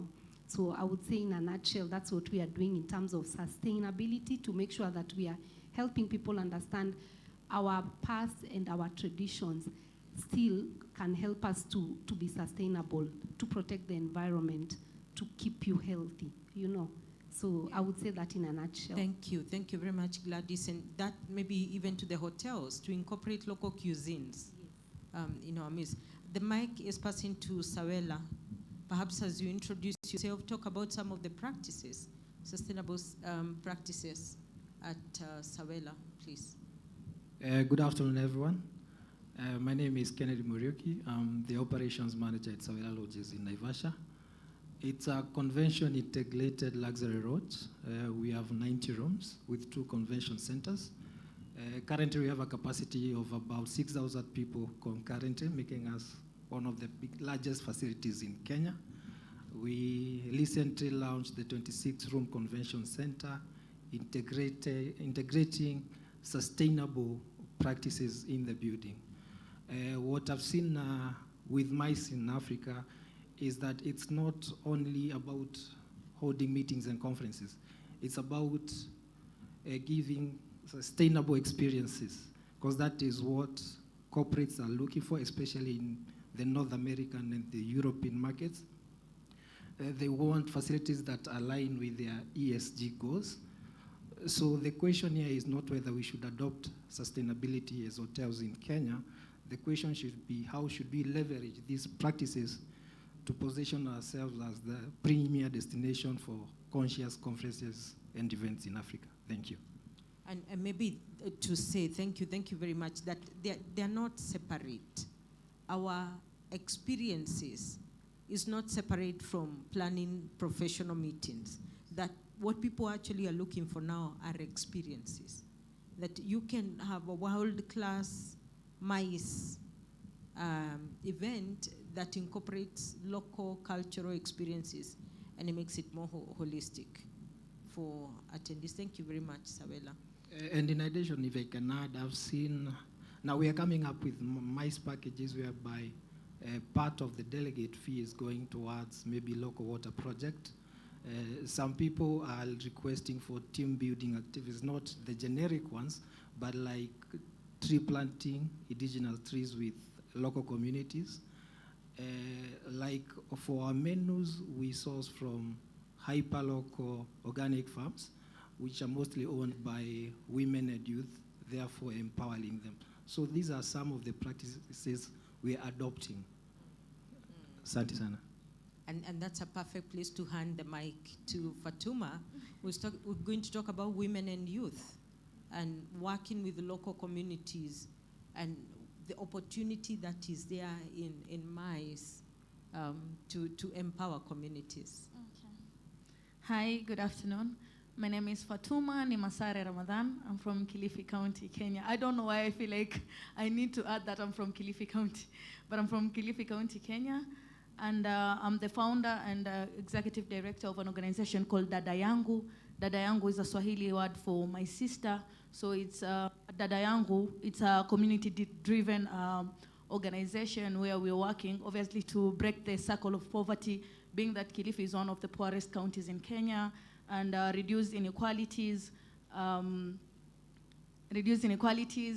reduce the harmful practices in Kilifi County, by empowering girls, boys, and families through education, sustainable livelihoods, menstrual hygiene practices, and sustainable livelihoods. So that is Dada Yangu in a nutshell. So what was the question, Casey? How are you empowering? I think she's sort of answered it. But yeah, but with the opportunity. How do you use culture and heritage to achieve what you do? So in the Mijikenda community, women have always been on the front line of everything. Like women have been in the front. Today we've had a dance by the Bomas, and by looking at how they were dancing, you could see that the women are on the front and the men are at the back. So that's a reflection of how the community is. The women are always on the front. So when it comes to even curating maize packages, you'll see that the women are the ones who are cooking. So if you're making authentic Mijikenda food or Swahili food, you'll see it's the women who are cooking. Also, the women are the innovators and they are the curators of all these events happening in the coastal part of Kenya. What else? So, like, when we are having like an event in the coastal part, you'll see that the women are the ones who are going to be cooking. They're going to be dancing.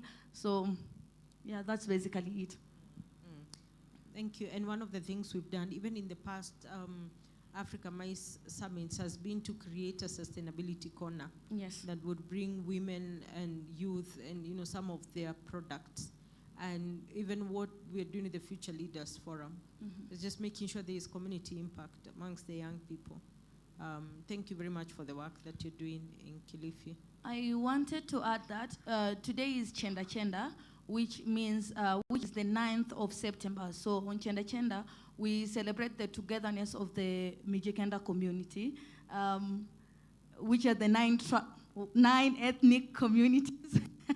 Because I kept on saying tribes, and I was corrected. It's not tribe, it's ethnic communities. So the 9 ethnic communities being the Digo, Giriama, Ribe, Rabai, Duruma, there are 9, so they're in one community, which is the Amijikenda, and today we celebrate. That's why I'm wearing my cultural attire today. This is from the Giriama ethnic group, and I feel like as women in Kilifi, even though women are on the forefront of everything, they're the most forgotten group.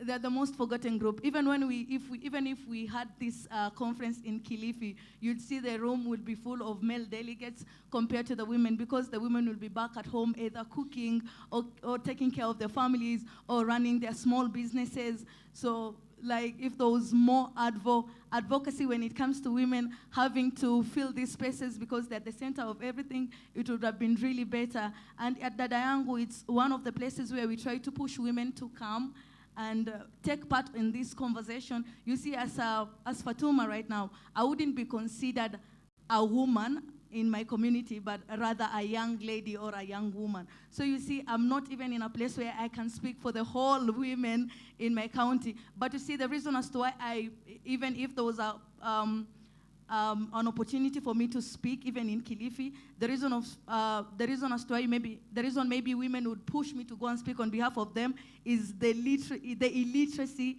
level in Kilifi.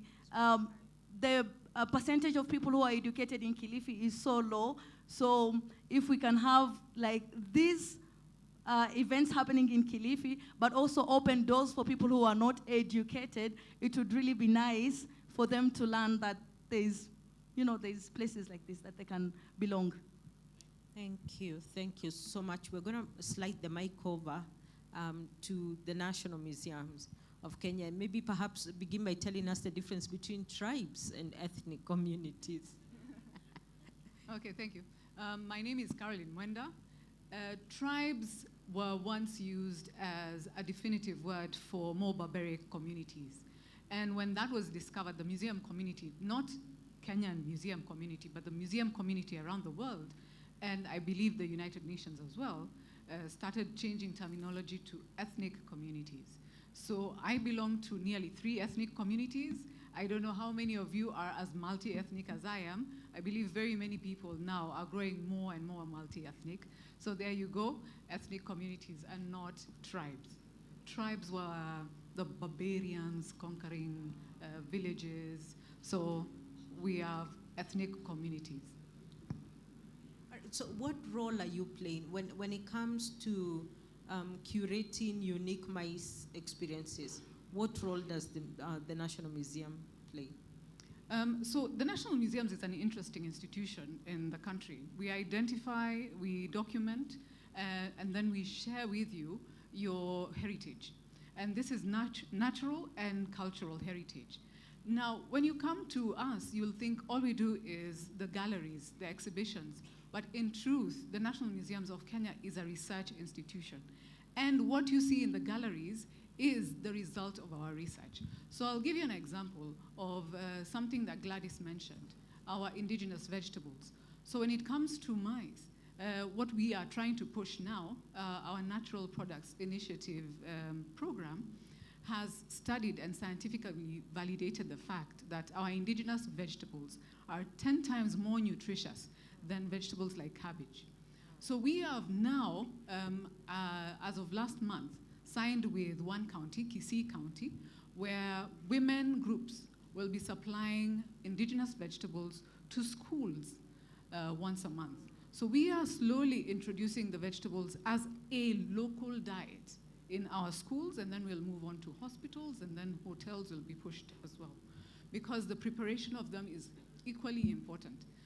That is just vegetables. When I move into other aspects of sustainability, and by the way, when you have women and youth groups cultivating these indigenous vegetables, they're using manual processes of cultivation. Now we all know manual processes of cultivation encourage carbon absorption by the earth. So that in itself creates a more carbon, do I say positive or negative? A more carbon carbon negative environment. So our earth is more able to absorb the carbon. Number two, when it comes to Kilifi County, as an example alone, the kaya forests have been a critical, spiritual, and natural aspect of our existence. Now, the risk of the kaya forests was chopping them down for land. And that is a risk for very many of our forests. For charcoal, for land, it was a true risk. And these forests bear in them exceptional indigenous varieties of plant species. So what we have done as National Museum of Kenya is go into the Kenda community, the Mijikenda community, and give them sustainable economic practices that they can use to then protect the forests, give them reason to protect the forests. We're talking about beekeeping, silkworm farming, even traditional medicine practices are encouraged because they have herbs in those forests that we haven't seen for a long time because we have killed other forests. So such practices then mean we are more carbon positive.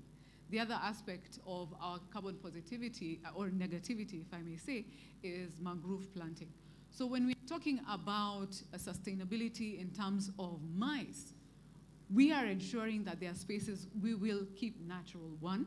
Two, we are ensuring that we are documenting certain aspects of our heritage, crafts, beadwork, so that we can have lanyards that are beadwork as opposed to these that are commercially imported. So that then the communities that are creating the beadwork are benefiting from the maize economy. The communities that are cultivating the indigenous vegetables are benefiting from the maize economy. The communities that are creating the bags, so that when I receive my gift bag, it's hopefully woven by women from Lamu. Then the communities are benefiting from the maize economy. So we are ensuring we are documenting all cultural aspects in what we are calling, this is under the Protection of Traditional Knowledge and Cultural Expressions Act of 2016. We have created an indigenous knowledge information bank. So far, we have documented indigenous assets from 13 counties, and we are continuing to do so, so that whatever you're doing with regards to maize, decor is Kenyan made. The food is authentically Kenyan cuisine. The carpeting is more of the woven mat than these red carpets, so that as much as possible of the money from the maize goes back trickling into the communities. Thank you very much. And you see that the project that you're doing with the schools, the vegetables, I think that's an opportunity for hotels in the room to consider local sourcing, and I know that many of you already do that. I see Hasnain shaking, and I know he's already empowering his community, but local sourcing, local procurement is one of the tenets of sustainability. Thank you so much. We now move to Dr. Anne Carroll, going to academia, representing the Global Center for Resilience. In Tourism Resilience and Crisis Management Resilience. Maybe perhaps connect that to a need to embody sustainable practices in tourism, and also how do we become more resilient as a sector? How do we safeguard against the shocks that our sector has been so prone to? We easily get shocked, you know, so to speak, yeah. Anne Carroll. Okay, all right, thank you very much. So I am Anne Carroll Karanja. Away from the speaker, thank you. Yes, so my name is Dr. Anne Carroll Karanja. So I'm associated with the Global Tourism Resilience and Crisis Management Center for Eastern Africa. It is located in Kenyatta University, headed by Director Dr. Esther Munyiri, who is with us here, and I believe we'll have an opportunity to listen to her in the course of this event. So in relation to the resilience, that is one of the most important aspects that we need to ensure and put a lot of emphasis when it comes to the MICE sector as well as tourism, because we have to ensure the long-term returns and the long-term impacts that we are creating through the sectors, both the MICE sector and the tourism sector, both for the corporate sector and as well the community. So to ensure that there is sustainability, and of course in the advent of climate change, we have had the negative effects, which are of course becoming a barrier to the tourism sector as well to the MICE sector. So it therefore comes as a great call to the event organizers, to the tourism operators, to ensure that they are able to minimize the negative impacts or effects of the activities in the sectors, to ensure that at least we minimize the rate at which climate change is growing. So basically what we refer to as climate mitigation. So that aspect is a commitment to all of us in both sectors. So therefore, one of the common approach is to go green with eco-friendly practices. And of course, within the MICE sector, it is like what has been commonly in the practice, especially since the COVID-19 pandemic, going hybrid or conducting the events hybrid as well as virtually. So that is one way we can be able to reduce, especially the carbon emissions that come with the transportation to these events and all that. So, and of course, with the aspect of circularity, where we ensure that there is zero waste, our events are zero waste, so whereby we are able to ensure that even the materials, the resources we are using in these events, they are reusable, so with a lot of reduction in the use of single-use plastics. I'm emphasizing also the use of renewable energy, so whereby we can have the use of solar-powered facilities, so that's another common practice that can be embraced. And of course, we have the aspect of ensuring that there is partnership. That is also a need for us to enhance sustainability, where between government and the private sector within the MICE sector as well as within the tourism sector, because we need to have some national standards relating to sustainability, so whereby all the practitioners within these sectors can be able to know this is the guidelines, so we need some guidelines to be developed by mainly the policymakers, and of course, coming from the academia, whereby we have the researchers within the global tourism sector or center, we are focusing on providing evidence-based decision-making, so information that can highlight to our policymakers. So using evidence-based information by sharing policy briefs, we can be able to inform the legislators to be able to make standards on sustainability that can be applied across, if not across Kenya, even beyond across Africa, to ensure that there is clear procedures on how to ensure there is resilience, there is sustainability, or the whole sector is able to go green sustainably in a long-term manner, and reducing the impacts even on the local communities, like what we are talking about, the culture, and how they are able to even get back the returns that are also generated from these sectors. Thank you very much. And the Resilience Center, for those who may not know, has a lot of resources. They are doing a lot of work across the country. And I think it's something to continuously interact with. A lot of research, so that again we make data-driven decisions. Like you said, thank you very much. Okay, correct. Yeah, thank you.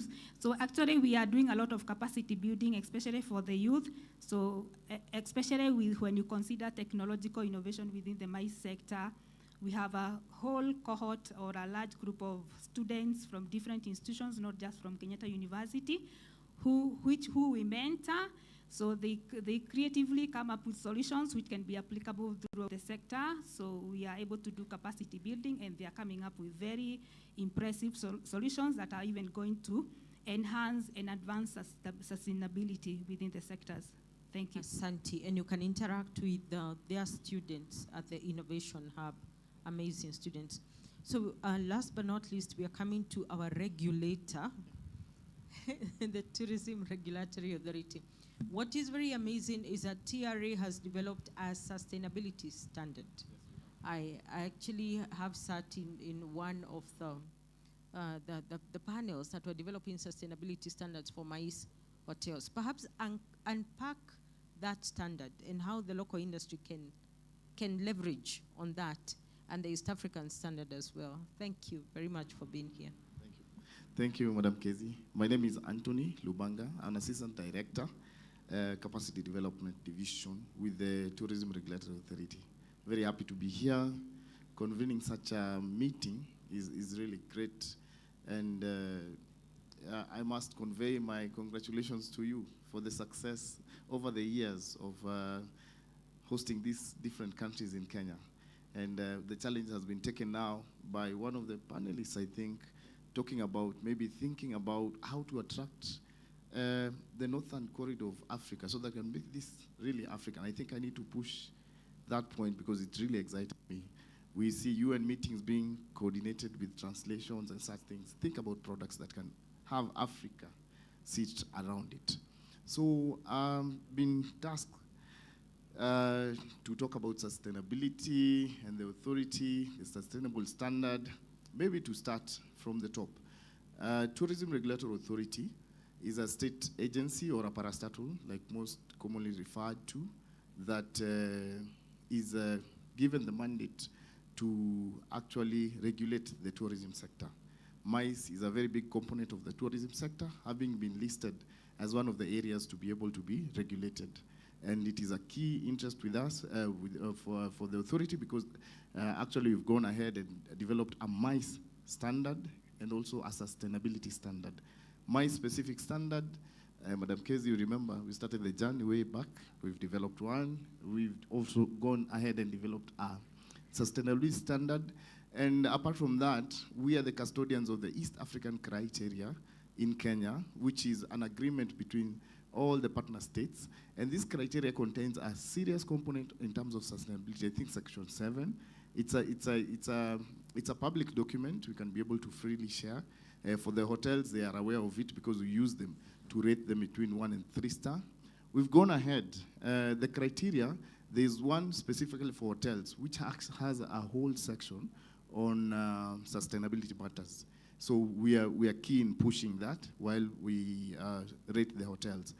Over and above that, the newest engagement that we've had with MICE is that we pushed for a criteria, specific criteria for MICE products, where we can be able to rate a MICE product exclusively using one criteria. And I think that is a really a good thing that our Director General and our directors are pushing, and they have been able to successfully get it, and it's rolled out, and maybe hopefully we'll be able to come and rate, any MICE product that we can. Contained in all these standards is measures in terms of sustainability that we've talked all about here. How to reduce our carbon prints, how to check on our water levels usage, or how to manage our electricity bills, how to manage our human resources, and all this, the authority makes sure that it pushes and actually gives incentives.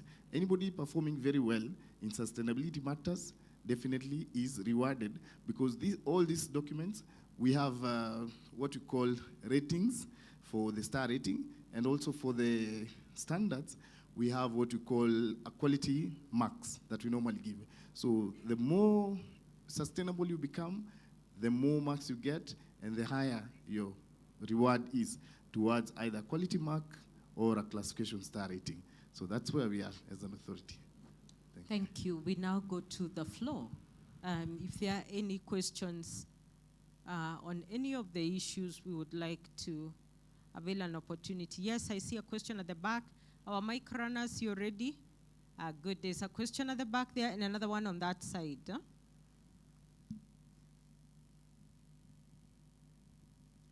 Okay, good evening, everyone.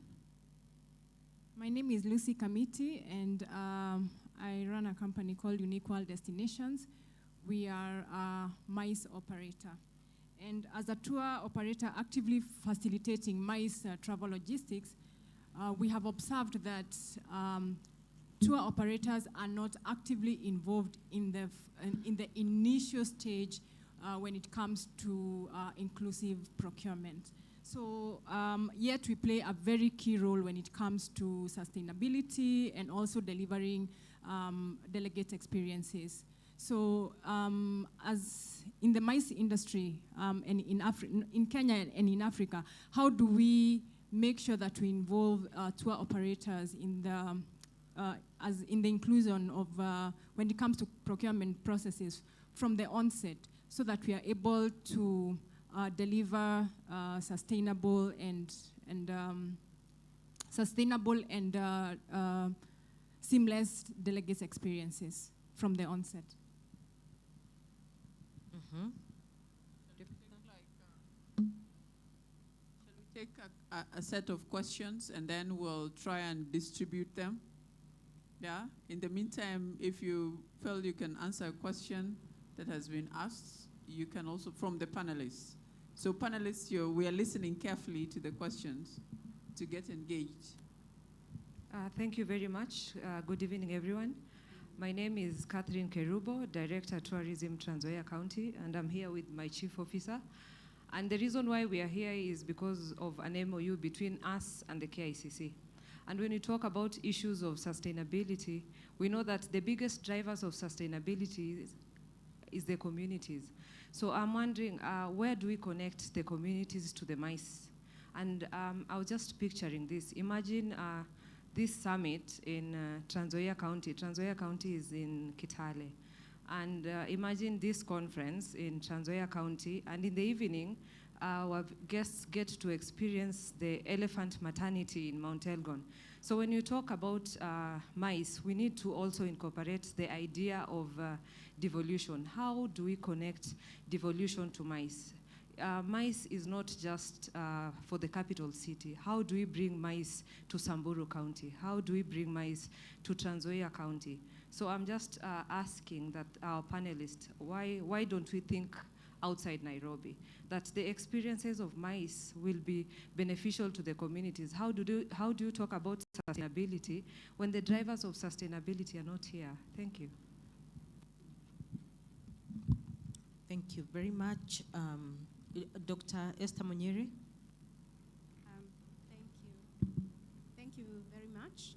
My name is Esther Munyere from Global Tourism Resilience and Crisis Management Center. My question relates to marketing of sustainability. We are very big in sustainability in Africa, very, very big, because whatever we consume is very organic. We don't use lots of things that are not renewable. We are very, very sustainable generally. But then we don't see this in marketing. And we are happy that TRA has come up with the standards. Ecotourism Kenya, the CEO is here, Lynette, have come up with lots of sustainability documentation that relates to all sectors, including MICE. And yeah, it's like our hotels, like the ones that I've presented, are doing a fantastic job. Practically, they are top, top, top. So my question is, how can we shout about this? To get the private sector in East Africa came up with sustainability standards for East Africa, but they haven't been implemented. Now we have one for Kenya, we have the ones for Ecotourism Kenya. I'm sure other countries have their own ways of gauging their sustainability. How can we bring together all these and shout about it, shout about what we are good at as Africa, and then possibly compare that to other parts of the world, and possibly emerge the best, because practically we are the best. Thank you. Very important question on destination marketing.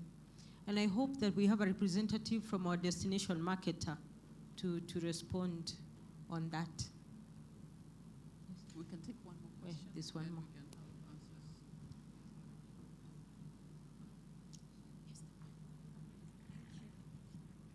Good afternoon. My name is Mary Kimil, Ecotourism Kenya. My question sort of overlaps with Dr. Munyiri's. How do we ensure MICE players, and this is because sustainability is a journey, at the same time it is multifaceted. So it's very easy to get lost when we are talking about it in our communication or publicity. How can we ensure that we are not miscommunicating our events reaches, we are properly reporting, and also giving people practical and actionable steps after such forums? Thank you. Thank you. Question on reporting. We'll go through the questions one by one. I'll ask the panelists what you felt comfortable responding to. The first question is on involving tour operators so that we can have a seamless experience for our guests. From high experience, they are not involved, or they're involved too late in the process, and that affects the experience that we find in MICE. Does any one of us want to respond? Yes, Imran.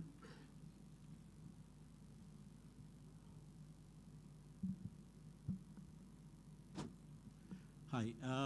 Going to the questions that, first of all, actually, just to let you know, when I'm going to answer your question, I would come with the experience that I can distinguish between tourism and MICE.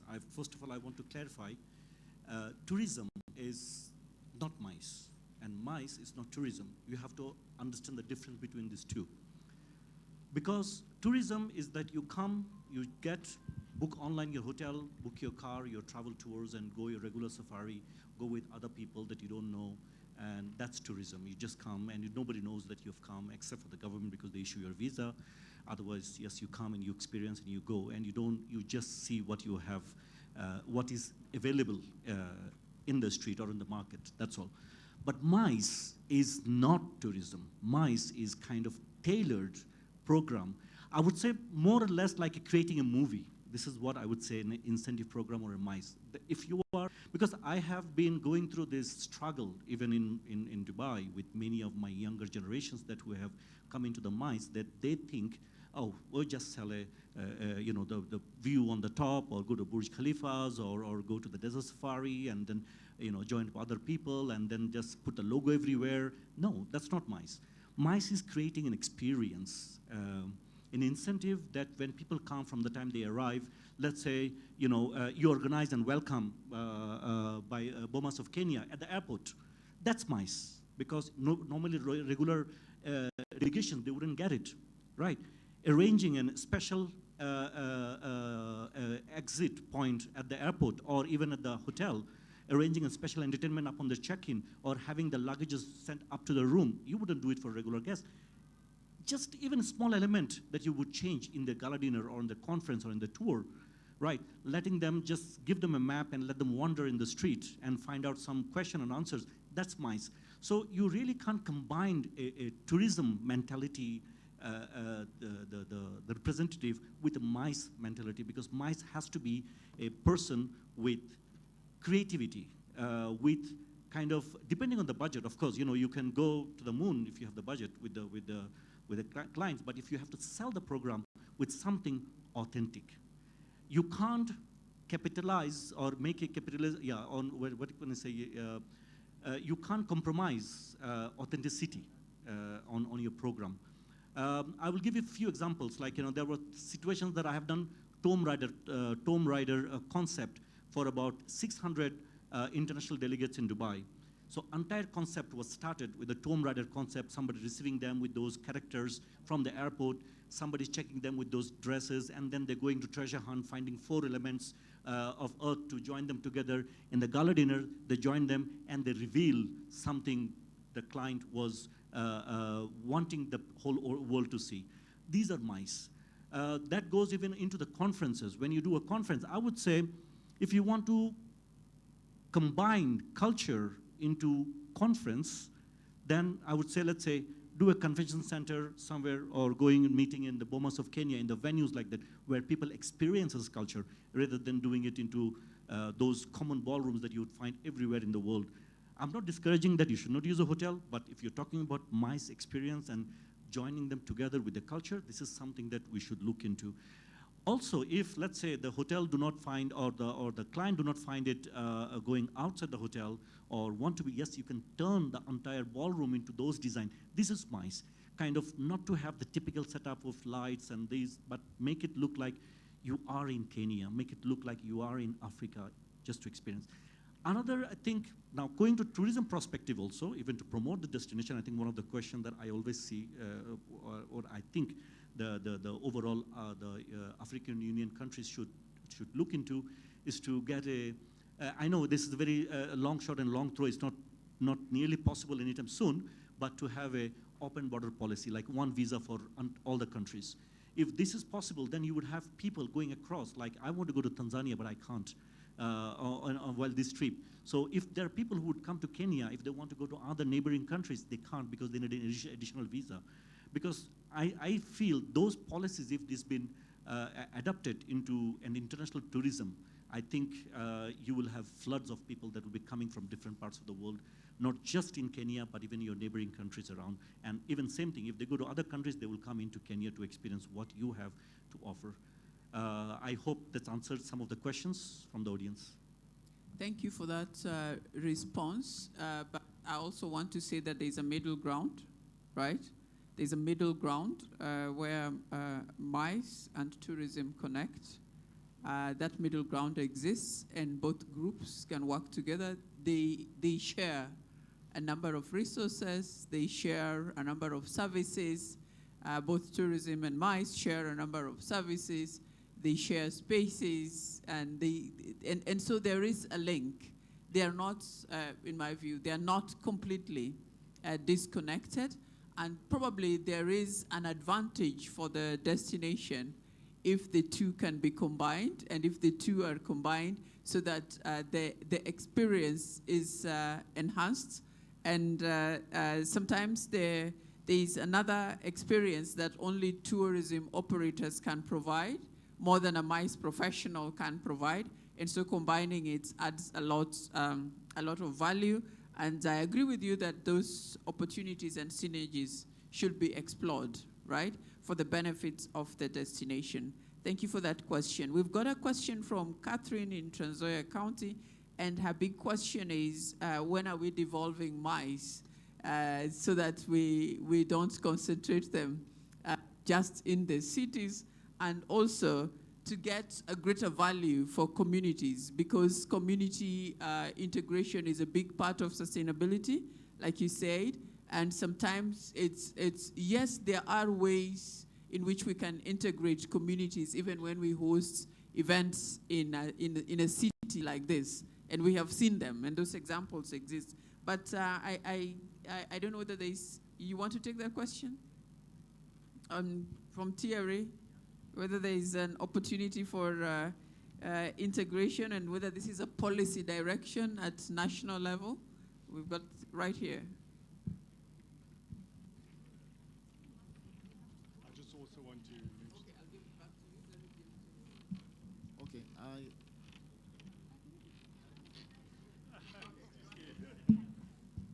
Scared to answer that one. Look, us from Hotel Verdi, exactly sustainability. We build a model.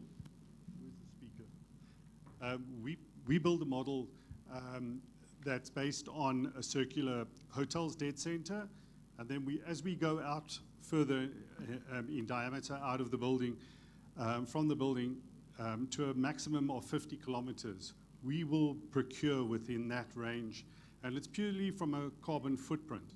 And then also from local communities, we do outreaches. The local sort of farming industries we develop. We've actually got a horticulturist that goes out there, helps them plant, and we buy our veggies or potatoes or anything from that person, not from a massive chain supplier, which is easier for us. We just pick up the phone, we phone them, they put everything together, and it's back on our doorstep.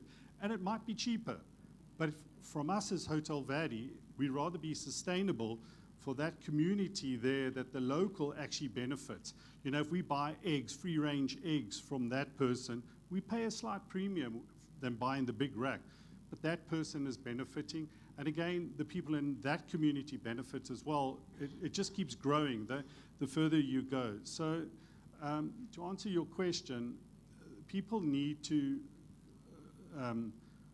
convention centers like this need to not only do the easy thing and just buy from a chain store, rather invest the money into your community to teach your community to grow. I mean, that's what we do at Hotel Verdi. And all our sustainability, because everything we do is all about sustainability from a procurement. I alluded to say that, you know, people keep throwing this word sustainability out there, and sometimes it irks me, because are they truly sustainable? Have they actually gone through? You've got a plan now. Really, you need to look at that plan that you guys have put together. You know, we took a stance when we started to build the hotel. We took a Green Building Council approach. They never had a model, so we outreached to the world. We went to LEED, which is your international standard for green building councils, and we were one of the very few hotels in the world to get a LEED Platinum.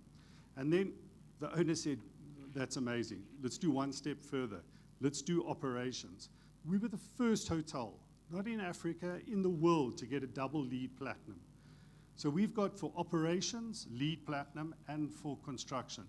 And we're the first hotel also to get 6-star green building certifications. So your certification makes a point. As long as they tick the boxes, truly tick the boxes, and it's a proper tracking, and it's an auditable. You know, we always say we don't greenwash. You can come, I've got a BMS system, we've got a whole open, our guests, for instance, you stay at our hotel, you actually have a screen that you can go to, and you can see live everything that we're doing. Our carbon footprint, we're neutral. So we are carbon neutral. You stay at our hotel, you do a conference, you get a certificate to say you stayed here at a carbon neutral hotel. So we generate no carbon, and we also, we've just been awarded net zero waste to landfill. So I just keep hearing people say they're green, but are they truly, from the heart? Have they actually ticked all the boxes? All they've done is stuck a light bulb in and said, okay, well, you can't get incandescent anymore. Now you've got LED, you're green, you're sustainable. Sorry, it just, it gets me. Thank you. Thank you for highlighting those elements of green and how, what he's saying is that if we're not careful, standards can be used for greenwashing. Exactly. And they have been used for greenwashing in this industry, with everybody grabbing a kind of a stamp that says they're green. And when you ask them for the data behind, they have the highest level. But if you track the back of it, ask for when did you start measuring your energy? What was your baseline when you started? That we can see that from your baseline, you set out to address these 3 things and you have made progress. You can report that in year 5, you know, our waste to landfill was 100%. In year 5, it is 20%. But somebody just says, we separate waste, and they get the highest level of rating.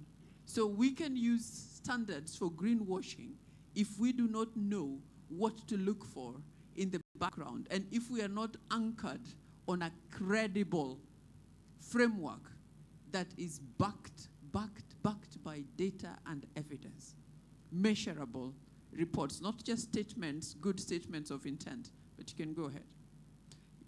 Right there.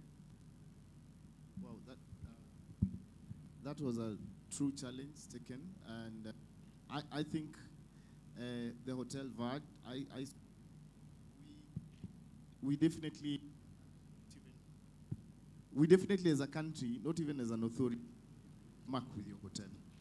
What is we definitely need to see what is going on, but on our side we have done our best. We have marked also with the best in the world. We have gone to the ICCA Council when we are developing our MICE standards, our sustainability standards. We work with our standards regulator in Kenya called Kenya KEBS, right? So we make sure that our standards are up, you know, they meet the set criteria globally. So we do what we can do.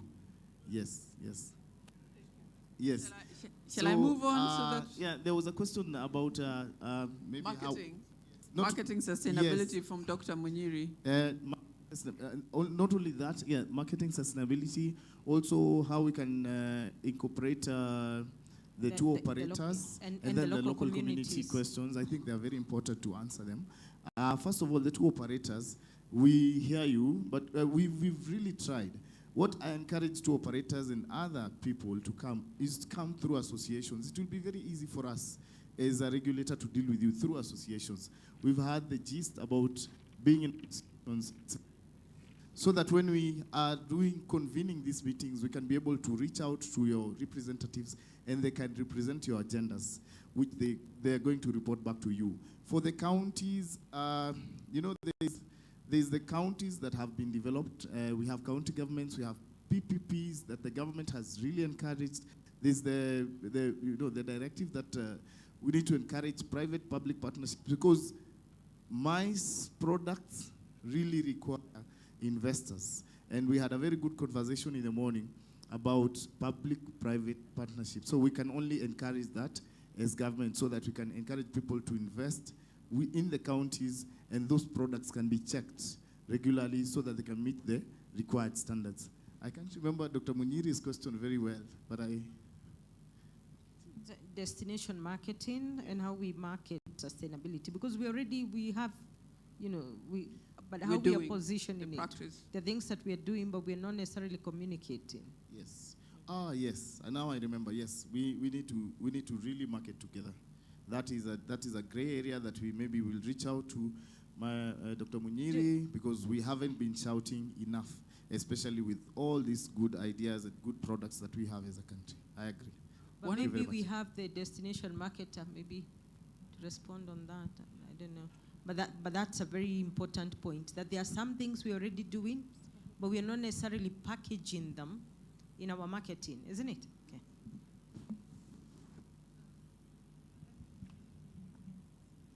Let me say this. Dr. Munyiri, you'll know this. We don't have sufficient training, and it's not mandatory for us, especially in the public sector, to do sustainability reporting. So we don't check on how sustainable our practices are or how well we are doing. We're not reporting to anyone because it's not mandated. Now, if we can, one, train on sustainability reporting to the importance of sustainability reporting and how it can benefit all of us, then I can assure you we will be using it in everything we do. Every presentation we make, every marketing pitch we do, every time we go on the global stage, it will be the first thing we show the world. This is our sustainability index, because we are working with women, because we are providing water, because we are repairing the riparian land. You know, as long as we are not reporting, we won't use that information because we don't know it exists. Thank you for that. I think you said it. You said it very well. If we cannot measure it, we can't manage it, we can't tell it, we can't communicate it. So it starts with us measuring. Then we are able to consolidate. But we also find out that private sector is very poor at public disclosure of their practices. Yeah, they don't want to publicly disclose, and that is why we have a lot of greenwashing, right? They want to have wash statements, but when you go to the back of house and you're looking for the realities and verifiable data and information, nobody wants to disclose that. So that is a challenge we have as a country. We throw the word sustainability in our marketing communication. In our policy, you find something mentioned, sustainability. But if somebody were to ever challenge us as a country and tell us, put your report on the table, what have you done? Everywhere we go, our first slide, sustainable. Every conference, sustainable. Everything, sustainable. But if we were to be truly challenged as a destination, what would we put on the table? I want to say, Prof, that that's an opportunity, because in this platform, we want each of the stakeholders to identify opportunities for them to take action. So industry is saying we don't have capacity building as far as sustainability reporting is concerned. Who owns that responsibility to facilitate industry with that? It's academia, and that's why we have academia here, or consultants. But essentially what I'm saying is, in this conversation, and how we distinguish this platform from any other, is that our dialogue must milk the opportunity. We must see what is the opportunity, and we must say who is a task owner, who then begins to develop programs around that, that equips us as a destination, as a continent, so that we can get better. Otherwise, we become talk shops, that everywhere we go, we are listing our problems and our gaps and what we don't have. Yeah. Is there a question that is not responded there to? is, and it was on reporting. Yes. And I think it's been articulated, our issue with... Has it been articulated, the point that you raised? Not yet? Somewhat? Somewhat. Eh? Okay, you can ask the part, say it again, the part that you want us to, so that we give you a satisfactory answer. And there are many. Last hand here. And then there was one last hand here before, because I didn't see another hand up, and our time is up. There was a hand here. After she has gone, then you can ask your question and we can take them together. And if the panelists, if you have a solution, like Kezi has said, if you have an area of opportunity and or a gap, something that the industry and those who are here could pick up on as we leave today, I was going to ask what is your organization's commitment to sustainability? And I don't want statements like we are committed, or like by 2030, we want to do this, this, and that. By this particular time, we want to do this and that. By this particular time. So we have a time frame, we have an issue, we have a time frame, and we have an action. Then those are things that can be followed up on. So there's a question there, and then here, and we will then take the, do we have the question? Yes, so we partly, I feel like we partly addressed the question I raised, but then we also focused on some tourism players. For example, for events, organizers and hosts who don't usually, report and share, outcomes of their discussions with those actionable steps that you've just highlighted, Judy, before I spoke. And also maybe providing guidelines on how to say, to share their sustainability journey. Remember I said sustainability is multifaceted, and often when someone or a tourism business, say, per se, is very strong in the planet aspect, then they run around talking about how sustainable they are. They forget that sustainability is actually the three tenets, and they are getting good at only one. So maybe what I was asking for, what are the guidelines that we could use to help MICE players know that it's a journey that they are progressing towards, so that they're not miscommunicating. I think you're talking about what Shirley said. There's a lot of need for learning and unlearning, right?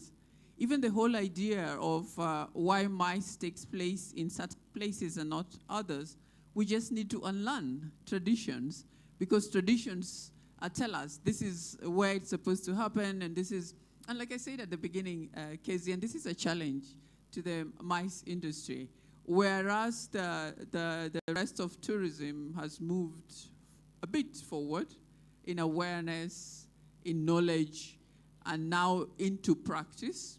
And then the next step is from practice to accountability. We are stuck in practice without accountability, the rest of the tourism industry. When it comes to sustainability, oh, we are not using paper, we are not using, but so what? Yeah? What are we being accountable for? Yeah? What are we standing up for? And how can we prove it? So MICE is in the early stages of practice, right? Not yet even started the stage of accountability. And so their traditions, what industry chased, what was luxury in tourism 10 years ago, 15 years ago, is rapidly changing. And now sustainability is luxury. People travel for sustainability, and they like to identify, and they like to take that identity away with them. But we have a MICE industry that is still driven by tradition around space. And I think that luxury, they're still in the space of luxury, where tourism was stuck for a long time, where luxury meant 5 towels in your room, changed every day, bed linen changed every day. That was luxury in tourism, but it's changing drastically. It's no longer responsible to do that anymore. And change is coming, and I believe change is coming to MICE as well, and we're moving into the age of accountability. I agree with you. We are at infancy, but because it's a very dynamic, cross-sectoral kind of space, MICE interacts with virtually every sector. And therefore, the opportunity for MICE to develop very fast is there. And as we awaken to the opportunity, I think that we will see very rapid development, especially in the area of research, measurement, that then enables us to report. Because even for us, this is our 7th year of hosting the Africa MICE Summit, and reporting has still been an issue for us. So it's an area where we see opportunity for growth, opportunity for even developing the tools to enable us to report, because we're wanting to make sure that there's a tool, that is credible and objective. But I wanted to respond to the issue from Trans Nzoia County. MICE is happening at the county level, even in the form of the devolution conference.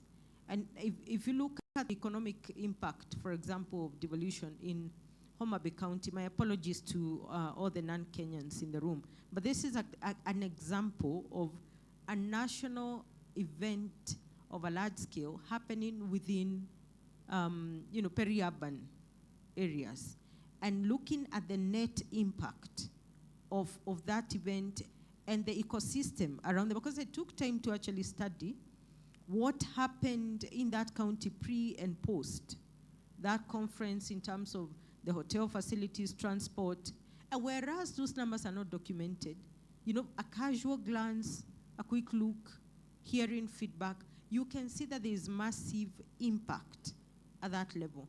And the counties, of course, need to start to appreciate the opportunity that exists and perhaps begin to profile their destination for MICE and to look at what are the MICE assets.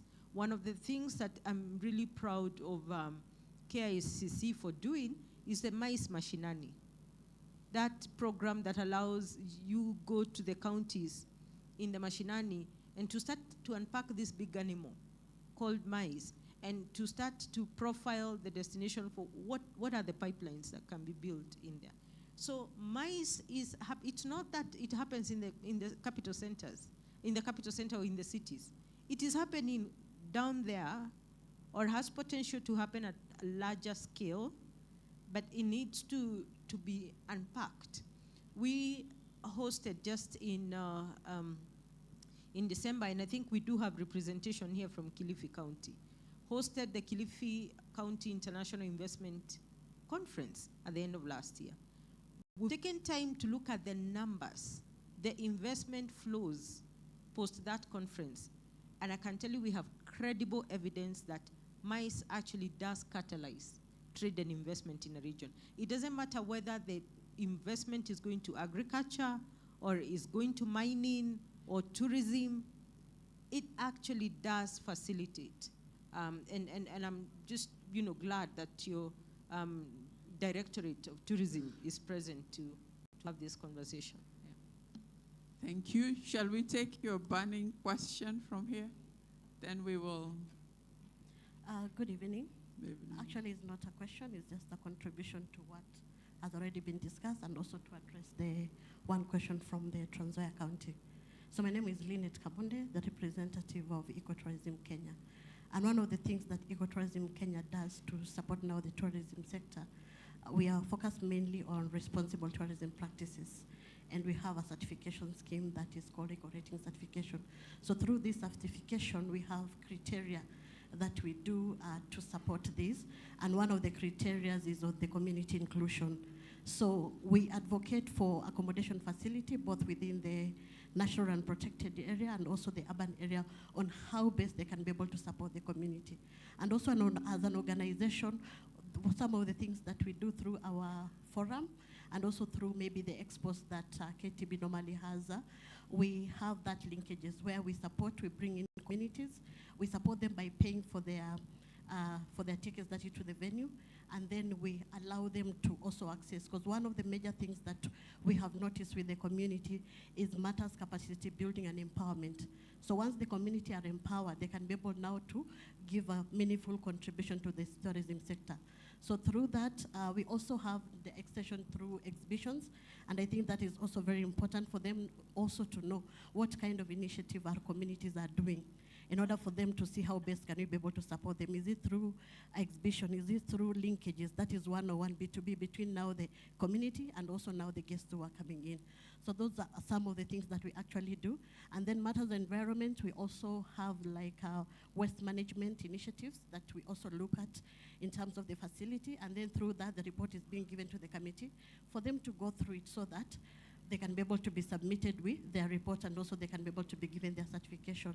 And one of the key things we also advocate is the impact report. Because for impact report, you can be able to tell the kind of initiatives the facility are doing to support matters environmental and also matters sustainability in the tourism sector. Because once you have that impact report, we can be able to tell the kind of initiatives and also the kind of partnerships and the projects that you are doing to support community. So yet we know that reporting is not mandatory, but I'm glad TRA are here. So probably this is a discussion that can be ongoing through now maybe a meeting just to ensure that this is done to be able to support the tourism sector effectively. Thank you. Thank you, everyone, for joining this joint panel. This was actually... there's somebody holding a mic. Sorry, I think I'm very tall. You couldn't see me from here. So, and I love how Madam Kezi is actually talking about the Devolution Conference in Homa Bay. My name is Daniel from ACE Mobility. We do transport for people with disabilities and reduced mobilities. Touching on the Homa Bay conference, we provided transport to an NGO that had people with disabilities. Fortunately or unfortunately, the accommodation we got was in Kisumu. So we had to travel every day.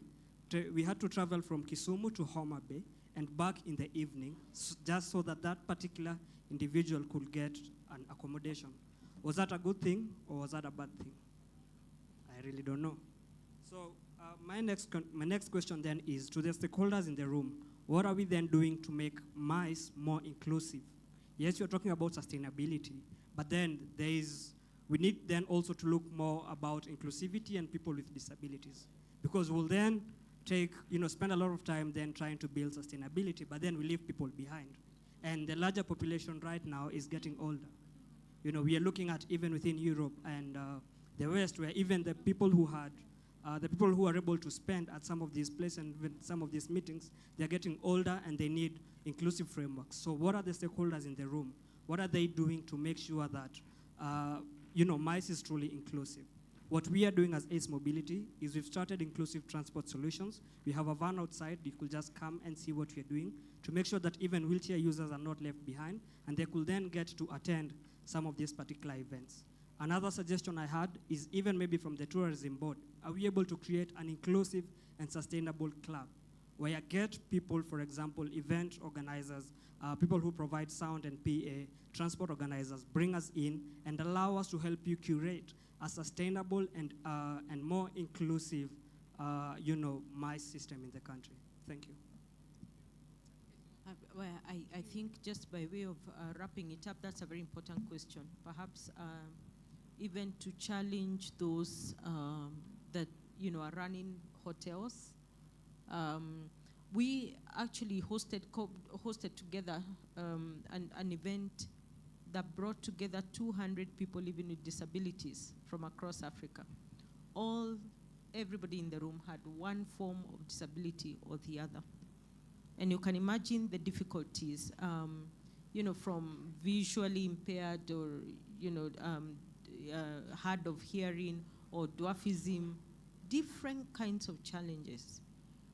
If you do your stock taking, how many accessible rooms you have in the hotels in Nairobi? It's crazy. And you have a conference of just 200, not even more than that, just 200. And the hotel with the highest capacity only had 6 rooms. Only 6 rooms. So that's a room that, of course, there's the standard of inclusivity and support. Look at where the buttons in our lifts are placed. Somebody with dwarfism now is not able to access the lift button. Somebody with a wheelchair, maybe the size of the lift.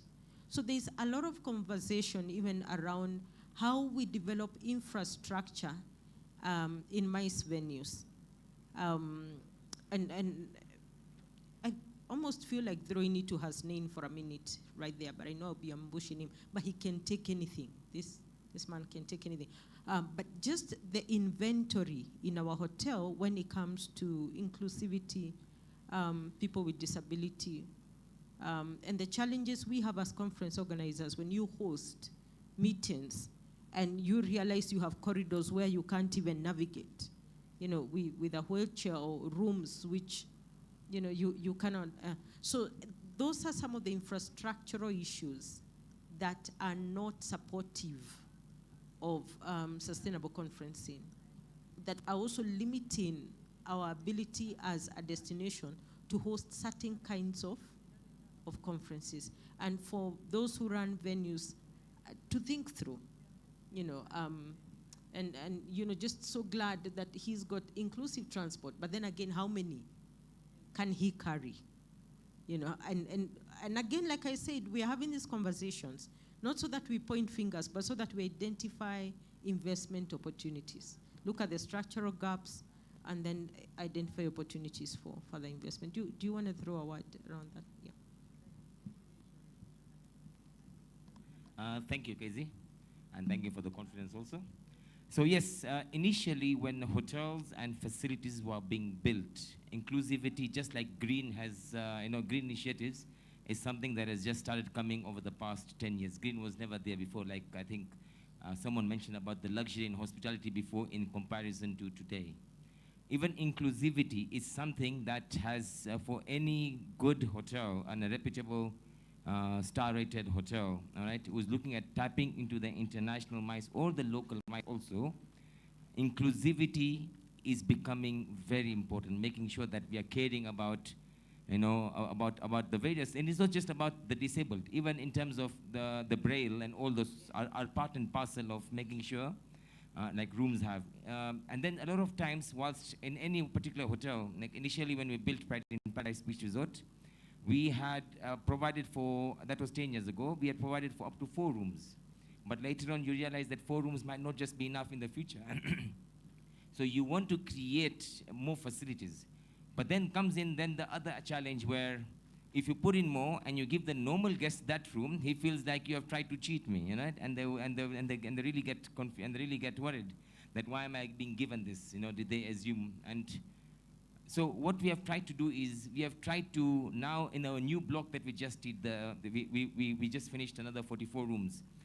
Out of those 4 rooms, we have tried to actually make sure that they are bigger in size.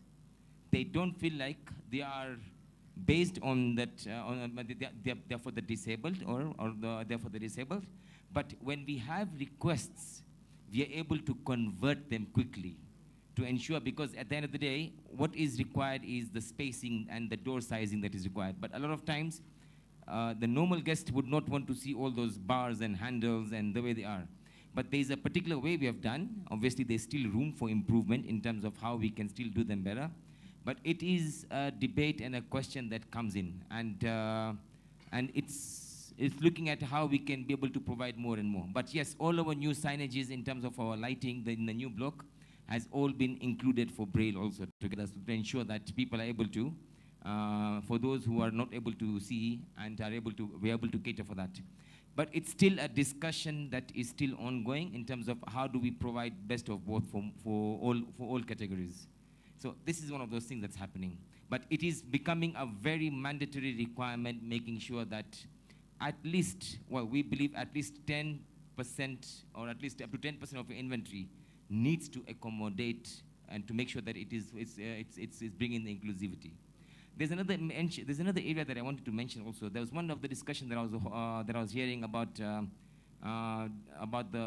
mice and the devolution of mice within the various counties. And there's one fine lady who asked this. It was actually a conversation that we had some 2 weeks ago. And the conversation was based on how do we ensure that the mice are going to the various counties. One of the most important things is making sure that we are creating the National Convention Bureau. And now making sure that once the National Convention Bureau is there, we know, example, Western Kenya is famous for its agriculture, making sure we are hosting the agricultural conferences. So when they are now tapping into those conferences, pushing those conferences towards the Western Kenya sides. If it's the Blue Marine conferences, those are going to be held at the cost. If you're looking at conferences, example, we have wonderful athletes in those sides of Eldoret. So sports conferences by default can go to Eldoret. And once we have the National Convention Bureau coming in, they are supposed to educate our governors and the team leaders on the importance. What you realize is a lot of our leadership still does not understand the importance of mice and the ripple effects that the mice tourism can bring about, not only for that 1 week or 2 weeks, but the simultaneous leisure tourism that can come in through. All right, and this is all going to be created by having the National Convention Bureau, out of which one of its docket would be training and development, where continuous training is given to various leaderships, and then it's trickled down to the various people, in the various counties. And that's how we're able to devolve conference. It's a long journey, but it's definitely possible. Thank you. Thank you. Thank you very much. I want to close this because we've received 1 minute. Yes. 1 minute.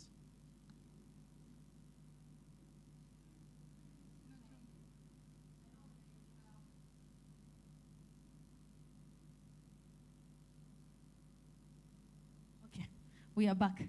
So hi, I know when I took this mic the first time, I mentioned that Kilifi is one of the poorest counties in Kenya, which is true. But also, I didn't mention what Dada Yangu has done, because we talked about sustainable livelihoods. But it's also sustainable livelihoods is one of those vocabularies that has been used over and over again. But what are we doing as an organization, as Dada Yangu? So one of the things that we've been able to do is we've been able to partner with a hotel in Kilifi called Distance Relatives and Ecolodge to plant mangrove trees along the coastal line, that is from Kilifi Creek all the way to Atamu to Malindi. One, so that when tourists come, we make sure that they have supply of fish, because without the mangrove trees, then it means fish won't have food and they will die. We won't have crab. So when we have tourists coming to Kilifi and we have a floating restaurant in Kilifi, we have Leech House in Watamu, we make sure that you guys have food to eat because a good amount of people will travel all the way to Kilifi to eat seafood. Another thing as Dadangu we've done, when the women, because the trees are mostly planted by young kids, I would say 10 years and above, and women, so it's mothers and their kids coming to plant those mangrove trees. We make sure that we pay them. We pay 10 mangrove trees for 100 bob. So the more you plant, the more you earn. So it means you spend your time planting the mangroves, but also you get something to eat, because one of the things we are also struggling with in Kilifi is hunger. We don't have food because we don't have rains. Another thing that we've done, there's this organization called Ocean Souls, where they collect flip-flops from the ocean and then they turn it into art. Ocean Souls get those flip-flops from the locals. They pick those flip-flops, they give it to them, and they pay. So there's a lot of things. I know Trans-Nzoia has talked about Trans-Nzoia and Samburu, and I always tell people when they're coming to Kilifi, if Kilifi didn't have the ocean, then we would have been as poor as Samburu, to be honest. It's just that I feel like the ocean covers us a little bit because we always have visitors coming to see the ocean every time. I had a conversation with a neighbor of mine and she was telling me she was coming to Malindi. So it means when she's coming to Malindi, she's coming with the whole family, which is a good thing. And we want people to always visit Kilifi. And as Madam Kezi said, they had a conference in Vipingo. Sometimes it's easy for a local to look at themselves and say, oh my God, I cannot enter Vipingo because how glamorous Vipingo is. So I feel like if the county government will push these events to more places like Harissa, Maitha grounds, where people will look at them and feel like, you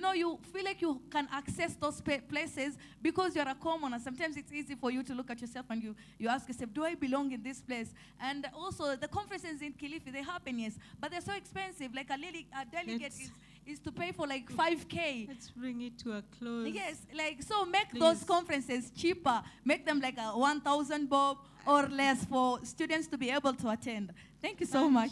Thank you very, very much. Thank you. We're bringing it to a close now. Thanks, everyone. You raised the question of inclusion. Inclusion is a core part of sustainability. They're not parallel, yeah? Within sustainability are all issues of inclusion, which is also talking about issues around equity. How do we make it accessible to everyone, even in terms of conference attendance, conference location, conference services, and all those kind of stuff. We've had a great conversation, great conversations this afternoon from the first panel that we had. I think it has been demonstrated from the first panel that obviously MICE is an opportunity, untapped opportunity for Africa. If you looked at the presentation by Dr. Manyara and you were keen to take pictures of some slides, then you want to hide yourself when you talk about we have tourism in Africa, right? In the continent. When you look at the numbers and you look at the percentages and we think we're working so hard, there's yet more that we can do to tap into these places. We have talked about the power of knowledge. We have talked about the power of connections. MICE connects people, brings people into destinations, opens doors for investments. I think that was made very clear in the first panel, that you don't just have people coming, but you have, I'm aware of that Africa Hotel and Investment Forum that happened in Nairobi. Before then, there were not many international brands, but after the Africa Hotel Investment Forum in Nairobi, and all the CEOs of the big brands, the Marriotts, they probably came here for the first time. Now we have Marriotts in Masai Mara, yeah? We have big brands that have come in. So there is that opportunity that is presented by MICE. But as we do it, let us not forget our accountability and responsibility. We are not going to grow irresponsibly. Everything has got consequences. What we've been talking about here is just a tip of the iceberg of what's in the background, of what is untold, what is unseen as MICE grows, right? Yeah, if we continue talking about convention centers, we are talking about space. We are covering more space. We are putting more space under concrete. and then we need to light them, and then they need water, and then we need to concrete them, and then we need to do another thing, and the impact on the environment grows. Is it time that we thought differently? Yeah? We unlearned how to do mice and move it into other open spaces, or did it differently like we have heard from Dubai, and it was still mice, and forget about big walls and spaces and all that. Things that can be moved like this. This space is now got distance, it can be taken away, right? And that doesn't mean we need to own the space. We can go to a community and put a thing like this and benefit that community and pack it up and all go and go away without piping and wires and all that. And so I'm talking because the policymakers are here. And when I hear Convention Bureau, what comes to mind is somebody who's going to talk about we need a convention center, big spaces. In Homa Bay has managed without a convention center to hold the devolution conference. So we should not have in our minds issues around taking more space, more natural spaces, but maybe working around already what we have. There's a lot of knowledge out here around green mice. We have, I encourage you to seek out the website, the reports from Hotel Verdi. I have been the cheerleader following them up for a couple of years now, since 2013, I think, yeah. I have known about them from that particular time, maybe 2015, I think, 2015, 2016. And they have done amazing things, right? I believe, yeah, I believe that you have included in your hotel service people with different disabilities. Yeah, they work in a 5-star hotel, people with different disabilities. They're not hidden in the background. So they're inclusive, they're sustainable in all ways. So it's not just about the solar that you saw and other things. The social aspect of it is also very, very deep and very inclusive. What am I saying? There is knowledge and practice out there that we can learn from. And as a destination, as Kenya, we can pick up from the best of practices. So even today, as we do our standards and guidelines, let's not do them at basic entry level when there are valuable experiences that already exist that we can pick from and start to build a sector or a segment of the industry that is truly sustainable, not trying to be sustainable, trying to fit into the global discourse by saying we are also. When you hear a destination say we are also, it means they are not committed. They're just also trying to do something so that they fit within what everybody. So we say, as Kenya, we are also. No, we are not also. We are committed to. These are the things we should be saying. Not we are also pursuing sustainability. In Kenya, we are also managing wastewater in Kenya. We are also, what exactly are we doing in Kenya? Ladies and gentlemen, we still got work to do in this industry, and it is doable. The knowledge is there, the practice is there, the frameworks are there, the standards are there, the lessons are there. The challenge is on us. When will we do it? And as I leave, I want to challenge everyone. Every operator in this room, I want to challenge you as a practitioner in the tourism industry. What will be your story in 2030? 2030 is the year of accountability for the Sustainable Development Goals. What will be your story? We have 17 goals, 17 Sustainable Development Goals. That is the day when our true identities will come out, even as destinations. Now we can say we are also, but there is a day of accountability that is coming. Thank you, ladies and gentlemen. My name is Judy Kefagona from Sustainable Travel and Tourism Africa. I am a consultant in sustainability. I actually call myself a systems architect for sustainability. I tie the ropes together until we get it going. Thank you very much and have a good evening. Thank you very, very much. Judy Gona, thank you, has partnered with the Africa Mice Summit since 2018. We actually launched the Africa Mice Summit at what we called a Thrivability Breakfast in partnership with Sustainable Tourism Travel. Please, ladies and gentlemen, let's just appreciate the 3 panels that have come forth this afternoon. I request that we just quickly do some gift bags if we can do it very, very quickly. We are starting with panel number 1. Let me ask Kevin of Woodnock Green, if we can walk quickly, because it's almost 6 o'clock. I just want to bring Kevin of Woodnock Green to the podium. Kevin of Woodnock Green has sponsored the gifts for our panelists. Let's just give him a clap. So we want to bring to the stage Mr. Hasnain Nurani. Thank you very, very much for being with us today. Asante Sana, Mr. Barry Clemens, Hospitality EQ. You have partnered with us. Actually, yeah, just stand there, you guys. Tremendous people. Thank you very, very much. Let's bring Glenton. Glenton, karibu sana. Individuals who have partnered with us over the years. I see we now do not have our host. Do we have KICC represented? I think they just stepped out. We are going to keep the gifts of the hosts. And then we also don't have Dr. Jeffrey Manyara, who I completely understand. He's had to traverse the continent just to be here. Thank you very much, gentlemen.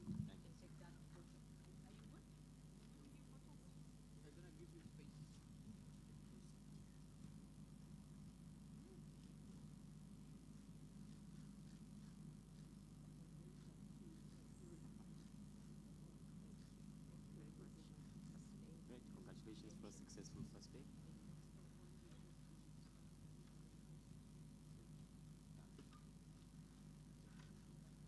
So let's call up the speakers for the sustainability panel. Judy Gona, please come. We want to appreciate you for your partnership, your friendship. Professor.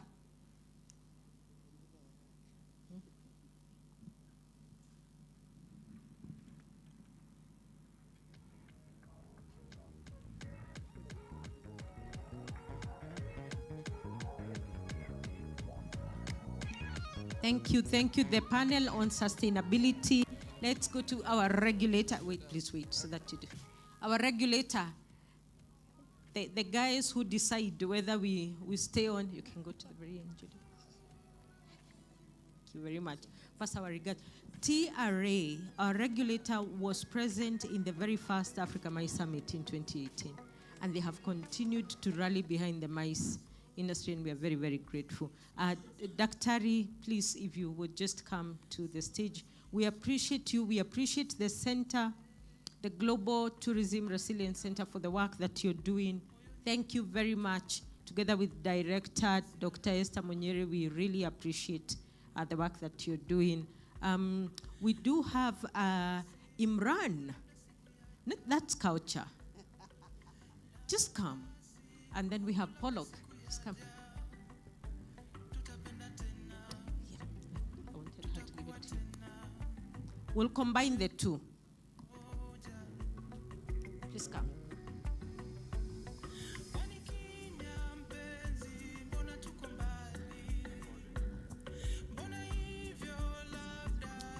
This is for you. Carry this to South Africa. Thank you for the lessons. We very much appreciate your input.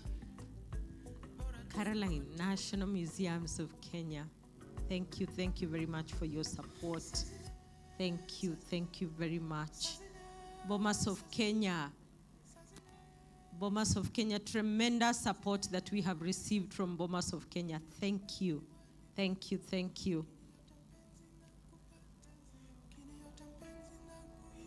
Fatuma from Kilifi.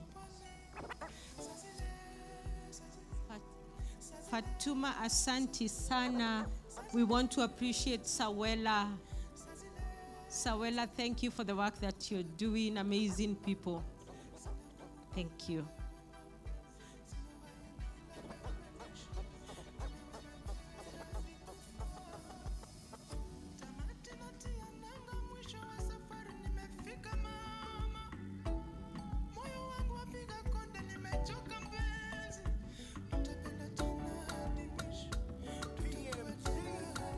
Thank you very, very much, everybody. We want to appreciate you Asante sana, asante sana. I am going to call up Elizabeth to represent the CEO KICC and just receive this token.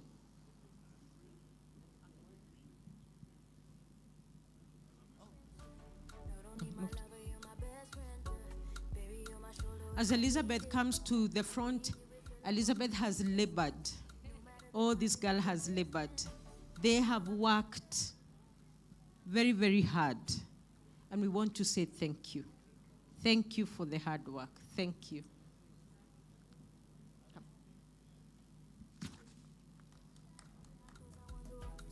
Yeah, let's give her that clap. She is deserving, very much so.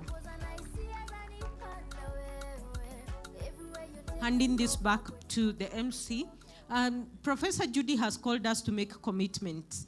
Please, I want to welcome you to just go to the pledge wall, sign your commitment. But even better, we will have a QR code tomorrow and you can record a commitment on behalf of your organization. Our commitment is that we will compile all those into a sustainability report that will be shared with all of us after this summit. Handing it back to the MC. Thank you very much. A big hand of applause. A bigger hand of applause. A joyous hand of applause. Thank you, Casey. And to everyone who has spoken today, for all of you who have remained until this hour, we are so very grateful. I have nothing else to add. I think everyone has spoken. I don't need to be speaking anymore because then you're going to shoot me out of this place. However, I just want to remind you that tomorrow morning we will start nice and early. If you're going to be here from 8 a.m., yes, that would be great. So you can have a minute to go through the exhibition areas. I hope you'll have thought about your sustainability commitments, and just remember to put your commitment on the wall, which is outside at the registration area. Otherwise, we will see you all tomorrow. Thank you all so very much. My name is Doris, and thank you for allowing me to be your host today. Thank you so much. Kwaherini. Thank you.